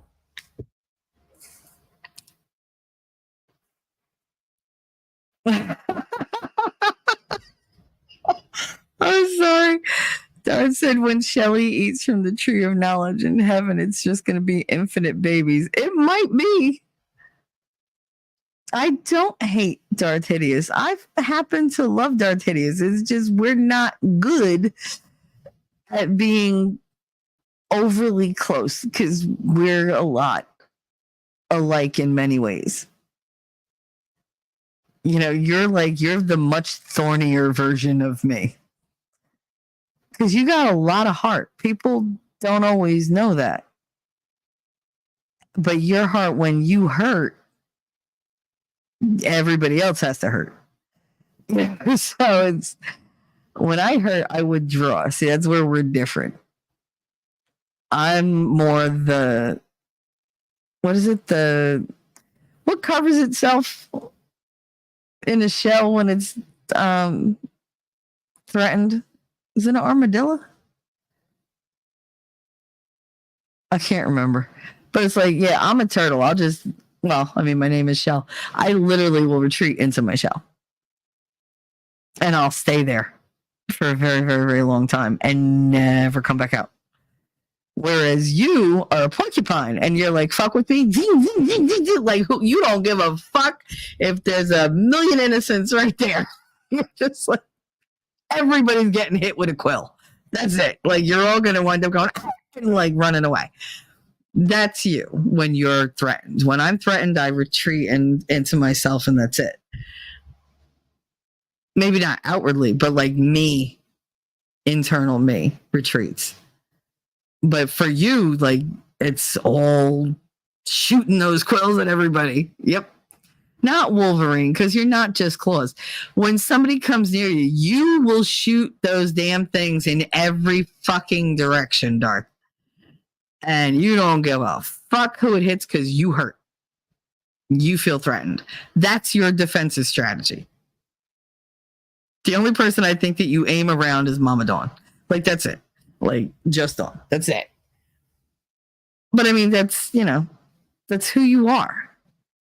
Do you mean it? No, it's because you've been hurt. That's your reaction to being hurt because you have a heart. If you didn't have a heart, you couldn't be hurt. You wouldn't feel threatened. Because physically, nobody could threaten you physically on the internet. Give me a break. What do they threaten? They threaten your, your self-worth. They threaten your heart. They hurt you as a person. And you get very defensive. And you're like, well, no, bitch, like the best defense is a good attack. I mean, yeah, but then you're always attacking. And it gets tiring. And then you beat yourself up. He said, I mean, to be fair, Mama Dawn legitimately terrifies me. Mama Dawn can and she will come up here. I've no doubt. Ellie said, Darth is lovable even if he doesn't want to be. Yeah, he is. He definitely is. But people take advantage of that. And then they hurt him. And then he takes it out on everybody else. Because some people just want to watch the world burn. They don't want to be responsible for it or, count themselves accountable. But they like to watch it and pretend they don't. So that's a dangerous scenario. He is. Darth is a good person. He's got a good heart. And some people like to kick his heart around like it doesn't mean anything. I'm not one of those people. You have short patience for bullshit. You're overly opinionated. You have a lot of wrong thinks, but it's like, whatever. It's because you cling to your whatever, which is why whenever I want to fuck with him, I'm like, I'm just going to sit over here with my 19th because I know it enrages him. Like, it's just that one. And not everybody could do it. I think because it comes from me. I just don't take it out on everyone else. I take it out on them. Yeah. I mean, but that's the whole point of the porcupine. They're not out to impale anybody. They just want you to feel like that sting. So you back the fuck up. Like, back up and stay backed up. And stay away from me because now you know what I'm capable of. Grr.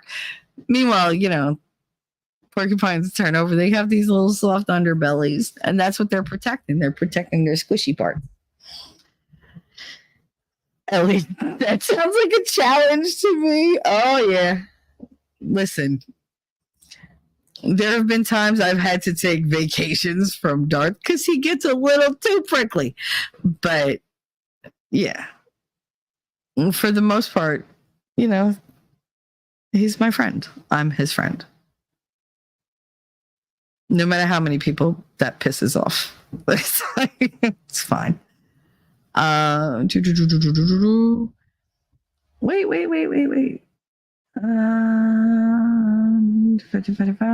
I gotta go back to YouTube.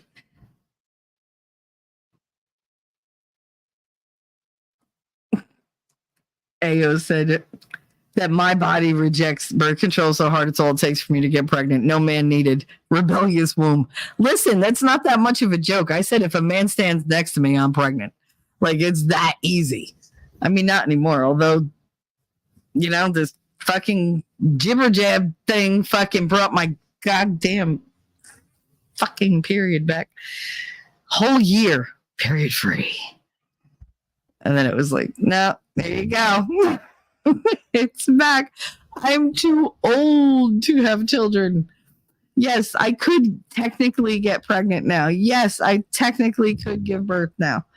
But I don't want to have like a child with like a unicorn horn and like, first of all, that would hurt coming out. But like one eye and like, I can't, I'm too old to like pick it up and play with it or whatever. Like, no. I wanted to have all my babies right out of high school. I would have been very happy to have met the love of my life at 18, gotten married, and like found out on the honeymoon, you're pregnant. Like, that would have been perfect for me. I didn't get that. I got told you could do it all by yourself. And I bought that bullshit because I was angry. I was angry that men had hurt me. I was angry that the women in my family didn't defend me or protect me. So I felt alone.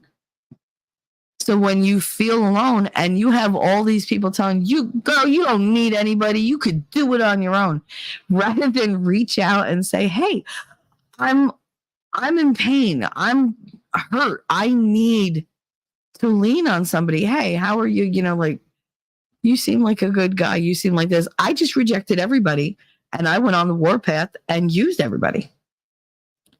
It was my fucking terms, my fucking way, or you didn't get to even talk to me.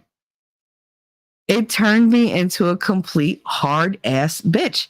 When I tell you I was very different growing up, I was very, very different.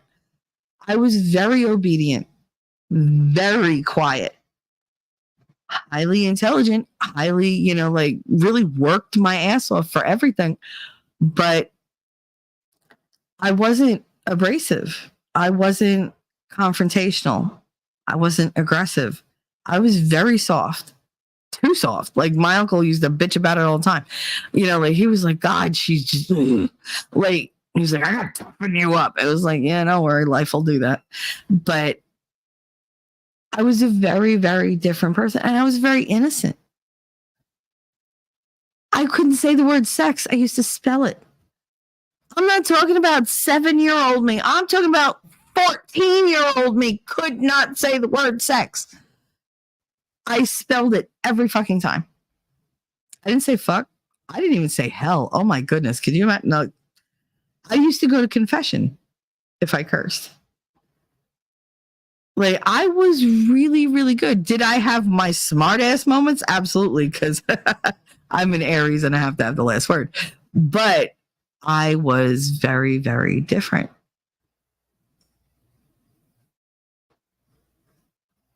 And then I was hurt.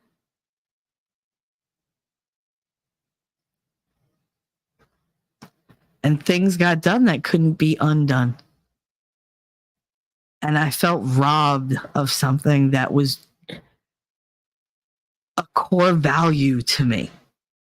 You know, that was part of my whole worth. And it was just gone. It was just taken from me. So I went the other way because everybody said, you know what? It's okay to do this. And I was like, you know what? Why isn't it okay to do that? Why not? Fuck it. Everybody's telling me to do it. And I wholeheartedly embraced it. I mean, first I downed like 8 bottles of pills and had to come back. But after that was a whole different me that came back.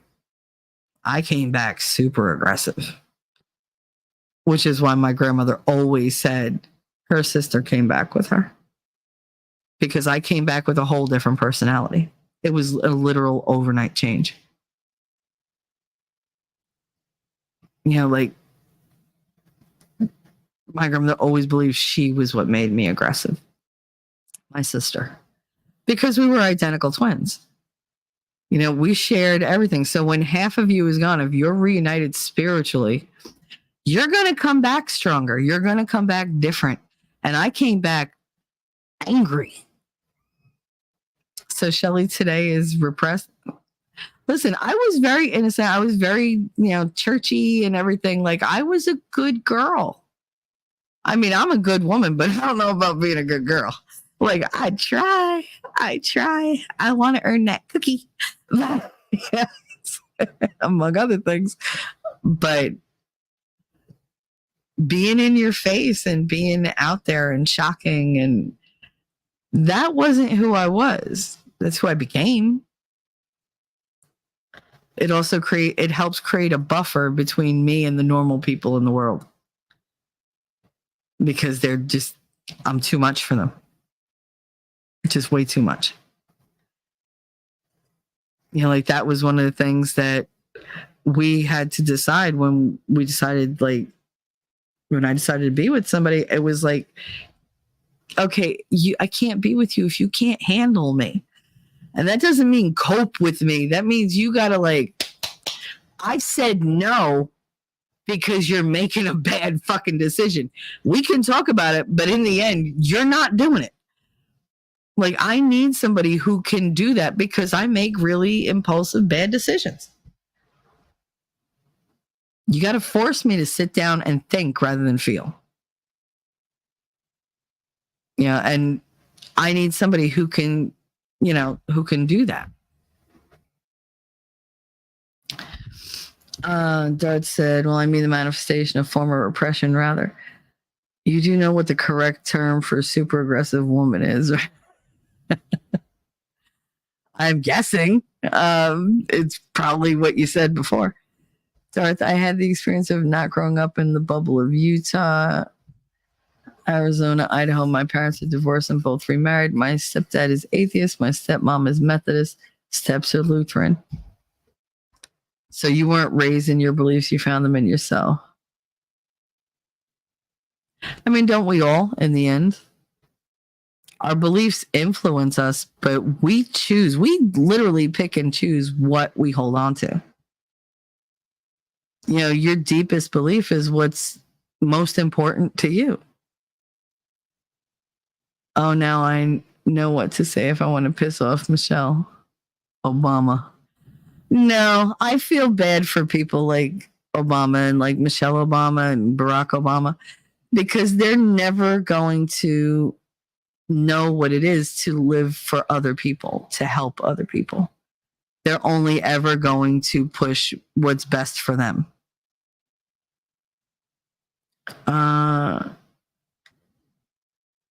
There's a reason the system of we didn't let women make decisions work for thousands of years. I'm not saying that there isn't. I'm not. But I mean, they worked really, really hard to convince me that I could do everything myself. You can have it all. And because I do not lack in ego, I lack in confidence and self-worth. Ego, not so much. I have an abundance of that bitch. I was like, yes, I can. Even if you ask me now, if they say, is there anything you can't do? There's nothing I'm not willing to try to learn, to do. I'm pretty sure I could do most things. Especially if you tell me I can't. But there's some things that physically I can't fucking do. Because I'm not built that way. But as far as learn a skill or whatever, it takes practice. I might not be good at it. But I mean, fundamentally, you could learn how to do it. It's just not, you might just really suck at it. So why bother? If I really suck at something and I'm with somebody who's good at it, it's your job. Your job. Can you pee standing up? Yes. Can I accurately pee standing up without mess? No. But is it physically possible? Yes. Darth, I was raised in my beliefs. I had a bout of questioning. At one point, thought I was agnostic. That's all right, girl. At one point, I thought I was Wiccan. But then almost died. And that's what happened. I died, and that shit went away real quick because I didn't call for the Great Mother. I called, oh, dear God, Jesus, and Mary. Because that's who I know is there in my soul. But when you're fighting with one, you go to somebody else to go, oh, look, I got somebody else. Make God jealous. God don't get jealous. He's just like, you'll be back. But then almost I didn't believe what I know to be true. And no, I do not know it all. No, I know. None of us know it all. But I mean, eventually we're going to get there. And there's going to be trees. When you get to heaven and God hands you a fruit, you are welcome. Because he got that, he was like, oh, see, that's why I made her. That was not my purpose, though, so don't make me drop dead yet. I'm just saying, there's a lot more that I could do for you. I'm full of ideas. Someday I want to be very full of a very good idea. But anyway, a great idea. Darth, apparently I tried doing that when I was a toddler. Can you pee stand? I mean, but you can pee standing up. You have to be very specific. Don't fuck with me because I love semantics. But anybody can be standing up unless you have no legs. But then I guess you could just have somebody prop you up and you could pee vertically. Yeah, it just runs down your leg. Well, I mean, no. Depends on how bad you got to pee. Because, sometimes it's, easy and sometimes it's like a racehorse. You're just like, oh, my God. Just saying.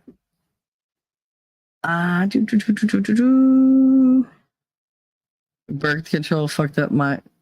Wait, yeah, I bitched about my husband taking 3 months off for a hurt foot. But when he got the flu and didn't have leave, he drug his ass to work with the flu so we can still pay the bills. Yeah, absolutely.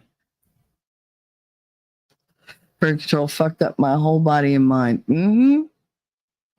Oh, yeah. They gave me that one depot shot. Well, not one. It was 2 depot shots, 3 months apart.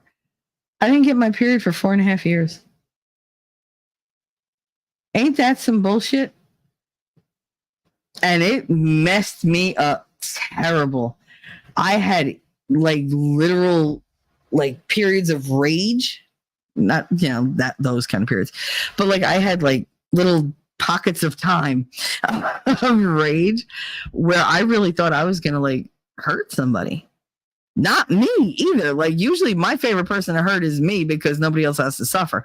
But I wanted to hurt people. It made me psychotic for a while where I went to the actual MD doctor and I was like, what is going on? He was like, oh, you should see it there. No, they can't help me. Tell me because this is not natural. I want to hurt people. I'll stand there and I'll talk to you and I'm smiling and all I want to do is reach out, grab your throat and shake you until your fucking eyes roll back in your head and you drop to the floor. This is not normal behavior for me. I'm a hugger. I'm not a choker. I don't do that. And it was the depot that it really fucked with me bad. It was really bad. The first 2 years, it was nothing but that. And then it just kind of filtered away little by little. I went through a period of time where I wanted to hurt people. Guess what I did? You hurt people. Mm-hmm. You started drinking? What? Both? Because that would have been my probably go-to.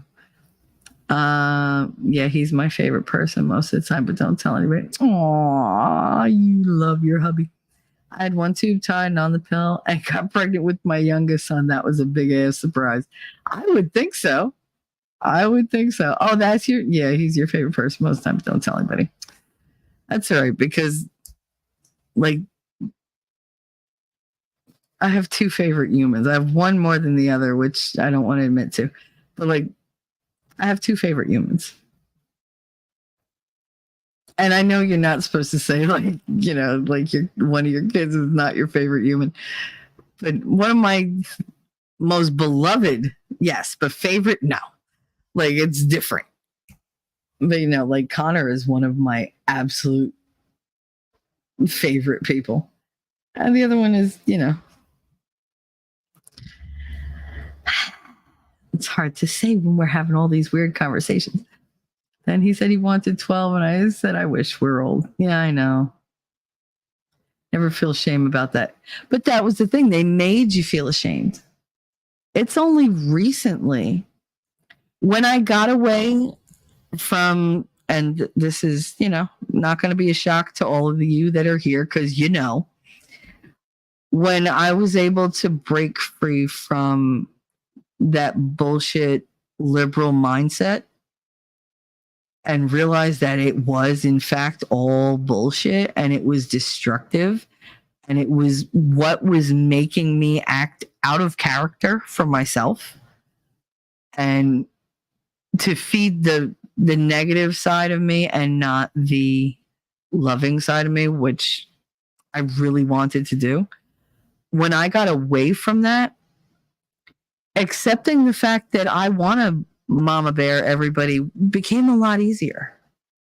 Accepting the fact that I love very easily and very deeply and that's a strength as well as it can be a weakness, but it's still a strength. That became a lot easier. So it became a lot easier for me to appreciate people, to appreciate my role in their life, my place in their life. And did it make me love some people and maybe didn't, by society standards deserve it? Yeah, maybe. But I don't believe love is given based on merit. I think you just love them. Some people just need that love. Maybe that's why they are the way they are, because nobody wanted to take the time to know them or to show them any kind of kindness or love. What does it take? You don't lose anything to love somebody. What do you lose? Face? Yeah, I'm a prideful person, but my pride ain't that important anymore. I'm proud of who I am because I can love people. Because I have that, soft head to go with my soft heart, or my soft heart to go with my soft head.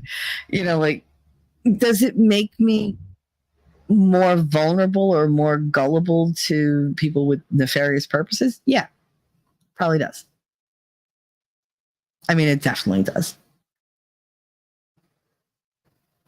But who would I be if I denied the fact that I want to hug people. I want to comfort them. I want them to not feel alone. Because they're not. You might not be on my, mind 24 hours a day. We might not talk for weeks or months or whatever, but that doesn't mean that I'm not with you in one way or, another, because I feel like I am. I feel like I send that energy out. There's just some people who reject that because they can't love themselves. I do find it very hard to love myself at times. But those times are less and less and less because I see that other people find me lovable. They don't find me, abhorrent. They don't run away in fear, and not everybody is intimidated by me. That's another thing. That's a very feminist thing. Oh, well, you're very intimidating. Was I intimidating, or did I become intimidating because people kept telling me I was? Was I living up to their standards to meet their expectations because that's what I do? Why am I get teased all the time when I'm a big mush. Why? Would you rather I be a fucking bitch all the time? Because that's a flip. That's a flip of a switch. I mean, that's real easy. And I'm mega bitch. I am Mitch the bitch. They nicknamed me that for a reason. But I don't want to be that person. I'm not willing to let everybody into my life, but I am willing to give a piece of my heart to everybody because I don't think that I'll ever run out. I really don't. The mofos that ripping up my yard. Yeah, probably. So I'm a cross between a turtle and an armadillo. Sometimes it's full on body armor. Nope. Body armor. That's so funny. Anyway, if you know, you know. I find you on Rumble because YouTube is asshole. Yes, it is.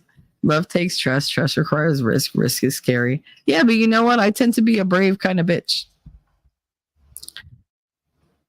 I have high anxieties. I have less now than I did when I was taking the anxiety pills, which is, gotta love Big Pharma. And I'm a lot happier and clearer now that I'm not on the antidepressants. It's like they name it something and you expect that to be the result, but that ain't it. That's not what they do. At least they didn't call you Scott the twat. That would be weird. Well, yeah, because Scott's not my name. But they took Mitch from Michelle because they used to call me Mitchell. Well, not they. Vicky's little brother just insisted. He was like, I'm not giving you a nickname, but I want to say your name different, so I'm going to call you Mitchell. I was like, all right. And from there, everybody was like, oh, Mitch. It was like, oh, God. Because Mitch was great. Mitch rhymed with bitch. So they got to make all the little Mitch the psycho bitch, Mitch the voodoo bitch, Mitch the voodoo psycho bitch. Like all these nice little adjectives that they love putting in there. It's so cute. Fuckers. This is probably a dumb question. Anya, Wolfram is a Leo? Ooh. Wolfram, you don't live in Minnesota, right? I'm just wondering. Because my ex-husband thought that he was like, a wolf. That was my nickname for him, Wolfie. And he's a Leo. So now you're making me a little nervous. Like, are you from Minnesota? Like, do you live in Minnesota? Because, oh God. Because if so, we're going to have a very different relationship from now on. This is probably a dumb reason, but I seem to like or trust Elon because the heartbreak he's had in his life. The way he talks about his first son is all too real, but I'm easily duped. Listen, the thing is, you have to have other people in power that you can kind of believe in. Otherwise, you're always going to feel like you're fighting a useless battle. Like you can't possibly ever make a difference. So to have trust in somebody like him, who's maybe not going to change everything and make everything better. I mean, he doesn't have a magic wand. He's not God.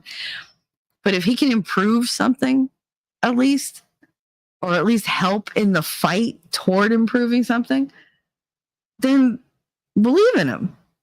Whatever appeals, whatever endears him to you, like whatever makes him endearing to you, go with that. You have to have heroes. You have to have, people that you could look at them and go, you know what? I believe in that person. Whether they're Elon Musk or Winning Reality, I needed somebody that I could believe in. I got Winning. I believe in him. I don't care what anybody else. I will fight and fight and fight. I believe in him. Because for good or for bad, he has never been flaky with me. He has always been upfront and consistent and somebody that I could count on to never bullshit me. Even if he's telling me all the things I don't like to hear. When I'm like, I don't want to hear it, he's like, well, you're gonna. And it's like, fine. Because I know I have to hear it and nobody else has the balls to tell me in a, way that I'm going to receive it. Like Darth has no problem telling me truths I don't want to fucking hear, but it's his delivery that needs work. It's the delivery that, that's where we bump heads. It's not the message, it's, the delivery of the message. So, I mean, everybody needs somebody like that in their life that they can look to and go, okay, you're fighting this fight. All right, that'll recharge me. Like, I can do this. If you can do this, I can do this. And together, well, let's do it together. Fuck it. Let's go. And that's what you do. You find somebody who aligns with you, who compliments you, somebody to believe in. I didn't have anybody to believe in for the longest time. And I didn't believe in me. And I had nobody who seemed to believe in me. I mean, I obviously had people who believed I could do things, but did they believe in me as a person? No. And again, like the whole independent mind, be uniquely you, do what you want, whatever. All those decisions led to heartbreak for me. Oh, go ahead. You could be with as many guys, whatever. In fact, the only way that you're going to prove that you're worth anything is to go and seduce that guy, go seduce that guy, go seduce that guy, because they're ungettable. So you go get them and you prove that you are a fucking queen. I never wanted to be a queen. I wanted to be a mom. I didn't realize I could be both, but I would prefer to always be the mom, the wife, the heart. I don't want to rule. But if I see you're not capable of taking charge of anything, I will step up because I know that I am. Not because I wanted to be, because I had to be. I didn't have a choice. I made a choice that left me with very few choices. Put it that way. And that's where I think like the whole, you don't need a man, fucked me up. Go out, go ahead, oh, it's gone. You're never going to get it back. So you are worth nothing now. So just go have fun. Be wild, be reckless. Because if there's one thing that the fucking feminists, they push is recklessness. Burn this, give up that, fight for this, be loud, you get in their face.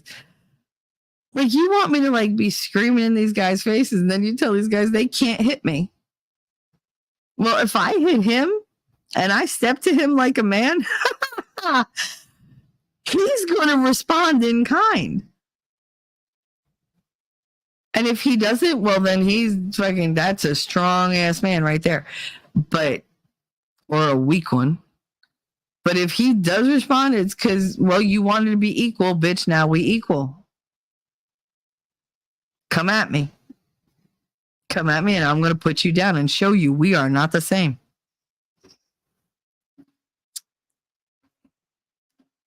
See, I didn't get hit because I, like wild out or whatever on them. I got hit because that's how they felt superior. That was how they felt powerful. Because they knew that they could never get on my level. It seems like the ones who deserved me the least, like who weren't on my level intellectually or like in any way, shape, or form, those were the most violent toward me. And most of them would tell me later, you were out of my league. I know that. It had nothing to do with looks or anything. I mean, yeah, I was way prettier, but, than they deserved. But they knew that they weren't quality enough for me. They could never satisfy me. So if you can't satisfy, what I need in life, yeah, beat her down. Beat her down. Damn, still going. Yep, nerd, still going. Still going. I know that was 15 minutes ago, whatever.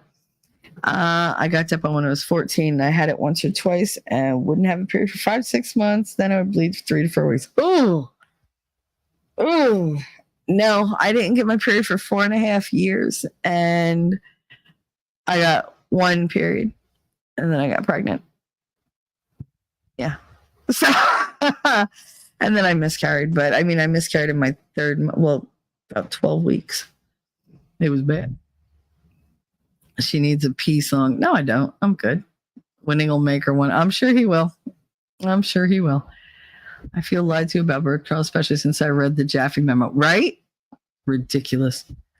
That causes PCOS, and I was told I wouldn't have kids, so I wasn't careful. I mean, like I said, when I got pregnant with Katie, I was told that I couldn't because what Carlos had done to me. And, when he stomped on my stomach when I was pregnant, when I had that miscarriage, my uterus collapsed. It literally, there was nothing was getting in there. But apparently Miguel straightened that shit out. So it's like, whatever. That or he is what we call him. We call him super sperm. I mean, the man does have 5 children. By 4 different women. Mm-hmm. So, yeah. Nerd, you're my favorite. Aw, you are. You're so special, honey. You know why you're so special?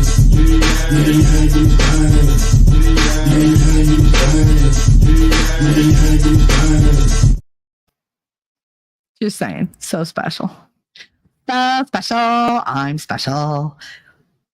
And yeah, she's older now and still be a pain in my butt. I was sick as hell, and she called me to say that I don't spend enough time with her on the phone and visit. And I hurt her feelings. Boo-hoo. Aw. Who said that? Who said that? Teenage girls are the devil. Yes, they really are. They really are. God damn it. Oh, here we go. I don't know why it jumped ahead. Abstinence was my favorite birth control, but now I'm married. I'm like, Matt, game on. You know, see, abstinence, I don't like it. I'm like, my celibacies have always been forced on me. I have sex for 6 years after I got pregnant with Connor because I was busy. I was just busy. If Miguel were a woman, we would call him a slut. I call him a man whore. Him and Connor's father. Like Katie's father and Connor's father, they're both man whores. Tommy, too. Tommy was a man whore. God, if you stood still long enough, he fucked you. Like, Here's the truth. Tea is made of ham. Now, see, you don't know. What if I was Jewish? That would be very upsetting. As it is, I'm Catholic, so no. I literally have a ham and sandwich right next to me.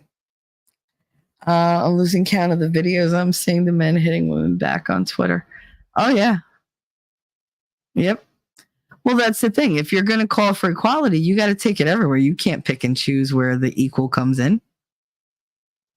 Oh, I could do anything you could do. Then I guess you could take a right hook, right? And get back up and fight. Nope. No? Oh, you don't like that? Well, then we have a problem.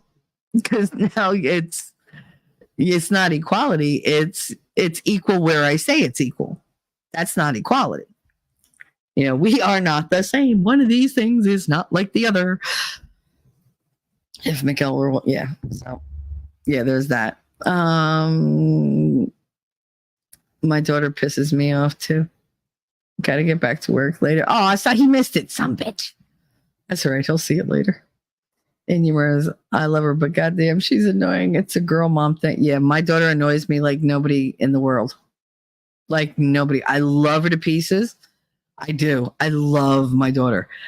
But she can set me off in a half a second.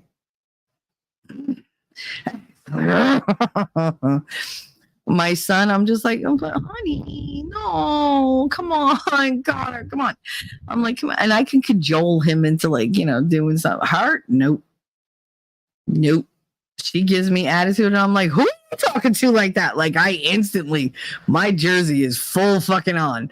And she's like, because she's like, no, forgot who I was talking to. California girls are succubi. Suck you by, suck you twice, whatever. Definitely a girl mom thing. Yeah. And yeah, she's like, I'm still being a pain in my butt. I was sick as hell. Yep. You don't spend enough. I remember that. You told me that. Rabbit! Hello, everyone. Can't stay but taking a break from defrosting my car. Oh, no. I know you're probably gone by now. That was 17 minutes ago. I got to get through these damn chats. Love you, Rabbit. Please be careful outside. Please. I know you're still not like up to snuff yet.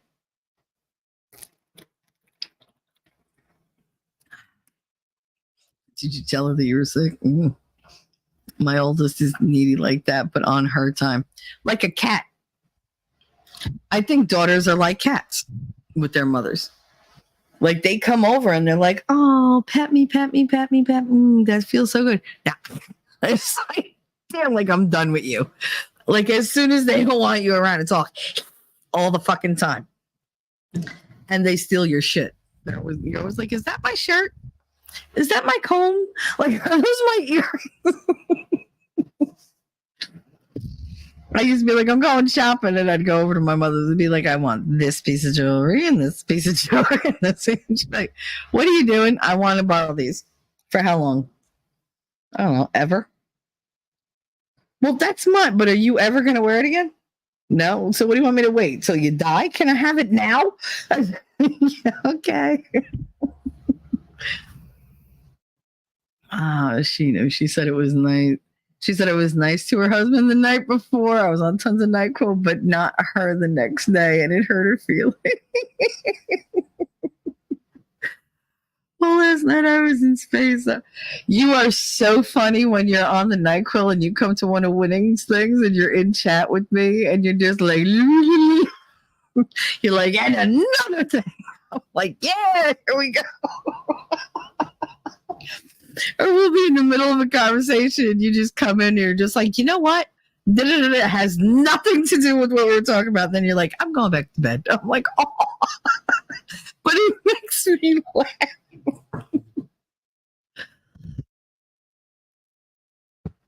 So funny. I love you guys. I do. I love my chat. Same less on the weekend when my son-in-law is off. I can't get her to answer the phone. Yeah, no. I'll sit here and I'm like, Kate. I can't say it too loud because now she'll probably come out and be like, you called me? I'll be like, no. You're hearing shit. Oh my God, are you hearing my voice when I'm not calling you? That's so weird, Kate. I fuck with her something terrible. I had her convinced once because we were playing pranks on her, me and Connor. We were like, who can get the better prank? And I had her convinced because she brushed her teeth and I was standing in the doorway watching her. And she was like, what? I was like, that's your toothbrush? And she was like, yeah, why? I said, oh my God. I was like, I didn't know that was anybody's toothbrush. I just used it. She was like, that's okay. I was like, to scrub the toilet. She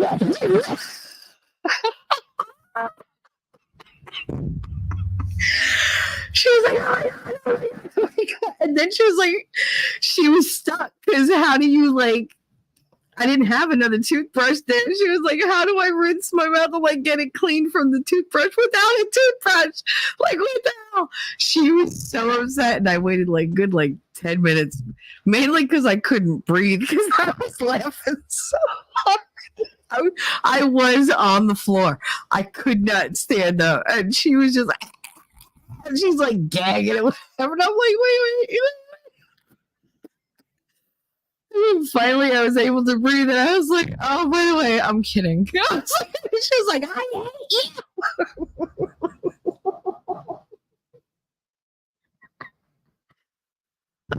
I won the prank wars because nobody was getting a better reaction from her than I did at that one. But oh my God, she was so mad.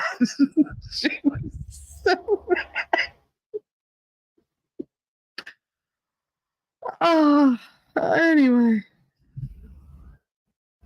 I always told my oldest girl that she had too many feelings. Is that the one that took it to the fence? I'm just wondering.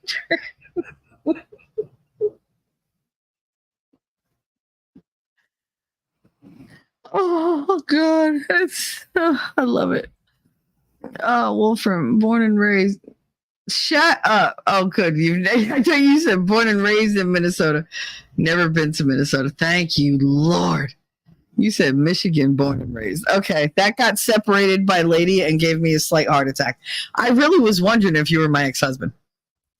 I was going to be very upset if you were. Because I know that he listens to some of my streams, usually through a Twitter link or whatever, or through Facebook. But I really was hoping that he wasn't stupid enough to come in and chat with me, because then no. You scared me. You scared me. Oh my goodness. Don't do that. Movie plot idea: modern day journalist time traveling to the Civil War era. Okay. Any particular, next time you see Alice, ask her about them Packers. Okay. Go Lions. This year has been some good football. Nice. A modern day journalist time traveling to the Civil War era. They would never survive. I mean, I know how to use an outhouse. I know how to use friggin', the water pumps. Because many, many times, down the shore, when we had the first house, the power would go out all the time because it wasn't, I was little. And like, it wasn't like a really, I don't want to say like densely popular, but it wasn't like a popular place to go. And a lot of them were summer homes. So you had to start everything up when you got down there. And my great grandparents had that house. So they didn't like upgrade a lot of things. They had the water pump outside that, you know, that you do with the like, you know, or with the lever. Like that's what they had. They didn't have piping running outside for a, you know, automatic thing. My aunts later had a shower put in. But for the most part, when you got home from the beach, we didn't have like the hose or whatever. You had the hand pump. And that's what you used. No, like, I mean, I don't know. Like, I don't need all the luxuries. Do I like them? Yes, I do. Yes, I do, but I don't need them. I would like to have my basic necessities. But the thing that I need most in my life are people. Everything else I can work around. But I need the humans. I need good humans. This is going to sound sappy. But I don't give a fuck. I believe in hubby. And for some reason, he believes in me. And that's the way it should be. You know, you should be with somebody that you have faith in. You believe in them to be who they are and to be who you need. And in turn, you turn around and give that same energy and effort right back. That's what builds a bond. There should be nobody more important in your life to you than your spouse or your significant other or whatever. Like, that's your partner for life. Kids grow up. They meet other people. They leave you. They'll come back and visit, but they're not going to like spend their life dedicated to you. I mean, some do, but they're not the ones that go get married. You know, they're mostly like, you know, they just live with you forever. That'll be Katie. I still have hope that Katie meets somebody one day who's just going to love her as she is and take her off my hands. Because I do, I didn't think that my kids would be with me always. I always believed they'd live like close by, but I didn't think that they would always live like in my house. Maybe like on an upper floor, because again, that's how I grew up. But we had private, you know, areas. Like we had our own privacy. We had our own domiciles. And you just put the younger ones at the top because then the older ones wouldn't interfere because they couldn't climb all those stairs. That was the nice thing. Yeah, it was a bitch getting up there, but at least, you know, the older people couldn't fuck with you because they were like, throw this down. Okay. Jesus should be the most important. I'm talking about somebody corporeal on earth, somebody that you live with. Jesus should, like, God should be the most important in your heart. Yes, in your soul, in your mind. But day to day, somebody that you have to interact with, who you depend on to carry out chores and like physically be there, that should be your spouse. You shouldn't have secrets from the person that you choose to spend your life with. You shouldn't have fear of them in any way, shape, or form. Like, even the fear of losing them. Like, if you're afraid of losing somebody, it means that you're not confident in your relationship with them, that it's sustainable. That means there's something lacking there that you think they could find somewhere else that maybe they're going to leave you for, or that you're going to leave them for. You know, so you got to think about that kind of stuff. You have to, I do believe that your best friend should be the person that you're with, and the person you're with should be your best friend. You can't force it. But if you can have that, that is the strongest, most solid relationship, like foundation for a relationship, I believe. Like I said, it's just my belief. I don't know shit. Like, look at me. I've been in horrible relationships my entire fucking existence. You know, it's just now that I'm different. But I had to do all those hurts and feel all those hurts to be like, this is not what I want. I want that. See, it was a lot easier to say, I don't want to get hurt. I don't want to. But it was really, really difficult to admit, I want to be loved. I want to be needed. I want to be wanted. I need this to fulfill me as a person in my role. Like, I'm happy with me, but I'd be a lot happier if this is what my life is like. Because I was told to never ask for anything. Nobody's ever going to give you anything. You got to go out there and get it yourself, earn it yourself. You don't need anybody. You got to do it yourself, girl. And that's what I did. And that made me think I didn't need anybody. No, I need somebody. I need a partner. I need that other half of, I need somebody on the other half of the seesaw. Otherwise, I'm just going to be sitting there in the ground like, do. And that's a hard, like, if somebody abandons the one side of the seesaw, you're coming down hard. It hurts when you hit the ground. I'm my best friend of me. Listen, nobody hurts me more than me. Okay? Self-sabotage is a thing. Catastrophic thinking is a thing. Self-fulfilling prophecies are a thing. My tier is God, then Jesus, then hubby, then children, the extended family, then friends. Yeah, I mean, that's the way it should be, but I meant like physically manifested people. I'm not talking about, I wasn't talking spiritually, because I said the most important person should be. Like, God and Jesus, they're not people. But I totally get what you're saying, Ellie, and I agree. I absolutely agree. I don't know about the extended family. It depends. If I had better extended family, maybe. But as mine have abandoned me, fuck them. It's like sorry, you abused me enough. I'm done with you. I want my money and my time back from all my prior relationships. Who are you telling?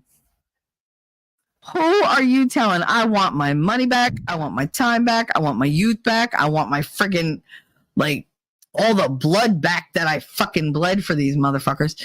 Especially the asshole ex-husband who used to bleed me from cutting me while I was asleep. Fucking, no, I'm a vampire. No, you're not. You know how? Because if I stick you with metal through the heart, you'll die. A vampire wouldn't. Only if it was a wooden stake. Or a metal cross. But I mean, if I expose you to sunlight, are you going to go and turn to dust? No, I've tried. Trust me, I've tried. I couldn't be able to smother you to death because you don't need to breathe. Like, you're not a vampire. I legit put garlic in everything that you eat. Like, are you kidding me? God and Jesus are people because God is everything. All right, now you want to get like in the weeds, like really into like the nitty gritty of it. Fine. I was talking about corporeal people. I'm not talking about God and Jesus in people. I'm talking about people on their own. Yes, God is in everything, but that doesn't mean that I'm going to like, put a plant above somebody else. Fuck the plant. God's still in the plant though. He created everything. So, I mean, that argument don't work for me. You knew what I meant. You're just trying to be honorary. That's fine. Be nitpicky. Yes. Also, I understand about past relationships. Just take it as an investment in yourself. You learned from all those relationships. Did we, though? Did we? Oh. Some days I'm sure of it. And some days I wonder. I wonder why. We're not getting into the weeds. Don't let Xander drag you off into the weeds. I'm not.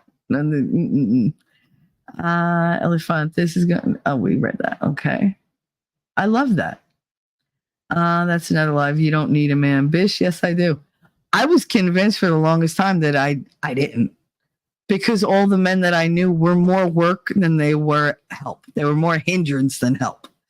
So it was like, Rabbit said, Shelly, I believe in you. You inspire me to do better. Oh, Rabbit, I love you. God, you're so sweet. I shouldn't be an inspiration to anybody, but I do hope that I help people not feel so alone. I just want you to feel better. Even if I make you laugh once and I just brighten your day a little bit, or you think of something, like somebody will say something that reminds you of something and you just smile out of nowhere when you didn't think you could smile, that makes me happy. Because I want people to laugh. I really try not to take life too seriously anymore. Because when I do, I just get so depressed I can't deal with it. And you said it's probably a downfall, but I never wanted to be on my own. I'm too schizo to be alone with myself. So my husband gets distant, I seem to fall apart. No, but I mean, I get that. I've done that. I'm like, please, like, would you talk to me? Well, we're just like hanging out. I'm just in a quiet mood. Okay, but I need you to talk to me. Why? Because I'm inside my head too much and I need somebody to get me out of my head. And only you can do that. Like, come on. And it's like, okay. Like that, I need that. I do. Because when I start thinking too much, it's oof. And trolling should always, mean trolling is no bueno. Wait. Someone smacks Sandra with the hammer. Oh no. Semantics are fun because it allows me to troll without being mean. That's not trolling. That's just you being a pain in my ass. That's not trolling. Mean trolling is no bueno. Trolling should always end with someone laughing. Yeah. You're always laughing. Well, that's all right. That's not trolling. Trolling is mean-spirited. Razzing is different. Yeah, trolling isn't only mean. Just because people don't know the meaning of words. So let's not call it trolling. Let's just call it ball busting. How about that? You just like being difficult.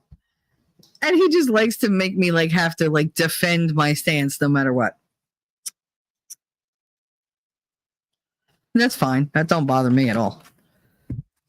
If it does, I'll just ignore you like I'm going to do now. No, I'm kidding.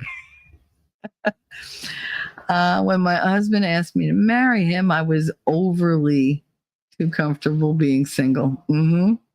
And was to the point where I was like, I'll be a crazy old cat lady. Yeah, no, I know. Believe me, had I not gotten sick, I probably would not have woken up to the fact that, bitch, this is what your life is going to be like if you keep pushing people away.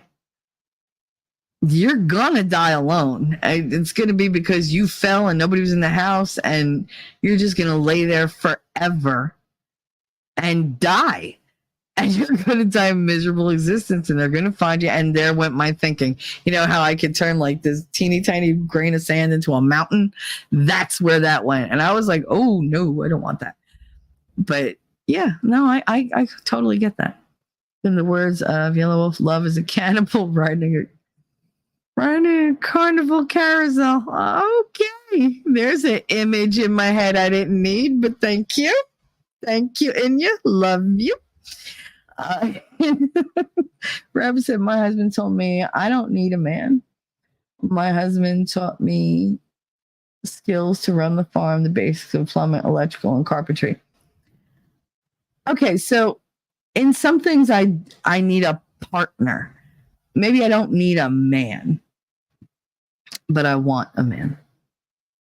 I want a man to walk through this world with me. I want a man to, just be there. I want to be able to live with my man, walk past him, and just randomly hug him just because either I need it or he does. I want somebody to hold hands with. Like I said, I don't want the big gestures. I don't need anything expensive or glitzy or whatever. I need somebody to, hold my face and say, you matter to me and I love you. and just kiss me and that's it. That would curl every one of my toes. Like, I would just melt. I would be the biggest fucking mush. You just have no idea. Like, you show me some kindness, and that's it. Like, it's hard to explain because it's different. Like, I have a different reaction to everybody, different degrees. But like, if you're in a relationship, if you love me, you love me, I love you, and you're as kind to me as I am to you, if there's that mutual respect and affection going back and forth, then I don't care what labels people want to put on, this or that, or whatever. I do what I'm good at, you do what you're good at, and we work together. If we're complementary, great. If we both have the same strength, that's, double the pleasure, double the fun. That's double force. Like, let's go. That's an unstoppable force in my eyes. And that's the goal. You're building a relationship that stands up against everything that wants to push it down. And it could stand up to it effortlessly. It's really not that difficult if you put your pride aside and actually, like, just talk. Don't be afraid. Like, I'm still afraid to say some things, because rejection hurts. Disappointment hurts. And not everybody's going to bend to what you want. You got to learn to compromise. You got to learn to be willing to let things go in favor of things that are more important. So, yeah, I don't need anything. I can spackle a wall. I can change a tire. I can, unclog a toilet. I don't want to. I want him to do that. The same way he can cook a soup, he can make a sandwich, he can, he can go jerk off, but he wants me to do that stuff. Like, that's give and take, man. That's how you learn to, you get a cohesive kind of in sync thing going on. The best I can do is grab your face and say, "Shut up, you stupid, make me a sandwich," and kiss your forehead and try not to laugh hysterically. But see, you'll find somebody who will love that. That's what you need. You need to find the person that's like, "Oh, my dart." Like, that's what you need. Maybe they like taco better than hot dog. Wait, what? Razzball must be a smart ass. I may be an ass, but I'm not a smart one. Trolling can go to hell and die. Okay. Why would you partner with a woman? That would be like partnering with a less competent man. It depends. If you have a lot, it depends. Dart. Some people have a lot of trauma. I honestly don't think that I would have ever gone that route had I not been recently traumatized by a man, violated by a man. I don't think I would have gone that way. I really don't. I don't think I would have been attracted to like females to the extent that I am. I think I still would have appreciated the beauty of them because, like I've said many times, I find beauty all around. But I don't think I would have turned that sexual if it hadn't been for the shit my father started when I was 3. Like, because it wouldn't have been in my brain. It would have been like, she's pretty, I want to be like her. It wouldn't have been what it was. Like, she's pretty, I want that. Like, because I was introduced to way too many advanced sexual things before, like, my central nervous system really got, like, settled. So, I mean, those are all things that were there that shouldn't have been. Influences and thoughts that my poor little 3-year-old brain was not prepared to deal with. So I think if those hadn't happened, I probably wouldn't have gone that route at all. it would have been a more like women are an inspiration. I want to be like that rather than women are, you know, something that I could seduce and throw away. Because that's what it was. It was just, oh, look, I bet you I can have her. It became like, I don't know, some weird conquest thing. I guess I was somebody's conquest. So now that's how I see women. Like, that's how I saw them anyway. And I don't think I would have without that. Hot dogs are taco. I mean, hot dogs are like tacos, but it's, you know, it's different. One is messy and drips down your chin, and the other one could get stuck in your throat and choke you. That's the difference. I don't like messes, which is why you should never, ever be a quitter, because that leads to mess. Cereal is soup. Of course it is. Duh. Can you piece in? Oh, that person doesn't exist. You don't know that. You don't know that. I would bet you $100 million that my person didn't exist. And yet he does. He does. Shocked the shit out of me, let me tell you. But he does. My person exists. Women are amazing sandwich making. Sex pill is very squishy and cuddly. I mean, duh. Sugar soup. Sugar and corn soup. Wheat soup. Be careful, rabbit. Yesterday on Winning Stream, there was a cloud shaped like a rabbit, and I was messing. Oh my God, there really was. There really was. There was a cloud that was shaped like a rabbit. She was like, "Oh yeah, it's like a rabbit." She was so happy. It was so funny. And weirdly, always wants to borrow things like on the Who Wants to Borrow a Shelf. Who borrows a shelf?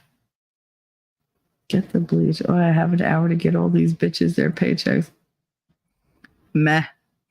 Relationships aren't worth it. If God wanted me to be with somebody, he'd have put me not in California surrounded by all these streetwalkers. Well, you know what? Maybe God put you in California so that you could appreciate what a, you know, actual woman is like. He put you there so you could learn what you don't want. Because maybe you're a little stubborn. You think? Maybe. You still have a choice in where you live. Yep. California is a prison, Ellie. The system is designed to keep people here. It's the Hotel California. It's just the whole fucking state. You can check out anytime you like, but you can never leave. My BFF was OG from California. She packed it up and left. Hell yeah. Shelly needs a roommate. Nope. I need a permanent roommate and a permanent playmate, but we getting there. Scott Freedom, what's up? Live free, my dude. How you doing? Jacob Peets, I'm with Rabbit's husband on that. I don't do anything for the wife. I teach her. I've said it since we were 16. God forbid anything happens to me, you'll need this. Oh yeah, no. That was Daddy's whole thing. Like before Daddy died, like my mother was like, "Oh my God, I know how to do it. I know how to do that." How do you know how to do all this shit? Because Daddy taught me. Well, why did he teach you? Because you're dumb. Like that was my genuine answer. Because it was like, because she had an attitude when she asked me. She was like, "Why did he teach you?" I mean, I was 13 at the time, but I was like, "Because you're dumb." Because she is. When he passed away, she was so fucking out of it that I had to drive the Jeep with her and I in it all the way down the mountain from the hospital to the house. Like, I wasn't upset too, but she was inconsolable. So it was just like, okay, you can't fucking drive from here to there. I got to do it. I wasn't, believe it or not, I was not used to driving an automatic transmission. I wasn't. I was used to, and I kept going, like I missed the shifting because that was what I drove to plow the gas station. But, an automatic transmission should be easy. But when you're reaching for the clutch and it's not there, you're like, what the fuck? Like, what do I do with this truck? Like, God damn it. But I also wasn't used to driving in traffic. That was another one. And down a fucking steep, winding mountain. I was not used to that shit. And at 13, I had to do that because she was incapable. But it's like he knew, because he made sure, like, all the electronics in the house, he sat me down and, like, taught me this. Like, this is when you had to have a wire to everything. I'm going to say exactly how old it is. To connect your, I guess, not receiver, like the hub to everything else. The wires had forks on them. So you had to unscrew the base, slip the fork between the two pieces, like the top of the screw and the base metal that was attached to the apparatus. And then you had to, like, screw the thing tighter so that it stayed. That's how old the electronics are that I learned on. Okay, like, my father taught me, like, even with the Jeep, where the fuses were, how to replace them, how to know which one went where and whatever. Like, he taught me all that stuff. He taught me how to pay the bills. He taught me how to change a tire. He taught me, because I knew how to do it with the auto, like with the air, with the air gun, basically, like how to undo the lug nuts, like real, and they're done. I didn't know how to do it with the star wrench. Like I don't even know what it's called. And like the lug nut wrench, I guess. But I didn't know how to do that. I didn't know how to do the jack because all the cars I worked on went up on a hydraulic lift.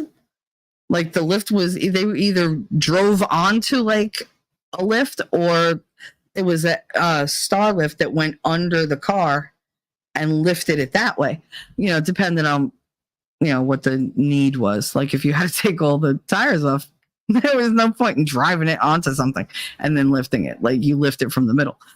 But I knew how to do that, but I didn't know how to use like a handheld jack on the side of a road in traffic. He made sure I knew how to do that. Because he's like, and thank God, because I was 9 months pregnant, stuck on the side of the road, nobody stopping. It's like, what the fuck? I'm back to DeFrost was listening. Aw. And yeah, bitch is going to get their money at some point. Yeah. Hot dogs belong in tacos. Pete, you're not wrong. You're not wrong. Much love, T3 and everybody. Aw. I love that you're here, Scott. Welcome, welcome, welcome.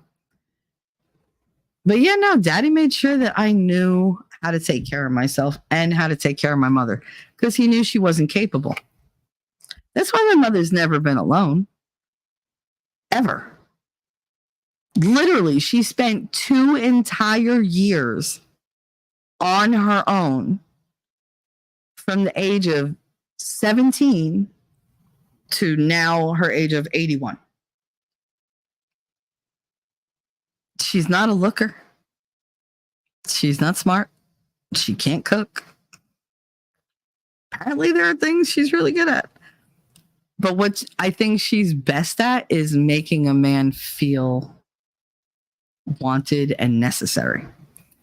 But she does it in such a weak-willed way that I never want to be seen that way. Because I resent her for being that way. I do. It disgusts me when she's like, oh, I can't do this. I need you to do this for me. Like, bitch, you can do that. You don't want it. You want him to do that. Well, it's something that he can do. Okay, you know what else he can do? He can get a job. How about that one? You never make them do that. It's like, but my father, you worked to that. Daddy worked himself to death, literally at 34. I knew some street girls who were really good people, but fell into bad circumstances. That happens a lot. It does. Because when you grow up in a house where your education isn't important, learning a skill isn't important, there's one thing all women can do. And all men want, even if the girl does it badly, they still want it. Somebody out there wants it. So yeah, that's the fallback. It's dangerous, it's demoralizing, but you can do it and you can survive on it. That's the thing. You know, you got to do what you can to survive. All right, so wrapping this up. Yeah, feminism really, I feel like it sabotaged everything that I ever wanted, and it pushed me so far off my path that I never thought I would ever have that. I never thought I'd get back to it. And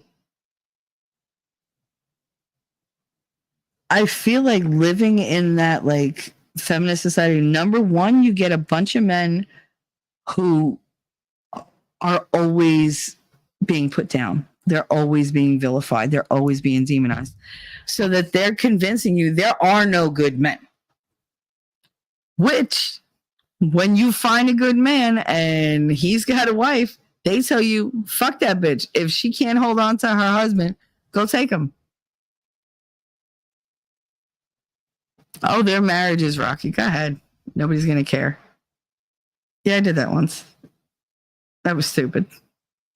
But I could never like follow through with that. That was just purely words. But it didn't matter. I still am ashamed of that.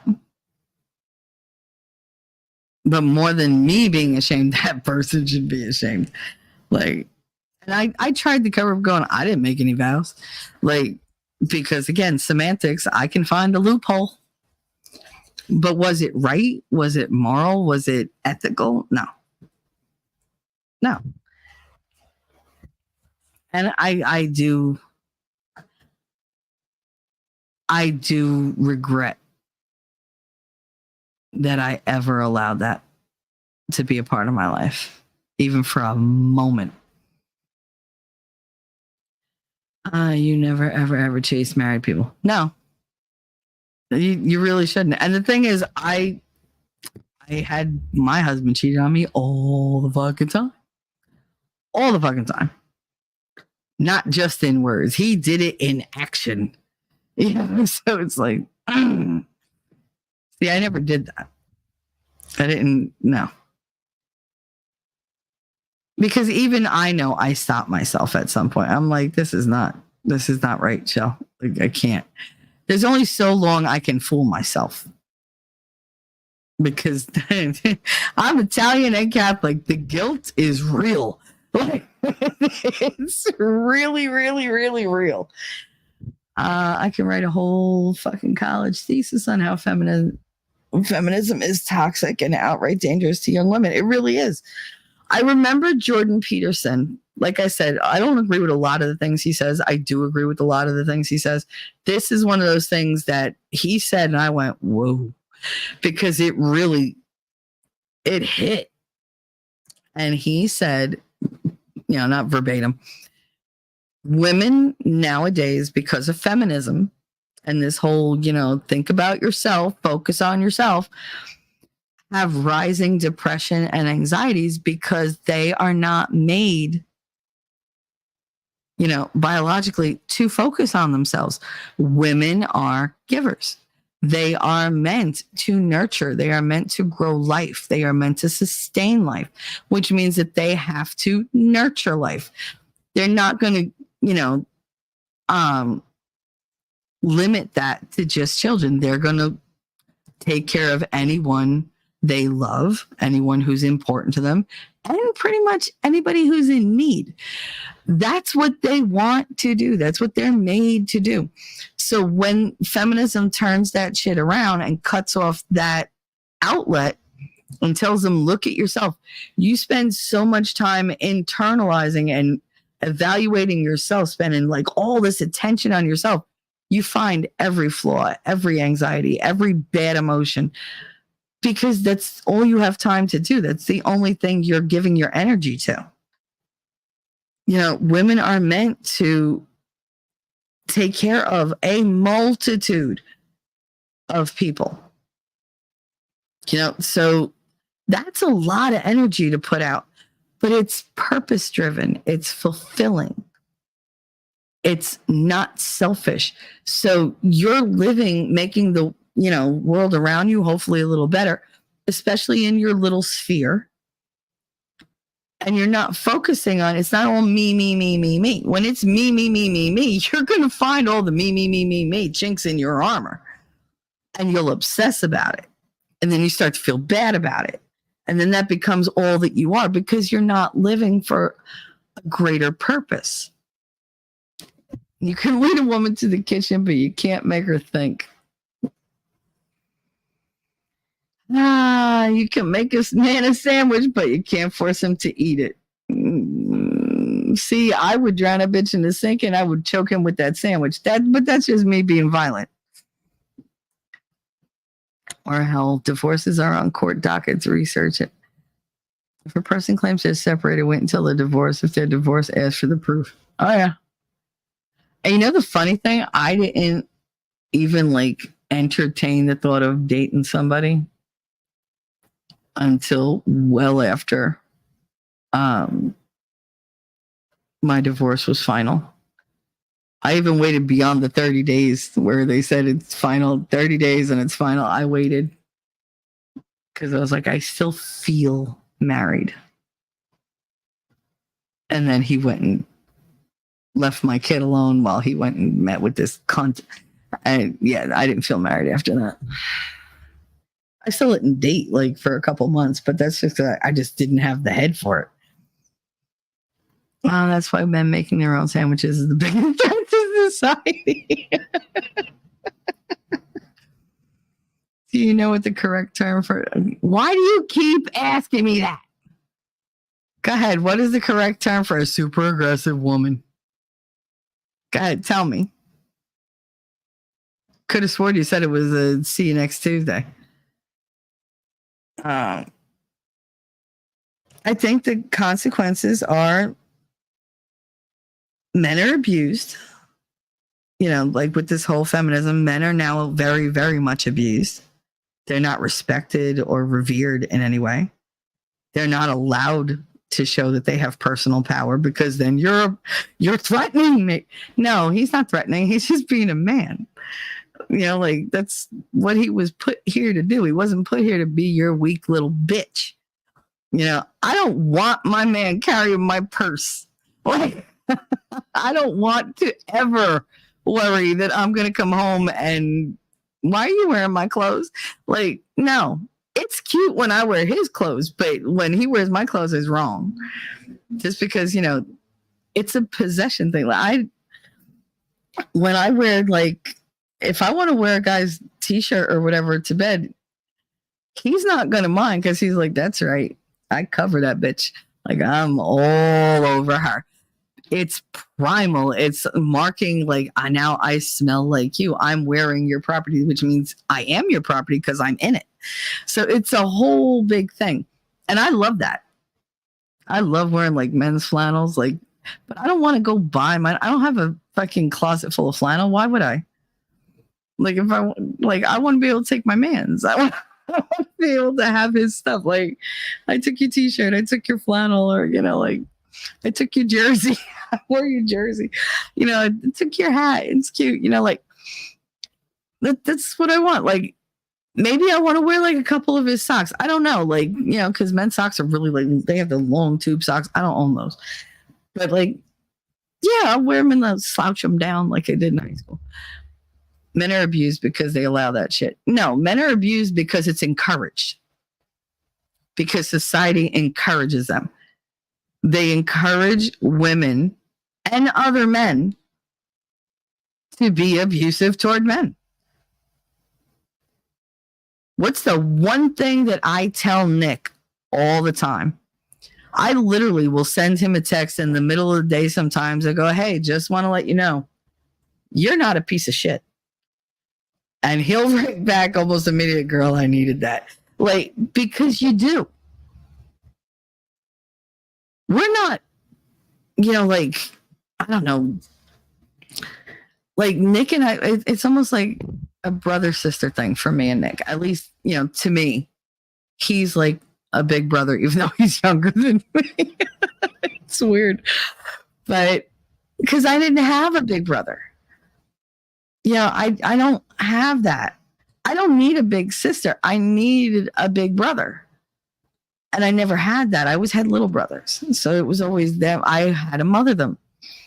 With Nick, it's different. He has no problem calling me on my bullshit either.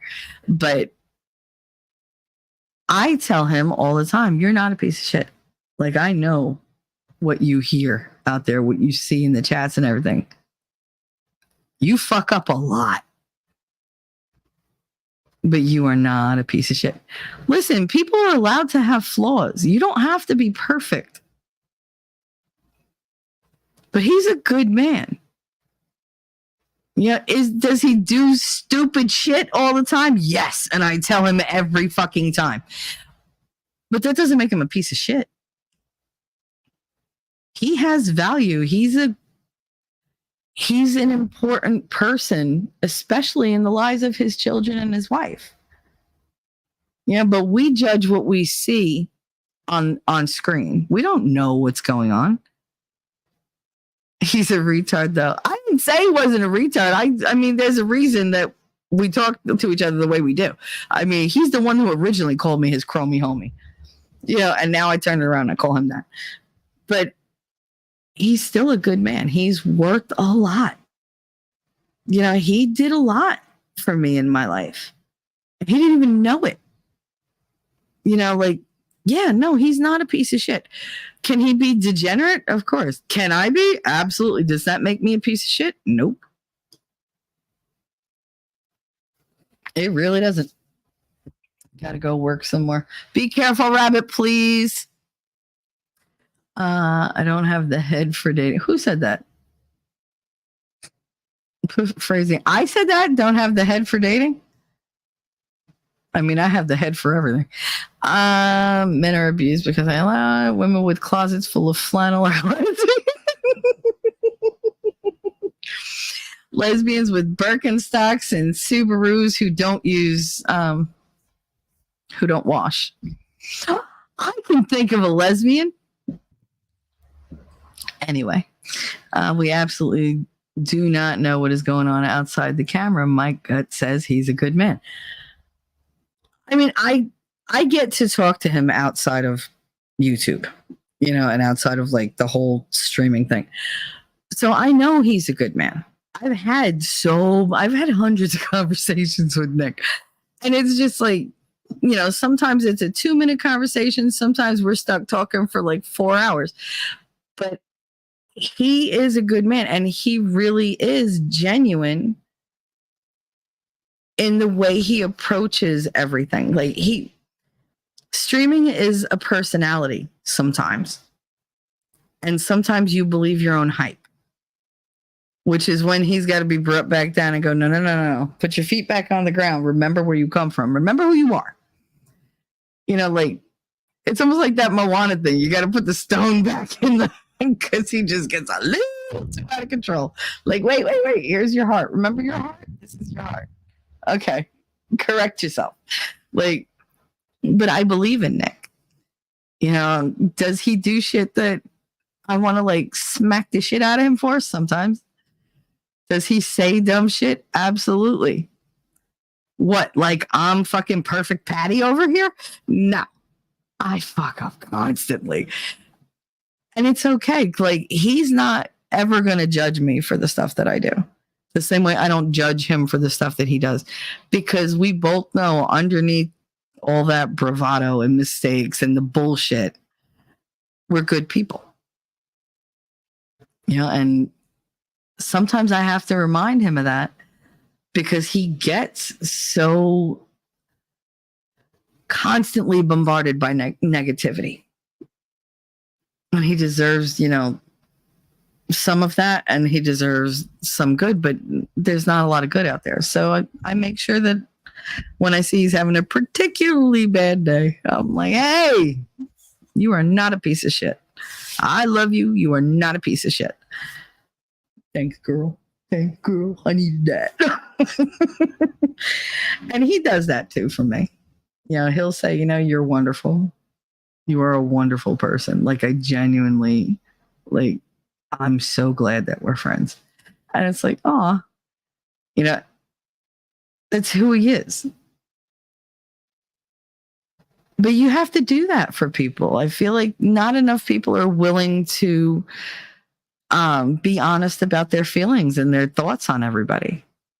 Nobody wants to be seen as sappy or corny or cheesy because somebody came along and said, oh, if you're if you're nice to somebody or if you tell them the truth about what you think of them, what a pussy you are.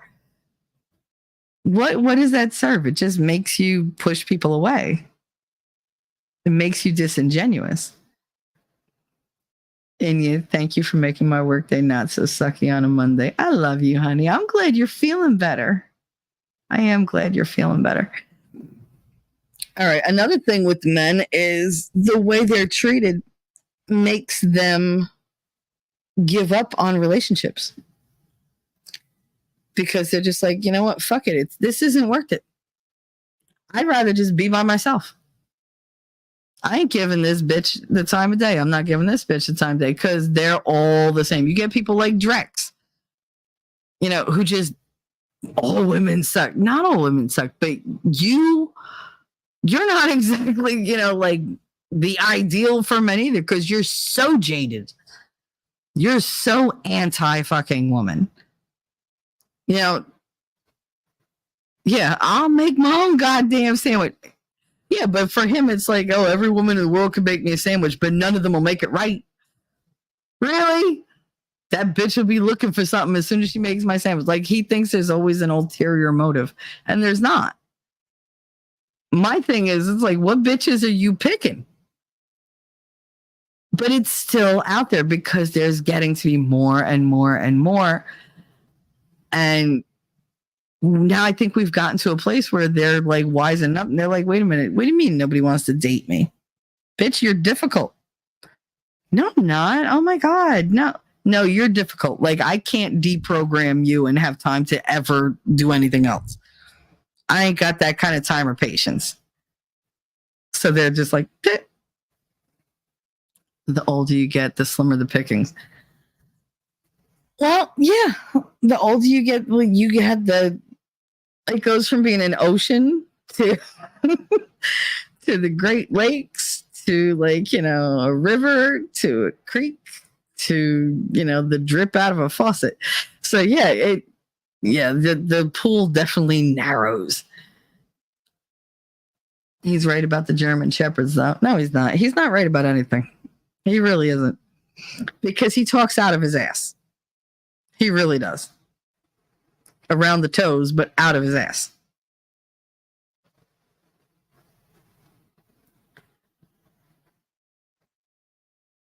He generalizes too much. My husband is that way. He dislikes most women. You're the only woman I follow that he'll even listen to her. Yeah. Yeah, that makes me happy. But that's because I'm not a man basher. I love men. I've always loved men. That's my problem. Because I could never just be like, oh, I'm just going to give it up. I said I can't live without men. I can't. I cannot give up on men. I can't give them up. I can't give up on them. It's just for the first time, in my life, I feel strong enough to say, I want to take care of my man. I don't want some other bitch able to come along and be like, well, you didn't do. No, I will do everything to keep my man happy. And guess what? He'll do anything to keep me happy. Anything to make me laugh, to make me smile. Because that's my goal. It's not about what you can give me. It's how I feel about giving you everything. I want you to have everything. But you're going to be the person that's going to want me to have everything. Everything that I need. I want you to have everything you need. I want to make you happy. Because you're not guaranteed the future. You know, I don't know that I'm going to be here in 20 years. I don't know I'll be here in 20 minutes. I could be on here and drop the fuck dead. Nobody knows.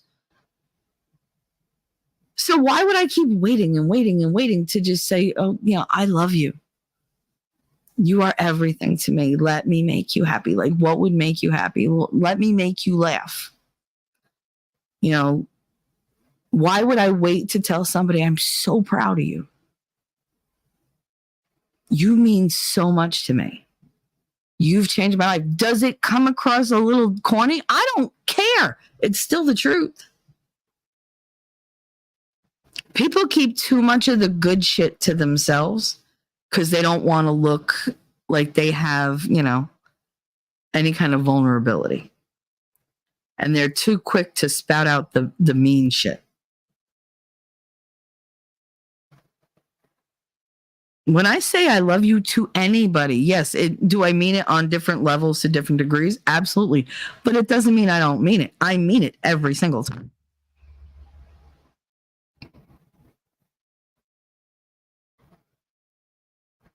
But the person that I give my heart to, like, I'm giving you my heart. Of course I want you to be happy.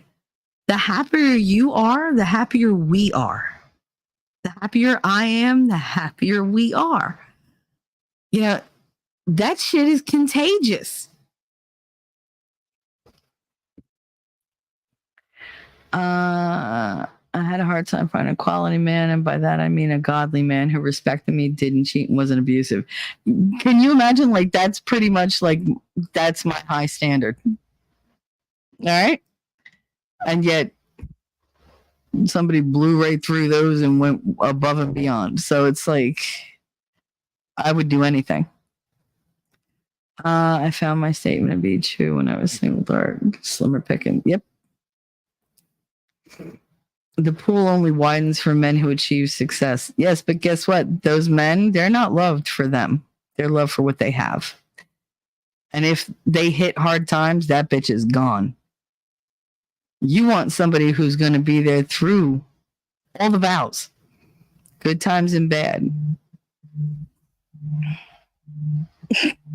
Speaking of, my phone is ringing.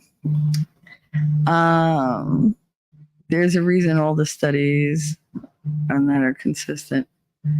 I don't keep any of the good shit to myself, and people hate me for it. Not you guys, but some people. Not everybody's ready to receive the good stuff because they don't believe it in themselves. They don't believe themselves worthy, so they get a little shitty. T-Rex, you're just showing up when I'm leaving. I've been going for almost 6 hours. I don't know why you say it like it's new.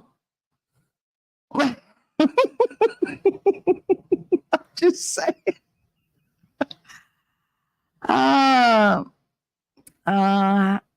How old was he when you met? Darth, I met my husband when I was in my late 20s. We didn't marry until my mid 30s. That's how women love. He's younger than me, Darth. That's not how women operate en masse. No, and that's because of this bullshit. I mean, that's how women used to be. Look at Jane Austen. She literally started out her book with, it's a commonly known, conception that man with wealth must be in want of a wife or a woman in want of a husband or whatever. I forget how it goes. But marriage used to be the goal. Yeah, every woman was like, oh my God, I want to be married. Because you wanted to build a family. These feminists came along and said, you don't need a man for that. Winning, still rolling, huh? Yep, rolling. Get those buddies rolling. Holy crap. Roll hard. But anyway, yes, I've been going. Oh my God, it's 3:20. I forgot I start later now. Hubby is a little less than 2 years younger, but he knew what he wanted when he met me. Hubby pursued me hard. Well, I would hate for him to pursue you soft. What are you going to do with that? Because they needed protection and provision as a biological imperative, and still do. Yes, but they have been convinced I can do it by myself. I don't need no man. And if they don't have no man, they'll just be a lesbian and go ahead, hook up with a chick because two can do more than one. Well, yes, mathematically, and that's correct. But you're still not going to achieve what you would have with the right, male partner with the right female partner if you're a man. Like that whole two guys together, whatever. I don't even want to go there. But yeah, so I mean, I think it's had a huge effect on how men are just giving up on women. They're like, fuck it, I'll be by myself. I can live by myself. I can make my own damn sandwich. Whereas she's just like, okay, but I don't want to live by myself. Well, it's too bad for you. Have fun learning last minute how to replace your roof because you don't have the money to hire somebody to do one and you got no brothers who give a shit and your father's never been around. So good luck. Good luck. You tell me how that works out for you and how many times you fall off that roof. I'm not saying she can't do it, but why make life so much harder? Why do that? Why? So you could stand up and say, hear me roar? Fuck you. I don't roar, I purr. And it took me a long time to realize that. Faith is self-gained through whatever. I'm trying to read my notes on what I wanted to say. Power is not had by being the loudest or the angriest. That's something that I had to learn. Personal power is not gained through volume or violence. Power is gained through experience and inner faith and integrity and being somebody that other people look to. Nobody has to be afraid of you for you to have power. Does fear work? Yeah. But that's also really fleeting because they can turn on you really quick. But if you're somebody who people look up to, who people trust, who people need as, something in their life that they don't want to be without, that's power. It might not be the power that you wanted, but it's a much more lasting power. Everybody say, hi, winning. Okay, now that's classic Shelly. 6 hours in and you're still not through. I know. Well, we had so many different conversations and I mean, it all had to do with this, but it was like a whole bunch of branches and we squirreled a whole lot, but it was really, really good. That one was hard to learn. My dad was heavy-handed and always causing fear to parents. Yes, I have to catch myself and not do that crap. Same. I snap at Katie all the time because that's what I'm used to. And she just, and then she'll cry and I'm like, fuck. I'm like, all right, I'm sorry. And kind of just looks at me and shakes his head because that shit don't work on him. He's not afraid of me at all. My daughter's afraid of me. And it's because, I raised her different than I raised him. I was harder on her than I was on him because I was afraid that because she's weaker, that she would be taken advantage of a lot more. So I needed to make her tougher. And it took more to make her tough. Darth is here and he talks way too goddamn much. Can't learn. Pour it out. Say less. Listening is a good skill to have. Listen, the only way that I stop talking is one, if I'm If you pissed me off, then I just go quiet. And two, if you need me to listen and not respond, like not interject, you have to tell me that. Say, look, I'm not looking for feedback. I'm not looking for, validation. I just need to vent. I need you to be quiet, Shell, and just let me talk. And I'll tell you when I'm done. Okay. That works for me, but you got to tell me. T-Rex, winning will be happy to know I've switched from drinking 2 cans of Monster a day to 2 cups of coffee. I feel like I'm withdrawing, but I think I'll feel better in the long run. Yes, no, Monster is very bad for you. Very, very bad.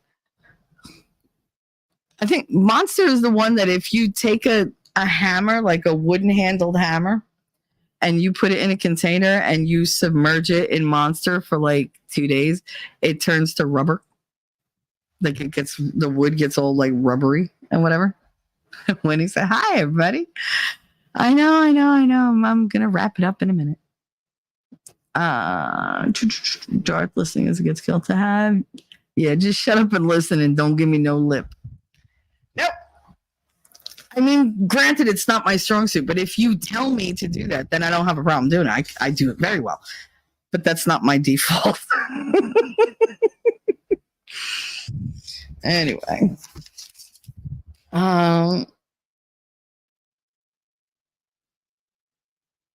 Yeah, so I mean that's pretty much that's a lot of what I had to cover.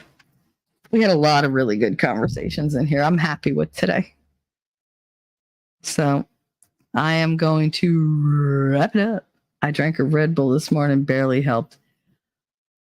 I only slept 4 hours. So you can get heart palpitations from energy drinks. Oh yeah, and my son loves them. And I'm just like, I haven't bought them in a while. I've been buying him the Body Armor. But I didn't get him the one with the caffeine because it's hard to come by around here. But when I do, like he really enjoys those. And he likes what the hell is it called? Like he does love like the Gatorade, but he likes the 7-Eleven version, which is like 7-Eleven Zero kind of super drink because it's got like 10 calories for a big ass fucking thing. He really likes that one because it comes in cherry flavor. And he's like, it's so good. I tasted it. I was like, rah! Like it was so sweet, so sweet. And he was just like, it's not sweet. It's just a really strong taste. I was like, nope. Back in high school, my friend just drank Monster like water. To my knowledge, wait, where'd it go? To my knowledge, his record is 12 cans and 6. Fuck out of here! 12 cans in 6 hours. I'd be friggin' bouncing through the ceiling. My hardest addiction right now is Liquid Death Lime. It's expensive, but it's water and not terrible for me. You can get heart palpitations from masturbating figures. You get those a lot, right? Don't you? See, now why you gotta poke the bear? God damn it. I've been touting your wonderfulness the whole fucking time. Whatever. Men talk to each other in weird ways. Hey, Shelly, my connection was garbage last night till I got parked. Did y'all end up actually watching the documentary and movie, or was it just Trump? No, we watched everything. Yeah, we watched Porky's. We watched Global Warming Swindle.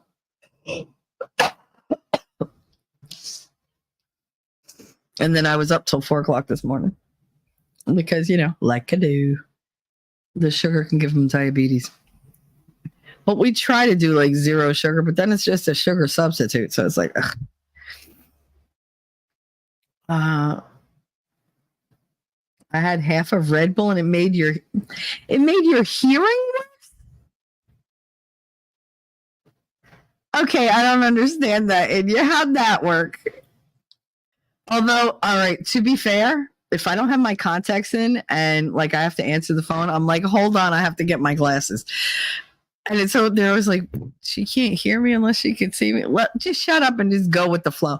That's like when you're trying to concentrate, you turn down the radio in the car. And it's just like, okay, that wasn't like, that doesn't make any goddamn bit of difference. Wait, oh Lord, y'all are going to make me need to pray for myself. Oh, here we go. Stop thinking about me masturbating winning. I really don't want to think about you masturbating winning. I really don't. No, get it out of my head. Get it out of my... No. See, I don't like you right now. Learn to use commas. Damn it. I'll make it stop. Oh. See, Jesus, this is where you deny him the one fruit he wants when he gets up there. Make him wait an extra in eternity for it. Fuck that. That was unfair. Pray, Shelly, pray. I'm gonna pray for some brain bleach. No, touchy the winning. I'll cut your hand off. I will. Shit. I'll stab a bitch.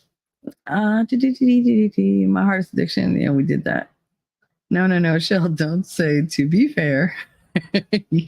You say not for nothing. Try again. No. See, you took my not for nothing. You took it, you stole it, and you use it. So now I have to go back to to be fair, or I gotta say, what the hell's the other thing I used to say? I don't know. I have all sorts of words that my children know stand for actual things, but when I can't think of the word, I'm like, Connor, do me a favor, go in the in the thingamajig, and there's like the whatchamacallit, the whoozy watsits thing that goes with the and so that I can do the thing, the thing, the thing. And he's like, I don't know what you just said.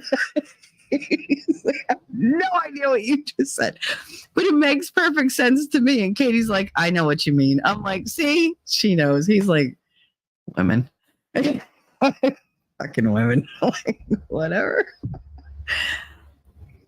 Whoa, where did this come from?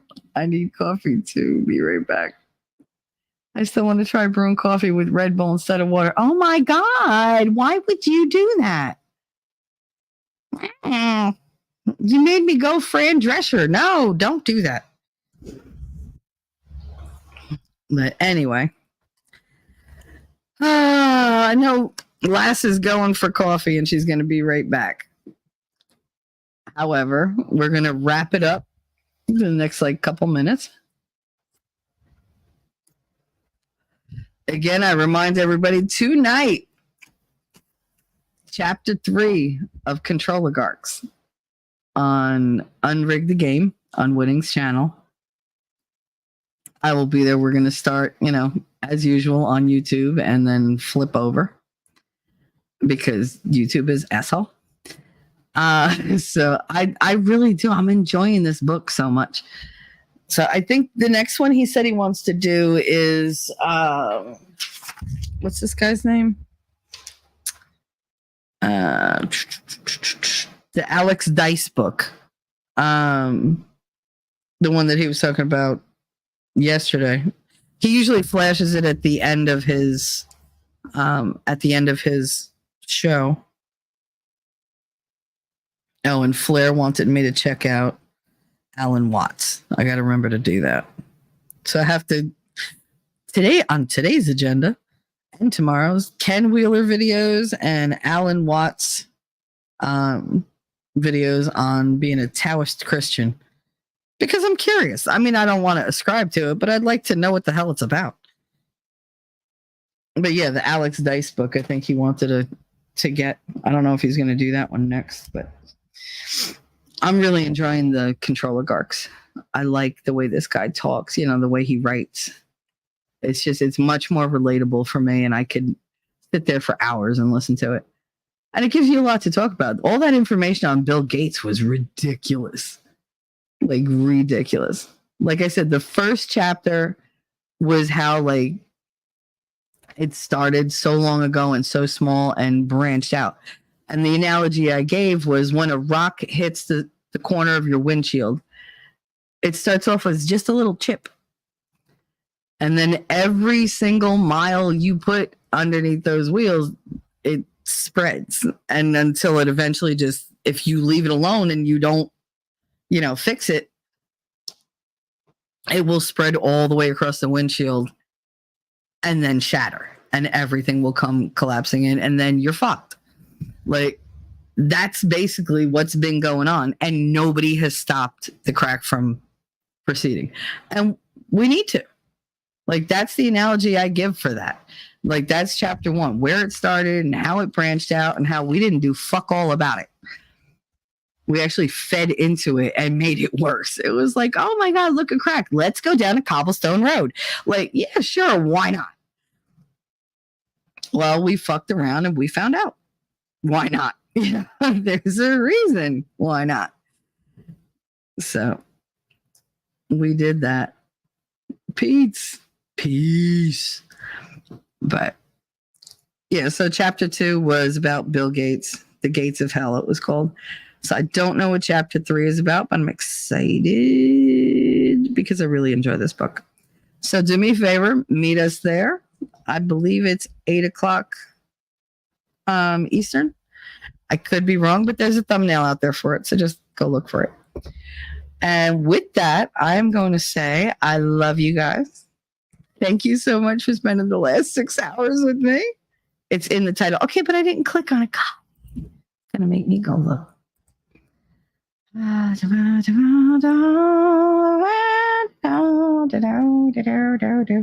Unrig the game. Controller guards. Chapter 3. The Great Reset. And the U.S. invasion exposed. All right. So the Great Reset. And then tomorrow night, New Hampshire. So we'll see how that goes. So the Great Reset. I should have remembered that, but whatever. All right. So later, guys. I love you so much. Thank you for hanging out with me for literally 6 hours. It's been fun. And I will see you in the funny papers. Mwah. Bye. Jersey girl, I know that you're a Jersey girl inside. 4 a.m. at a diner, stop singing, living on a And prayer. doggone it, people like me. I'm thinking maybe you're a Jersey girl with all those highlights in your hair. No other girl can move like you. We pump our fists, damn right it's true. And I don't care what they might say, they'll never get us anyway. So be my Jersey girl, and take a little ride with me tonight. And let's get dirty, girl. I know that you're a Jersey girl inside. The way you turn it up, turn me on, and then you take it off. Make it hot, make it loud. We'll wake the whole town. Jersey girl, I know that you're a Jersey girl inside. Yeah, listen up. Let me tell you about a girl from Jersey. She was looking so fine with her hips so curvy. I wanna over down and see side lights and a boardwalk fight at the end of the night. Hey, hold up, got a situation, got condensation from the girl's gyration. She's hot like the girl next door with a tig gold bitties that I can't ignore. Who the fuck starts a conversation like that? I just sat down. I'd be